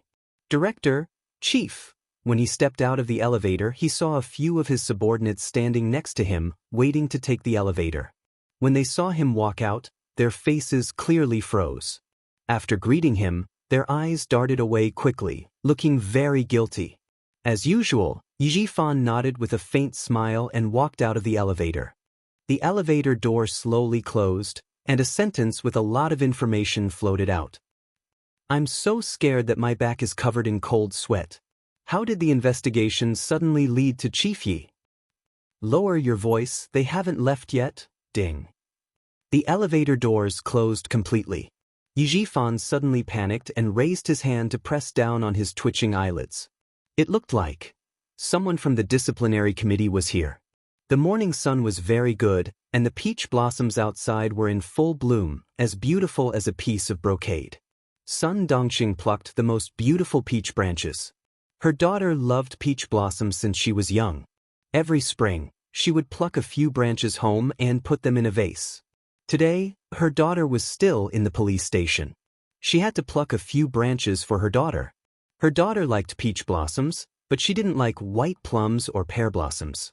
She liked to wear plain dresses, but when she went shopping, she liked to look at those flowery dresses. She liked to buy the most expensive things, but she would buy things that were not flashy at all. Chapter 2400. As a mother, she knew very well what her daughter liked and disliked. But what about her father? He might not know. Holding the peach blossom branch in her hand, Sun Dongqing looked coldly at her ex-husband. His clothes were neat and tidy, and he walked out with a large entourage. Nothing had changed. But she knew that the entourage today was different from the usual. In the past, it was normal to be surrounded by attendants, but today... Sun Dongqing laughed. She laughed so hard that it was as if her laughing acupoint had been pressed. Even tears came out of her eyes. But today, he was taken away by the Discipline Inspection Committee. After waiting for a whole week, she finally got it. Yijifan, oh Yijifan, you want to have a son with that bitch outside? You made me so miserable, how can I let you go? What did the Discipline Inspection Committee not find? That's because they didn't find anything. You want to get away with it and continue to have a bright future? But there's no such thing. Several cars started to move. Yijifan, who was sitting in the front car, looked outside calmly. When the car drove past the greenery, he saw a bright color in the greenery. At this moment, Yijifan's calm eyes suddenly narrowed. It was Sun Dongqing.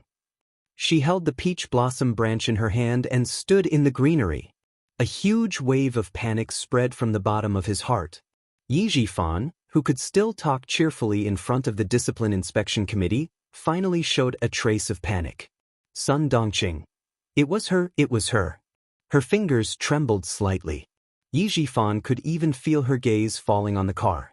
This lunatic. She wants to destroy me.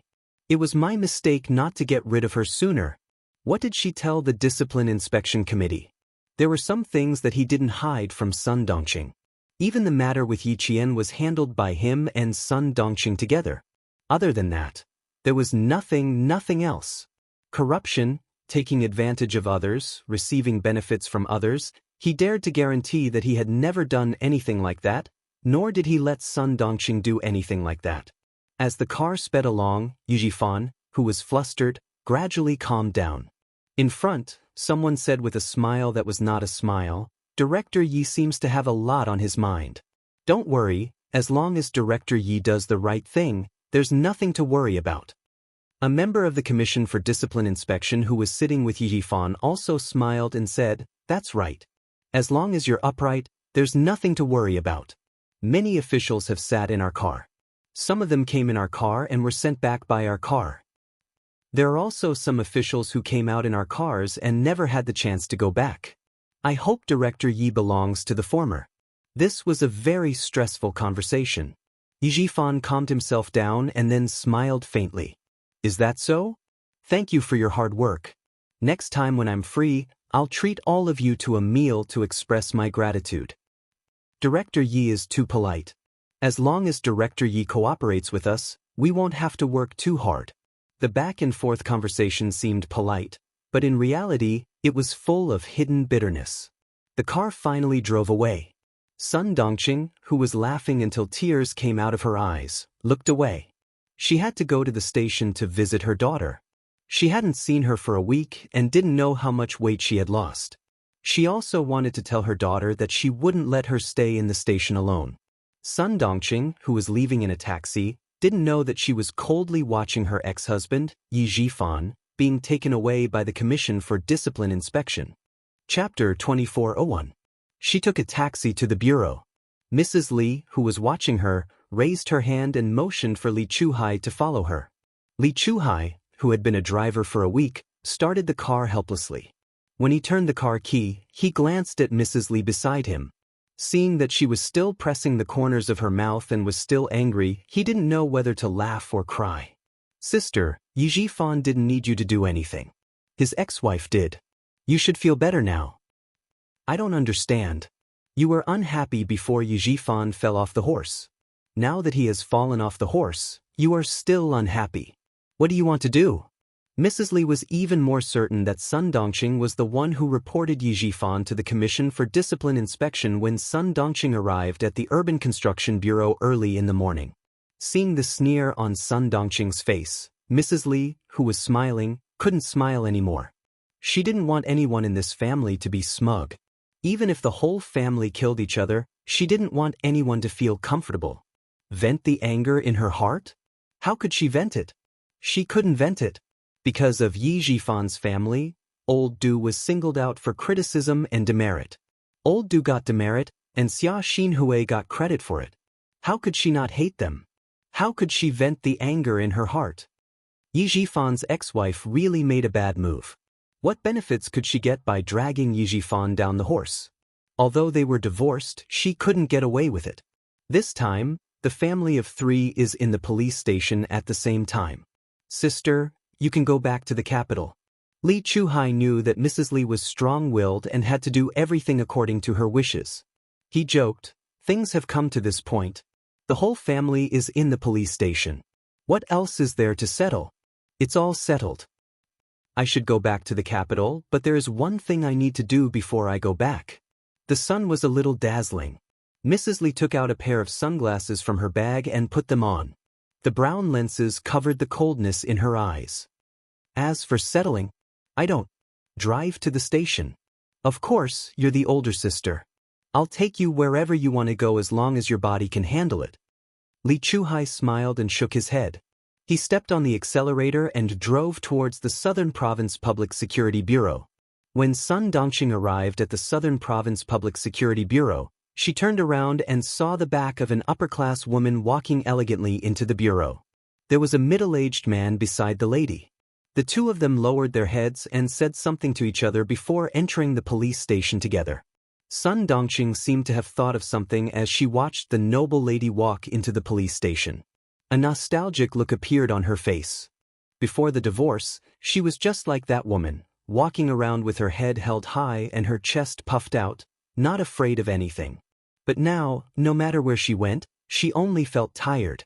She didn't know when these days would come to an end. Endure it one day at a time. She walked in slowly and filled in a few forms as usual. She pressed her fingerprint and signed her name. Someone then led her in. After a while, she would be able to see her daughter. Wait outside. Someone is inside. The policeman who led her in said with a serious expression. He motioned Sun Dongxing to sit in the small room next door and wait for the person inside to come out. During the previous visits, Sun Dongxing had not changed her habit of being arrogant. As a result, she hit a hard wall. No one cared that she was the wife of the director of the Urban Construction Bureau. No one would give her face. They yelled at her and even directly ordered her not to make a scene. In the end, she was driven out of the police station with a gloomy face. Chapter 2402. Now she was well behaved. She didn't dare to throw a tantrum and scold people as she used to. She did whatever the police said and didn't dare to act rashly anymore. Inside, the moment Sun Ying saw Mrs. Li, she was so scared that her whole body trembled. Her face was as pale as paper and her eyes were full of fear. Mrs. Li looked at her as if she was looking at an ant. Sun Ying was afraid of Mrs. Li. She had been locked up here for more than 10 days. It was all Mrs. Li's doing. She had no one to help her. But Mrs. Li's appearance gave Sun Ying a glimmer of hope. No matter how scared she was, she bit the tip of her tongue and forced herself to walk step by step to Mrs. Li. Plop. Sun Ying knelt down in a daze. Li Chuhai, who was sitting next to her and playing with his phone, raised his head slightly. There was a hint of interest in his gloomy eyes. It seemed that Yi Jifan's daughter was quite capable. She was so scared that she wanted to turn around and run away, but she dragged her legs and walked over step by step. Without any skill, she knelt down heavily. She knelt so hard that her knees were bruised. She was ruthless enough. People who were ruthless enough to themselves were usually more successful. Li Chuhai, who was interested, put his phone back into his trouser pocket, crossed his legs and looked at Sun Ying calmly. He wanted to see how ruthless she was to herself. Madam, I know I was wrong. I shouldn't have lied to you. I shouldn't have hidden the ridiculous things I did when I was studying abroad. Madam, I know I was wrong. Sun Ying put her posture in the dust. She knelt down straight and slowly shrank her shoulders, like a bird with broken wings, showing the softest side. But her hands were clenched tightly. She dug her sharp nails into the flesh of her palms and continued to force herself not to faint and not to run away in fear. This was her chance. No matter whether she could leave or not, Mrs. Li's appearance was her chance. Madam, Ying knows that she was wrong. I've done so many wrong things and made you lose face. Ying is ashamed of Madam's high praise. Sun Ying bent down. Her voice was choked with sobs, but she gradually said each word clearly. Her sincerity made people feel that she was sincerely remorseful. She didn't know why Madam Li was here. Before this, the person she wanted to see the most was Madam Li. Now, he was completely unprepared. Fortunately, he had thought about what to say to Madame Li. Sun-in, this is your chance. No matter what the outcome is, you have to seize it. In her heart, Sun-in cheered herself on. Her apology did not move Madame Li. Instead, it made Madame Li smile. Her eyelids drooped, her gaze cold as she looked at the young woman who had caused her to become a joke and old due to be given a demerit. Madame Li let out a soft laugh. This laughter made Sun Ying's heart sink to the bottom of the valley, and there was an unconcealable panic on her face. What to do, what to do? What should she do? Madame Li didn't come with good intentions. She hadn't calmed down yet. It was very likely that she came here to make things difficult for her. She could tell from his laughter. Sun Ying bit her lower lip hard. She was afraid that the scream in her heart would come out from her throat. It was just a soft laugh, which made her understand that the person she had offended was not an ordinary person at all. Madame Li had power and influence. She only needed to raise her hand slightly to put her in a hopeless situation. Chapter 2403. Her cleverness and tricks could fool Madame Li for a while, but they could not fool her forever. Thinking of this, Sun Ying's heart trembled so much that all the hairs on her body stood up. Suddenly, Madame Li's cold voice came from above. Sun Ying, I've lived for more than 60 years, and you're the first person who dares to mess around with me. I admire your courage. You want your mother to save you? With me here, you're delusional. If you have the guts to lie to me, then you have to have the guts to bear the consequences of lying to me. What's the point of locking you up for a few days? You want your father to save you? He can't save you either. He's already been taken away by the Discipline Inspection Committee. If something happens, he'll lose his position. He'll be locked up longer than you. And the reason why your father is in trouble is because of you. Now, your parents can't even save themselves. Both of them will be locked up. Tell me who will come to save you. Madame Li didn't need to spend much effort to deal with someone who was just a little smart. With just a few words, she cut off all hope of Sun Ying leaving. It was enough to make Sun Ying feel desperate. Hearing that Yi Jifan was taken away by the Discipline Inspection Committee, Sun Ying, who was kneeling, felt her vision turn black. Dad was taken away by the Discipline Inspection Committee? How could this be? She hadn't left yet. How could Dad be taken away by the Discipline Inspection Committee? Then who would come to save her? Who would come to save her? Sun Ying, who was kneeling on the ground, started to twitch uncontrollably. Fear, panic, despair, all came. Her mind was blank. She dug her nails into her palms until they bled, but she didn't feel any pain. Li Chuhai's lips curled up. Despair was a wonderful feeling. He liked to make others feel despair. When people saw a glimmer of hope after despair, it was even more wonderful. Feeling Sun Ying's fear, Madame Li's cold eyes finally had a faint smile. That's right. She stepped on her face like that and made her the joke of the entire upper-class society in the capital. She still wanted someone to save her? What a delusion! Now that the General Staff Department had their eyes on Old Du, the Great Hall had some movements. She really needed to restrain herself. Then let the Yi family kill each other. Then, let's see if she could dispel the hatred in her heart. Madame Li's ruthlessness was not an ordinary kind of ruthlessness. Her ruthlessness would make the other party so afraid that it would leave a mark in the depths of their soul. He would slowly toy with people, pulling them out of a hopeless situation and pushing them back into a hopeless situation. In the end, he drove himself crazy. Sun Ying's fear at this moment only brought a fleeting smile in Madame Li's eyes. You're scared just like that? How could he have been so bold back then? No, that wasn't right. She was quite brave just now. She continued to pretend to be docile with that little face that he had misjudged. She was trying to deceive him again. Sun Ying, oh Sun Ying, you still think that Li Chenglan is easy to fool. Madame Li's eyes flashed with viciousness. She stood up and said with a faint smile, I'll give you a clear path. If you want to come out, you can. She deliberately stopped and did not continue.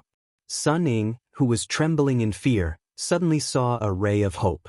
She suddenly raised her head and looked at Madame Li with tears in her eyes.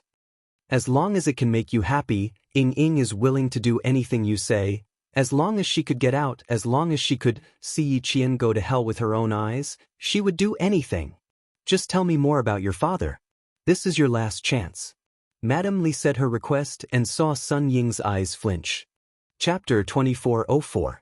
Cleverness also had its benefits. Sun Ying understood what Madame Li meant by her words. Mrs. Li's mouth twitched slightly, showing deep wrinkles which made her face even colder. Sun Ying, you don't have a choice. If I know you have other tricks. There are so many beggars outside. Do you want to be one of them? I, Li Chenglun, am a woman of my words. Don't take it as a joke. There are so many beggars outside. A picture flashed in Sun Ying's mind, and her chest heaved up and down. Those beggars had no hands, no feet, and even no complete face. If she didn't follow Mrs. Li's arrangement, she would become one of them. Oh no. She didn't want to.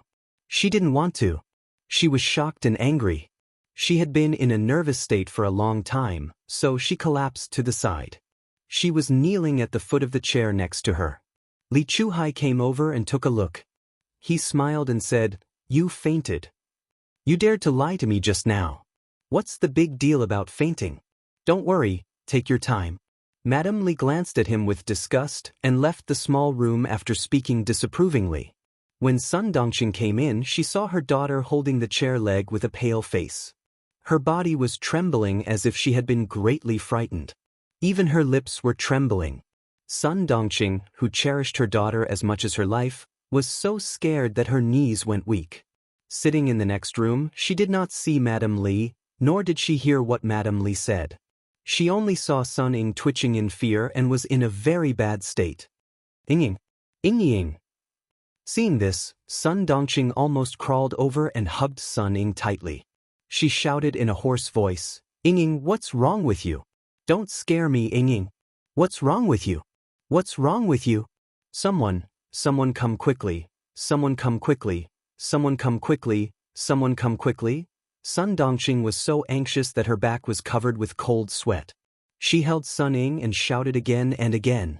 The iron door leading to the guardhouse opened, and 2 policemen came in hurriedly. Seeing this, one informed the outside, and the other squatted down to check the situation. Sun Ying fainted. To be precise, she fainted because of fear. Mrs. Li came in for 3 minutes. She didn't give Sun Ying a chance to speak. After she left, Sun Dongqing came in from the lounge and missed her. Sun Ying, who had fainted, was rushed to the hospital. The Southern Province Public Security Bureau did not interrogate Sun Ying. They were still investigating. During the investigation, even though Sun Ying was imprisoned, she was given a separate room. Other than not being able to move freely, there were not many restrictions placed on her. Who would have thought that Sun Ying would torment herself day after day? One moment, she would make a fuss about wanting to go out. The next moment, she would make a fuss about wanting to see her father. She was hysterical all day and night. Now, she had actually fainted. The accompanying police officer explained the situation to the doctor, and the doctor injected a sedative into the medicine to temporarily allow Sun Ying, who had been tense all this time, to rest. Sun Dongqing didn't wait for Sun Ying to wake up. Instead, the people from the Commission for Discipline Inspection arrived. At the same time, there was a group of police officers behind them. Sun Dongqing didn't react until she was taken into the car. Why was she taken away? What did it have to do with her? Wasn't it all about Yi Jifan? What did it have to do with her? Chapter 2405. Yi Jifan was taken away by the disciplinary committee. A few days later, word spread that he was reported by his ex-wife, Sun Dongqing. After about a week, Sun Ying's matter gradually became known. Everyone kicks a man who is down. Before Yi Jifan walked out of the disciplinary committee, the matter that he had suppressed was slowly revealed. By the time the villagers of Shuku village found out, it was already mid-April. It's a pity that we finally have an official in Shuku village. The villagers didn't drag him down, but his wife did. Sigh, our family is unfortunate, our family is unfortunate. Sun Dongqing used to do things in our village. Which one of them didn't drag Yi Jifan down? Our neighbors don't get along with each other. She's strong and unreasonable.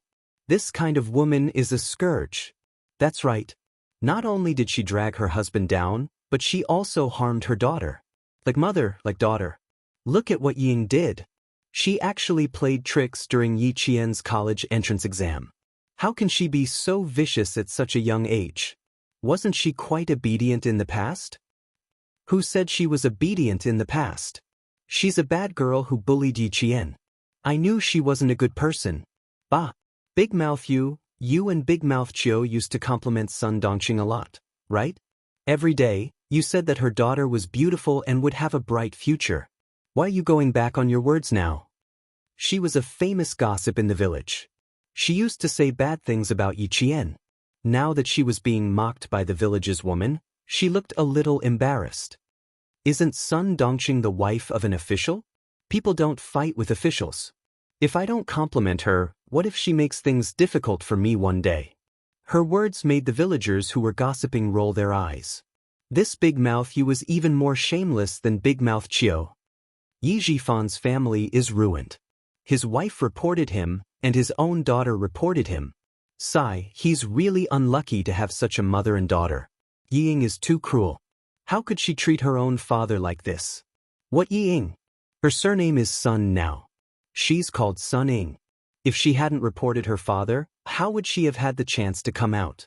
Using her father's matter to claim credit in exchange for herself, this girl, we can't let her come back to the village in the future. She's a bad influence on our village. Yes. What you said makes sense. We can't let such an unfilial thing come back.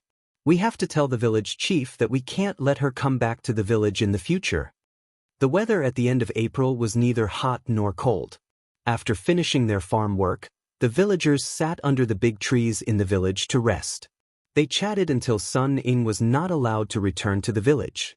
Some of the villagers passed by the Yi family's imposing two-story villa, but no one lived in it. Their previous envy turned into sighs. What's the use of building a beautiful house? The Yi clan was disbanded. Yi Qian knew nothing about what was happening in the village, Yi Jifan, or what was happening outside the school. After the end of April, it was May 1st, and the drill for the freshmen and seniors began. All personnel took the train to the northern part of the province to complete the 3-day and 3-night exercise. The freshmen were participating in the drill for the first time. It would be a lie to say that they weren't nervous. They didn't admit it, but their hearts couldn't calm down. The students sitting on the hard seats swayed along with the train. Not many of them could sleep peacefully. Yi Qian was an exception. Sitting by the window, she slept soundly. When the train was about to arrive at the station, she slowly woke up. Chapter 2406. Su Wen, who had panda eyes, kept yawning. Seeing Yi Qian so refreshed, she was so envious that her eyes almost popped out of their sockets. Jane Eyre, you're amazing. You fell asleep right after getting on the train and only woke up after getting off. How can you still sleep? After getting off the train, all the freshmen and seniors were pulled to the drill base. The freshmen took up a few carriages while the juniors took up the rest. When the train stopped, the instructor blew a whistle. Regardless of whether it was the freshmen or juniors, they all neatly grabbed their backpacks, lined up, and got off the train. The school often held drills. There were drill bases in the 4 directions of the province: the east, west, south, and north. If it was a large-scale drill, a temporary overtime train would drag the students to the drill base in one night. Su Wen pursed her lips and yawned again.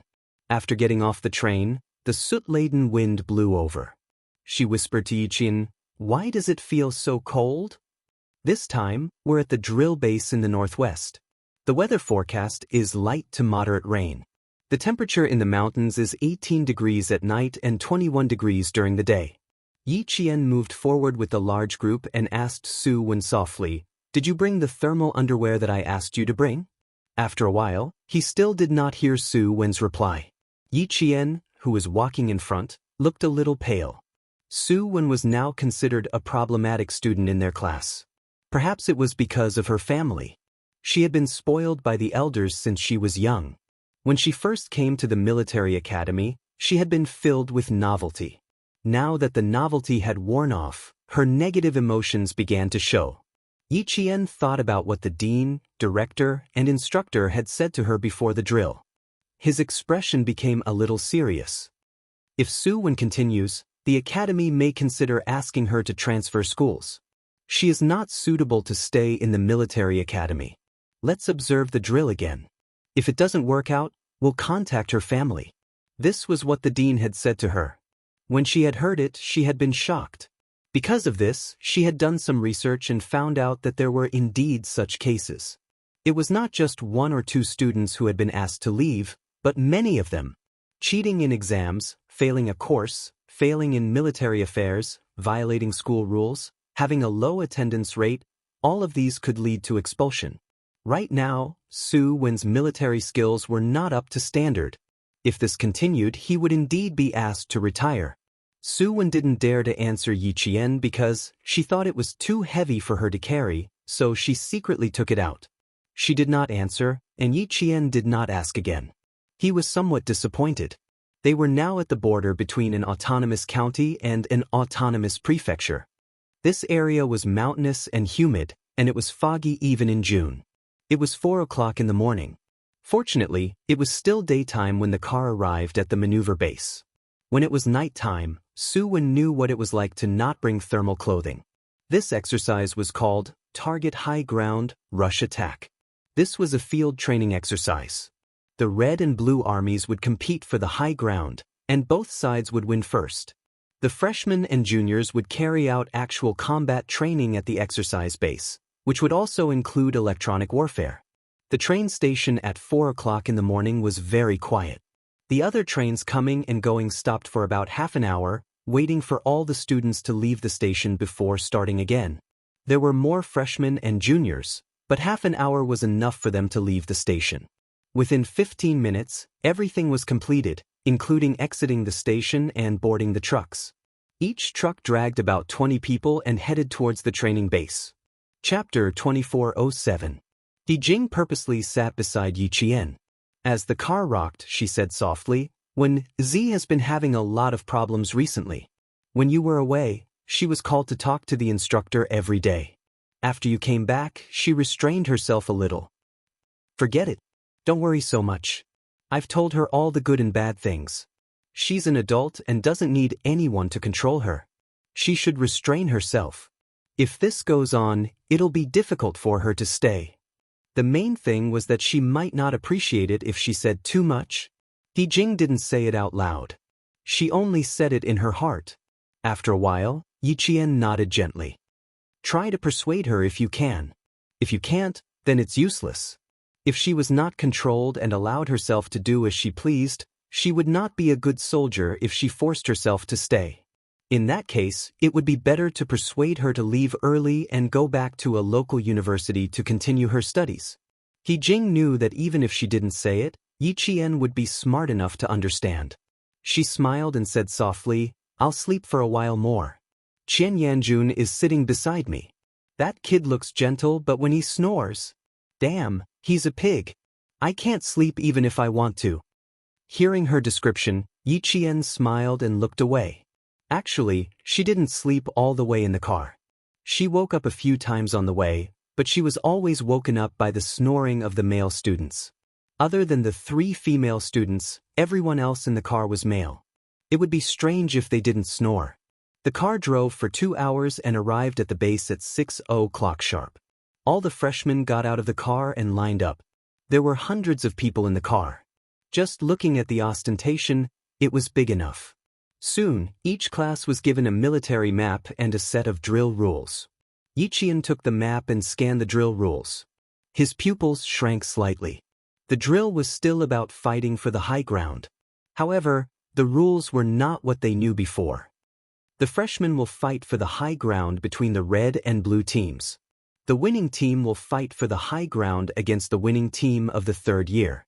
Yi Qian sat cross-legged in the middle.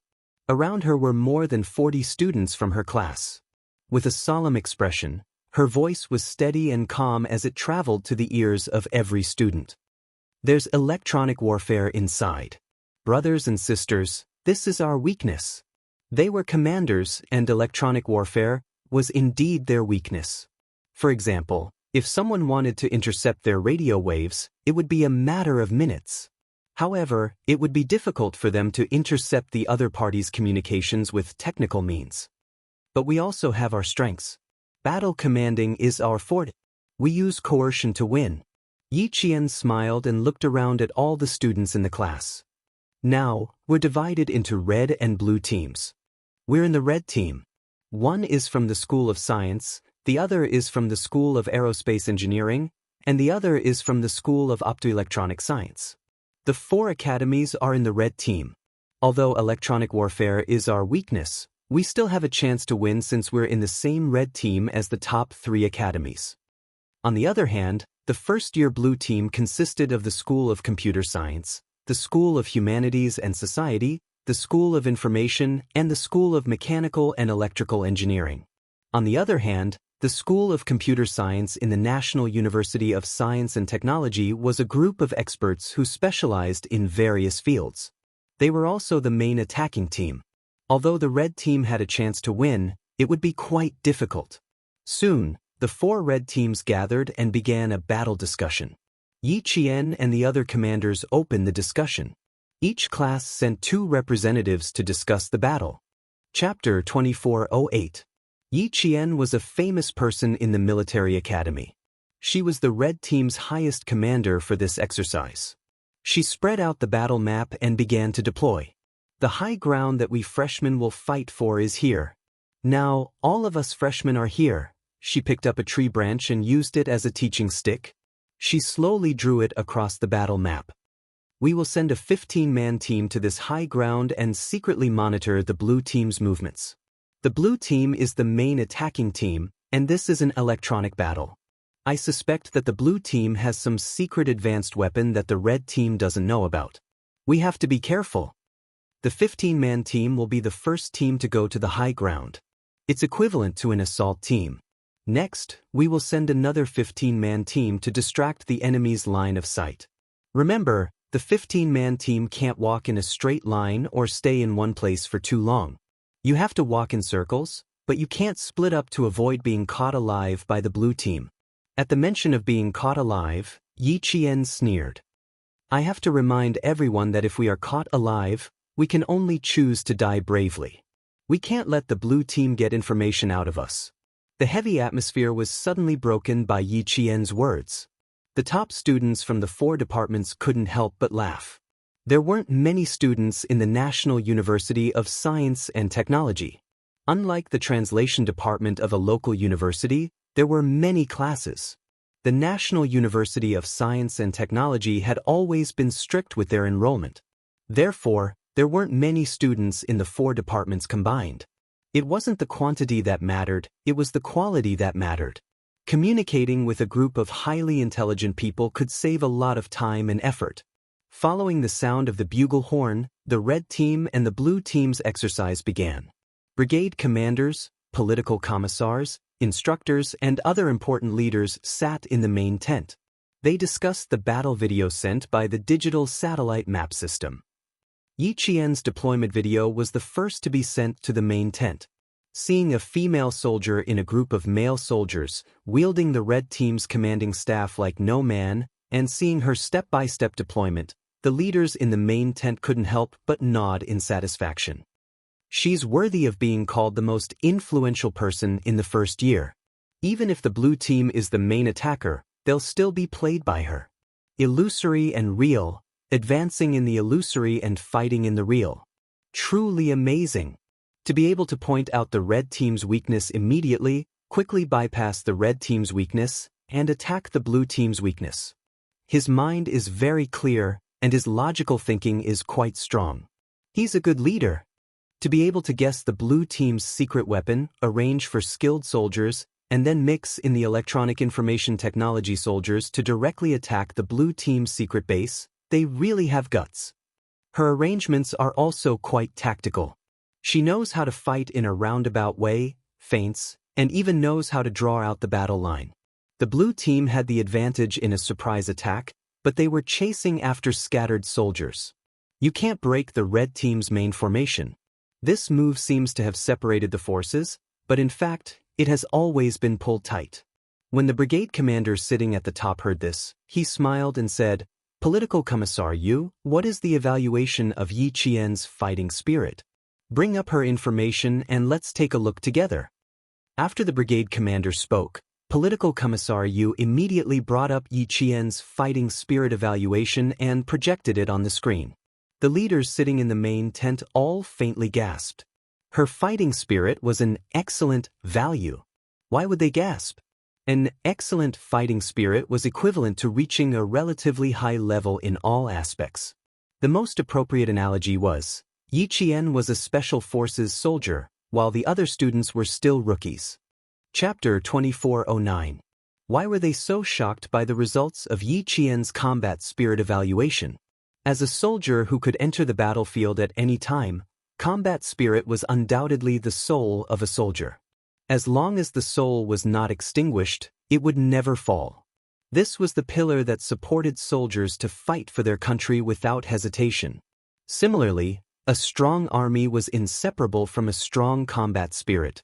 With a strong combat spirit, one would be able to determine victory or defeat on the battlefield. Outstanding combat spirit included outstanding courage, fearlessness, and tenacious fighting spirit. These were the conditions that modern soldiers needed to possess. Students who had undergone training in the military academy and then spent a long period of time in the army could achieve these qualities. However, Yi Qian was only a freshman who had been in the military academy for less than a year. Her combat spirit was actually stronger than a veteran who had actually entered the army. This was what shocked everyone. From this, it could be seen how important it was to have a strong combat spirit. Even if a unit only had one soldier with such a strong combat spirit, his appearance would increase the combat ability of the unit by several times. This was the influence of combat spirit, and more importantly, it was the power of a role model. Looks like this year's batch of commanders is going to produce a character. Looking at the battle video in front of him, the brigade commander's serious expression turned into a slight smile. The video he was watching was of Yi Qian leading her troops to avoid the Blue Army's digitized pursuit and attack. At the same time, on the projection screen, the combat spirit evaluation curve of each company and battalion was clearly displayed. The most outstanding was Yi Qian's company. The combat spirit of the entire company was constantly increasing. 2 hours later, Yi Qian's company's combat spirit evaluation curve was steadily at the top of the red wavy line. Bring up Yi Qian's personal combat spirit. The brigade commander's gaze fell on the image of Yi Qian rushing out of a trench. He instantly grasped the image and pointed at it as he ordered the fourth-year technical soldier who was providing support for the drill. Bring up this photo of her rushing out of a trench and put it together with her personal combat spirit evaluation curve. The technical soldier's fingers tapped on the keyboard for a while. In less than a minute, Yi Qian's combat spirit evaluation curve and her photo were both displayed on the largest projection screen. Take a look at her evaluation curve and then take a look at her photo. The brigade commander looked up at the screen with a sharp and cold gaze. Through the evaluation and photos, can you see anything? After that, he instructed the technician, take a photo of any of the students and put it together with Yi Qian's photo. Very quickly, a picture of a student with the same face paint as Yi Qian was displayed on the screen. The two pictures showed both of them wearing the same combat uniform, helmet, and face paint, but their auras were completely different. All the leaders in the tent looked at the photo of Yi Qian charging out of the trenches. In the photo, Yi Qian's face was painted several times. She was holding a rifle in her right hand and supporting herself with a rock covered in green moss with her left hand. Using the strength of her upper body, she leaped out of the trench with her left leg. Behind her was a majestic green mountain, and her figure was as agile as a swimming dragon. Her gaze was cold, and the corners of her lips were pursed into a smile that was sharper than the edge of a knife. Her eyes were black and white, and they were so clear that they seemed to reflect the blue sky and white clouds. And her gaze. When they saw her gaze, they could clearly feel the murderous aura coming from her. It made the leaders in the tent tremble involuntarily. Chapter 2410. The gazes of all the leaders in the main tent were focused on the picture on the projection screen. They saw a female soldier who had rushed out of the trenches and fought bravely for the country. They also saw her indomitable spirit, as proud as a pine tree. But she was only a first-year student, not a third-year or fourth-year student. No, no, even a third-year or fourth-year student might not be able to compare to her. She did not look like a student, but more like a hero who had charged into battle and broken through enemy lines. Her uniform was stained with blood, and she had returned victorious. The brigade commander was very satisfied with Yi Qian's performance. His stern gaze swept across all the leaders in the tent, and he said in a deep voice, "The moment Yi Qian rushed out of the trenches, her gaze was like an unsheathed sword. Her eyes, her movements, they all reflect the fighting spirit of a qualified soldier. She cleaved through all obstacles, overcoming all obstacles, and only fighting for victory. Her gaze let everyone know that at this moment, she is a soldier who protects the country." The brigade commander's words made the leaders nod slightly in agreement. Indeed, the fighting spirit that Yi Qian displayed was indeed shocking. Her existence was like a dazzling star, directing the red team in the right direction. For this practical exercise, our starting point is to first stimulate the fighting spirit of the students and inspire them to have the awareness that a soldier should have. The second is to let them know how important it is to fight for every second on the battlefield. Third, let them fail in all aspects. If they fail, once they enter the battlefield, death will come and take away their lives at any time. They are the leaders of the future battlefield. Their theoretical knowledge must pass, their physical performance must pass, and they must have a fighting spirit. These are the qualities that a leader must have. As the brigade commander spoke, the atmosphere in the tent became more and more solemn. The fourth-year students standing at the sides straightened their backs even more, not daring to blink. The famous military scientist Clausewitz said, "Material causes and results are just the hilt of a sword. Spiritual causes and results are the precious metal, the real sharp blade." From Yi Qian, I saw the sharp blade, the fearless spirit, the heroic fighting spirit that the red flag points to, and the indomitable fighting spirit. Everyone, this student has the spirit that many modern soldiers lack. Our students are the beginnings of soldiers, the source of officials, and the future leaders of the front lines. Once they lose their indomitable spirit, how can we talk about becoming a strong country and having a strong army? Our country experienced the flames of war. In the war at the end of the 19th century, the last dynasty of our country fought in a panic. In the end, our country was defeated and our navy was wiped out. On the other hand, the navy knew that they would lose, but they did not fear the enemy. They fought the invaders with the determination to die. This was the spirit that a soldier should have. Although they were defeated, their spirit was eternal. This is history, a clear example. Our students need to be fearless in the face of strong enemies, but they also need to have the courage to win every battle. From Yi Qian, we can see the qualities and spirit that a student of this generation should possess.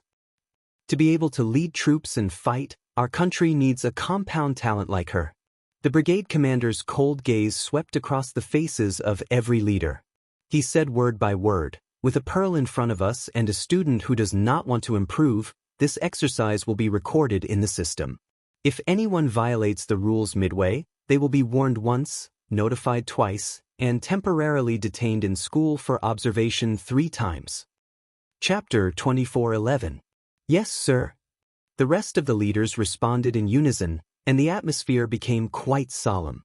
At the same time, Yi Qian, who had been avoiding the blue team for 2 hours, led the company to rest in a ravine controlled by the red team. Sitting with her was a top student from the Optoelectronic Sciences Academy. He saw that the morale of his company was high as they cleared out the ambushes set up by the Blue Army. He sighed with emotion and said to Yi Jian, "Did you notice that when we were discussing the battle plan, everyone was very nervous? Now that you are leading the team, everyone is very excited. The light in their eyes can start a large generator." Hearing his words, Yi Qian pursed her lips and smiled. Whenever the students of the academy chatted, they would definitely talk about things related to their specialization. Even their metaphors revolved around their field of study. "What are you smiling about? I'm not exaggerating. You saw it before. Everyone was afraid that they would die before the battle even started. They were as timid as mice. The slightest movement would make them fall down immediately. When you led us to attack the blue team, The students' confidence suddenly increased. Look at them now. They are not as timid as before. They are all very brave. The top student from the Optoelectronic Sciences Academy had the surname Wang. He was the vanguard of the academy. He was outstanding in both his specialization and physical fitness. The science and engineering students looked like the sports students. He introduced himself to Yi Qian as Old Wang. It was easy to remember and familiar. Old Wang was very satisfied with the current situation. He added, "I think this is the fighting spirit that the instructor talked about. We know that the blue team is strong, but we are not afraid of them. We are going forward courageously." Hearing his words, Yi Qian also felt sorry for Old Wang. Old Wang was indeed Old Wang. His understanding as a top student was indeed much higher than the other students. He pondered for a while before answering Old Wang. Actually, the academy organized the drill for a reason. First, it was to let the students feel the atmosphere of battle. Second, it was to raise their fighting spirit. Like you said, we know that the blue team is strong, but we are not afraid of them. We are going forward courageously. Previously, when the students learned that the blue team had a secret weapon, we had a bad start. A few of our students were killed by the blue team. Morale was hit, and we fell into a slump. This is a very normal process. And as the commander of the red team this time, the low morale of the students is my responsibility. A drill is a battle, a war. There has to be a winner on the battlefield. As the commander, I naturally have to think of ways to raise the morale of the students. In other words, we need to stimulate the fighting spirit of the students. Only by bravely facing all obstacles can we be invincible and win in the end. Fighting spirit was the soul of a soldier, and it could not be abandoned at any time. When facing a strong enemy, humans were indeed born with fear, but they could not retreat because of fear. They had to fight because of fear. Leading the company to attack one of the blue team's strongholds was actually a gamble. They wanted to tell the red team that, so what if the other team was stronger than them? As long as the red team could overcome the difficulties, they would still be able to win. Hearing this, Old Wang fell into deep thought and did not speak to Yi Qian for a long time. He Jing walked over and nodded slightly at Old Wang. She walked to Yi Qian's side and said softly, "There's something going on with Wenzi. Go over and take a look." Although the two of them didn't want to say much to Su Wen, she was still a student of their class and the three of them lived in the same dormitory. It was impossible for them to ignore her.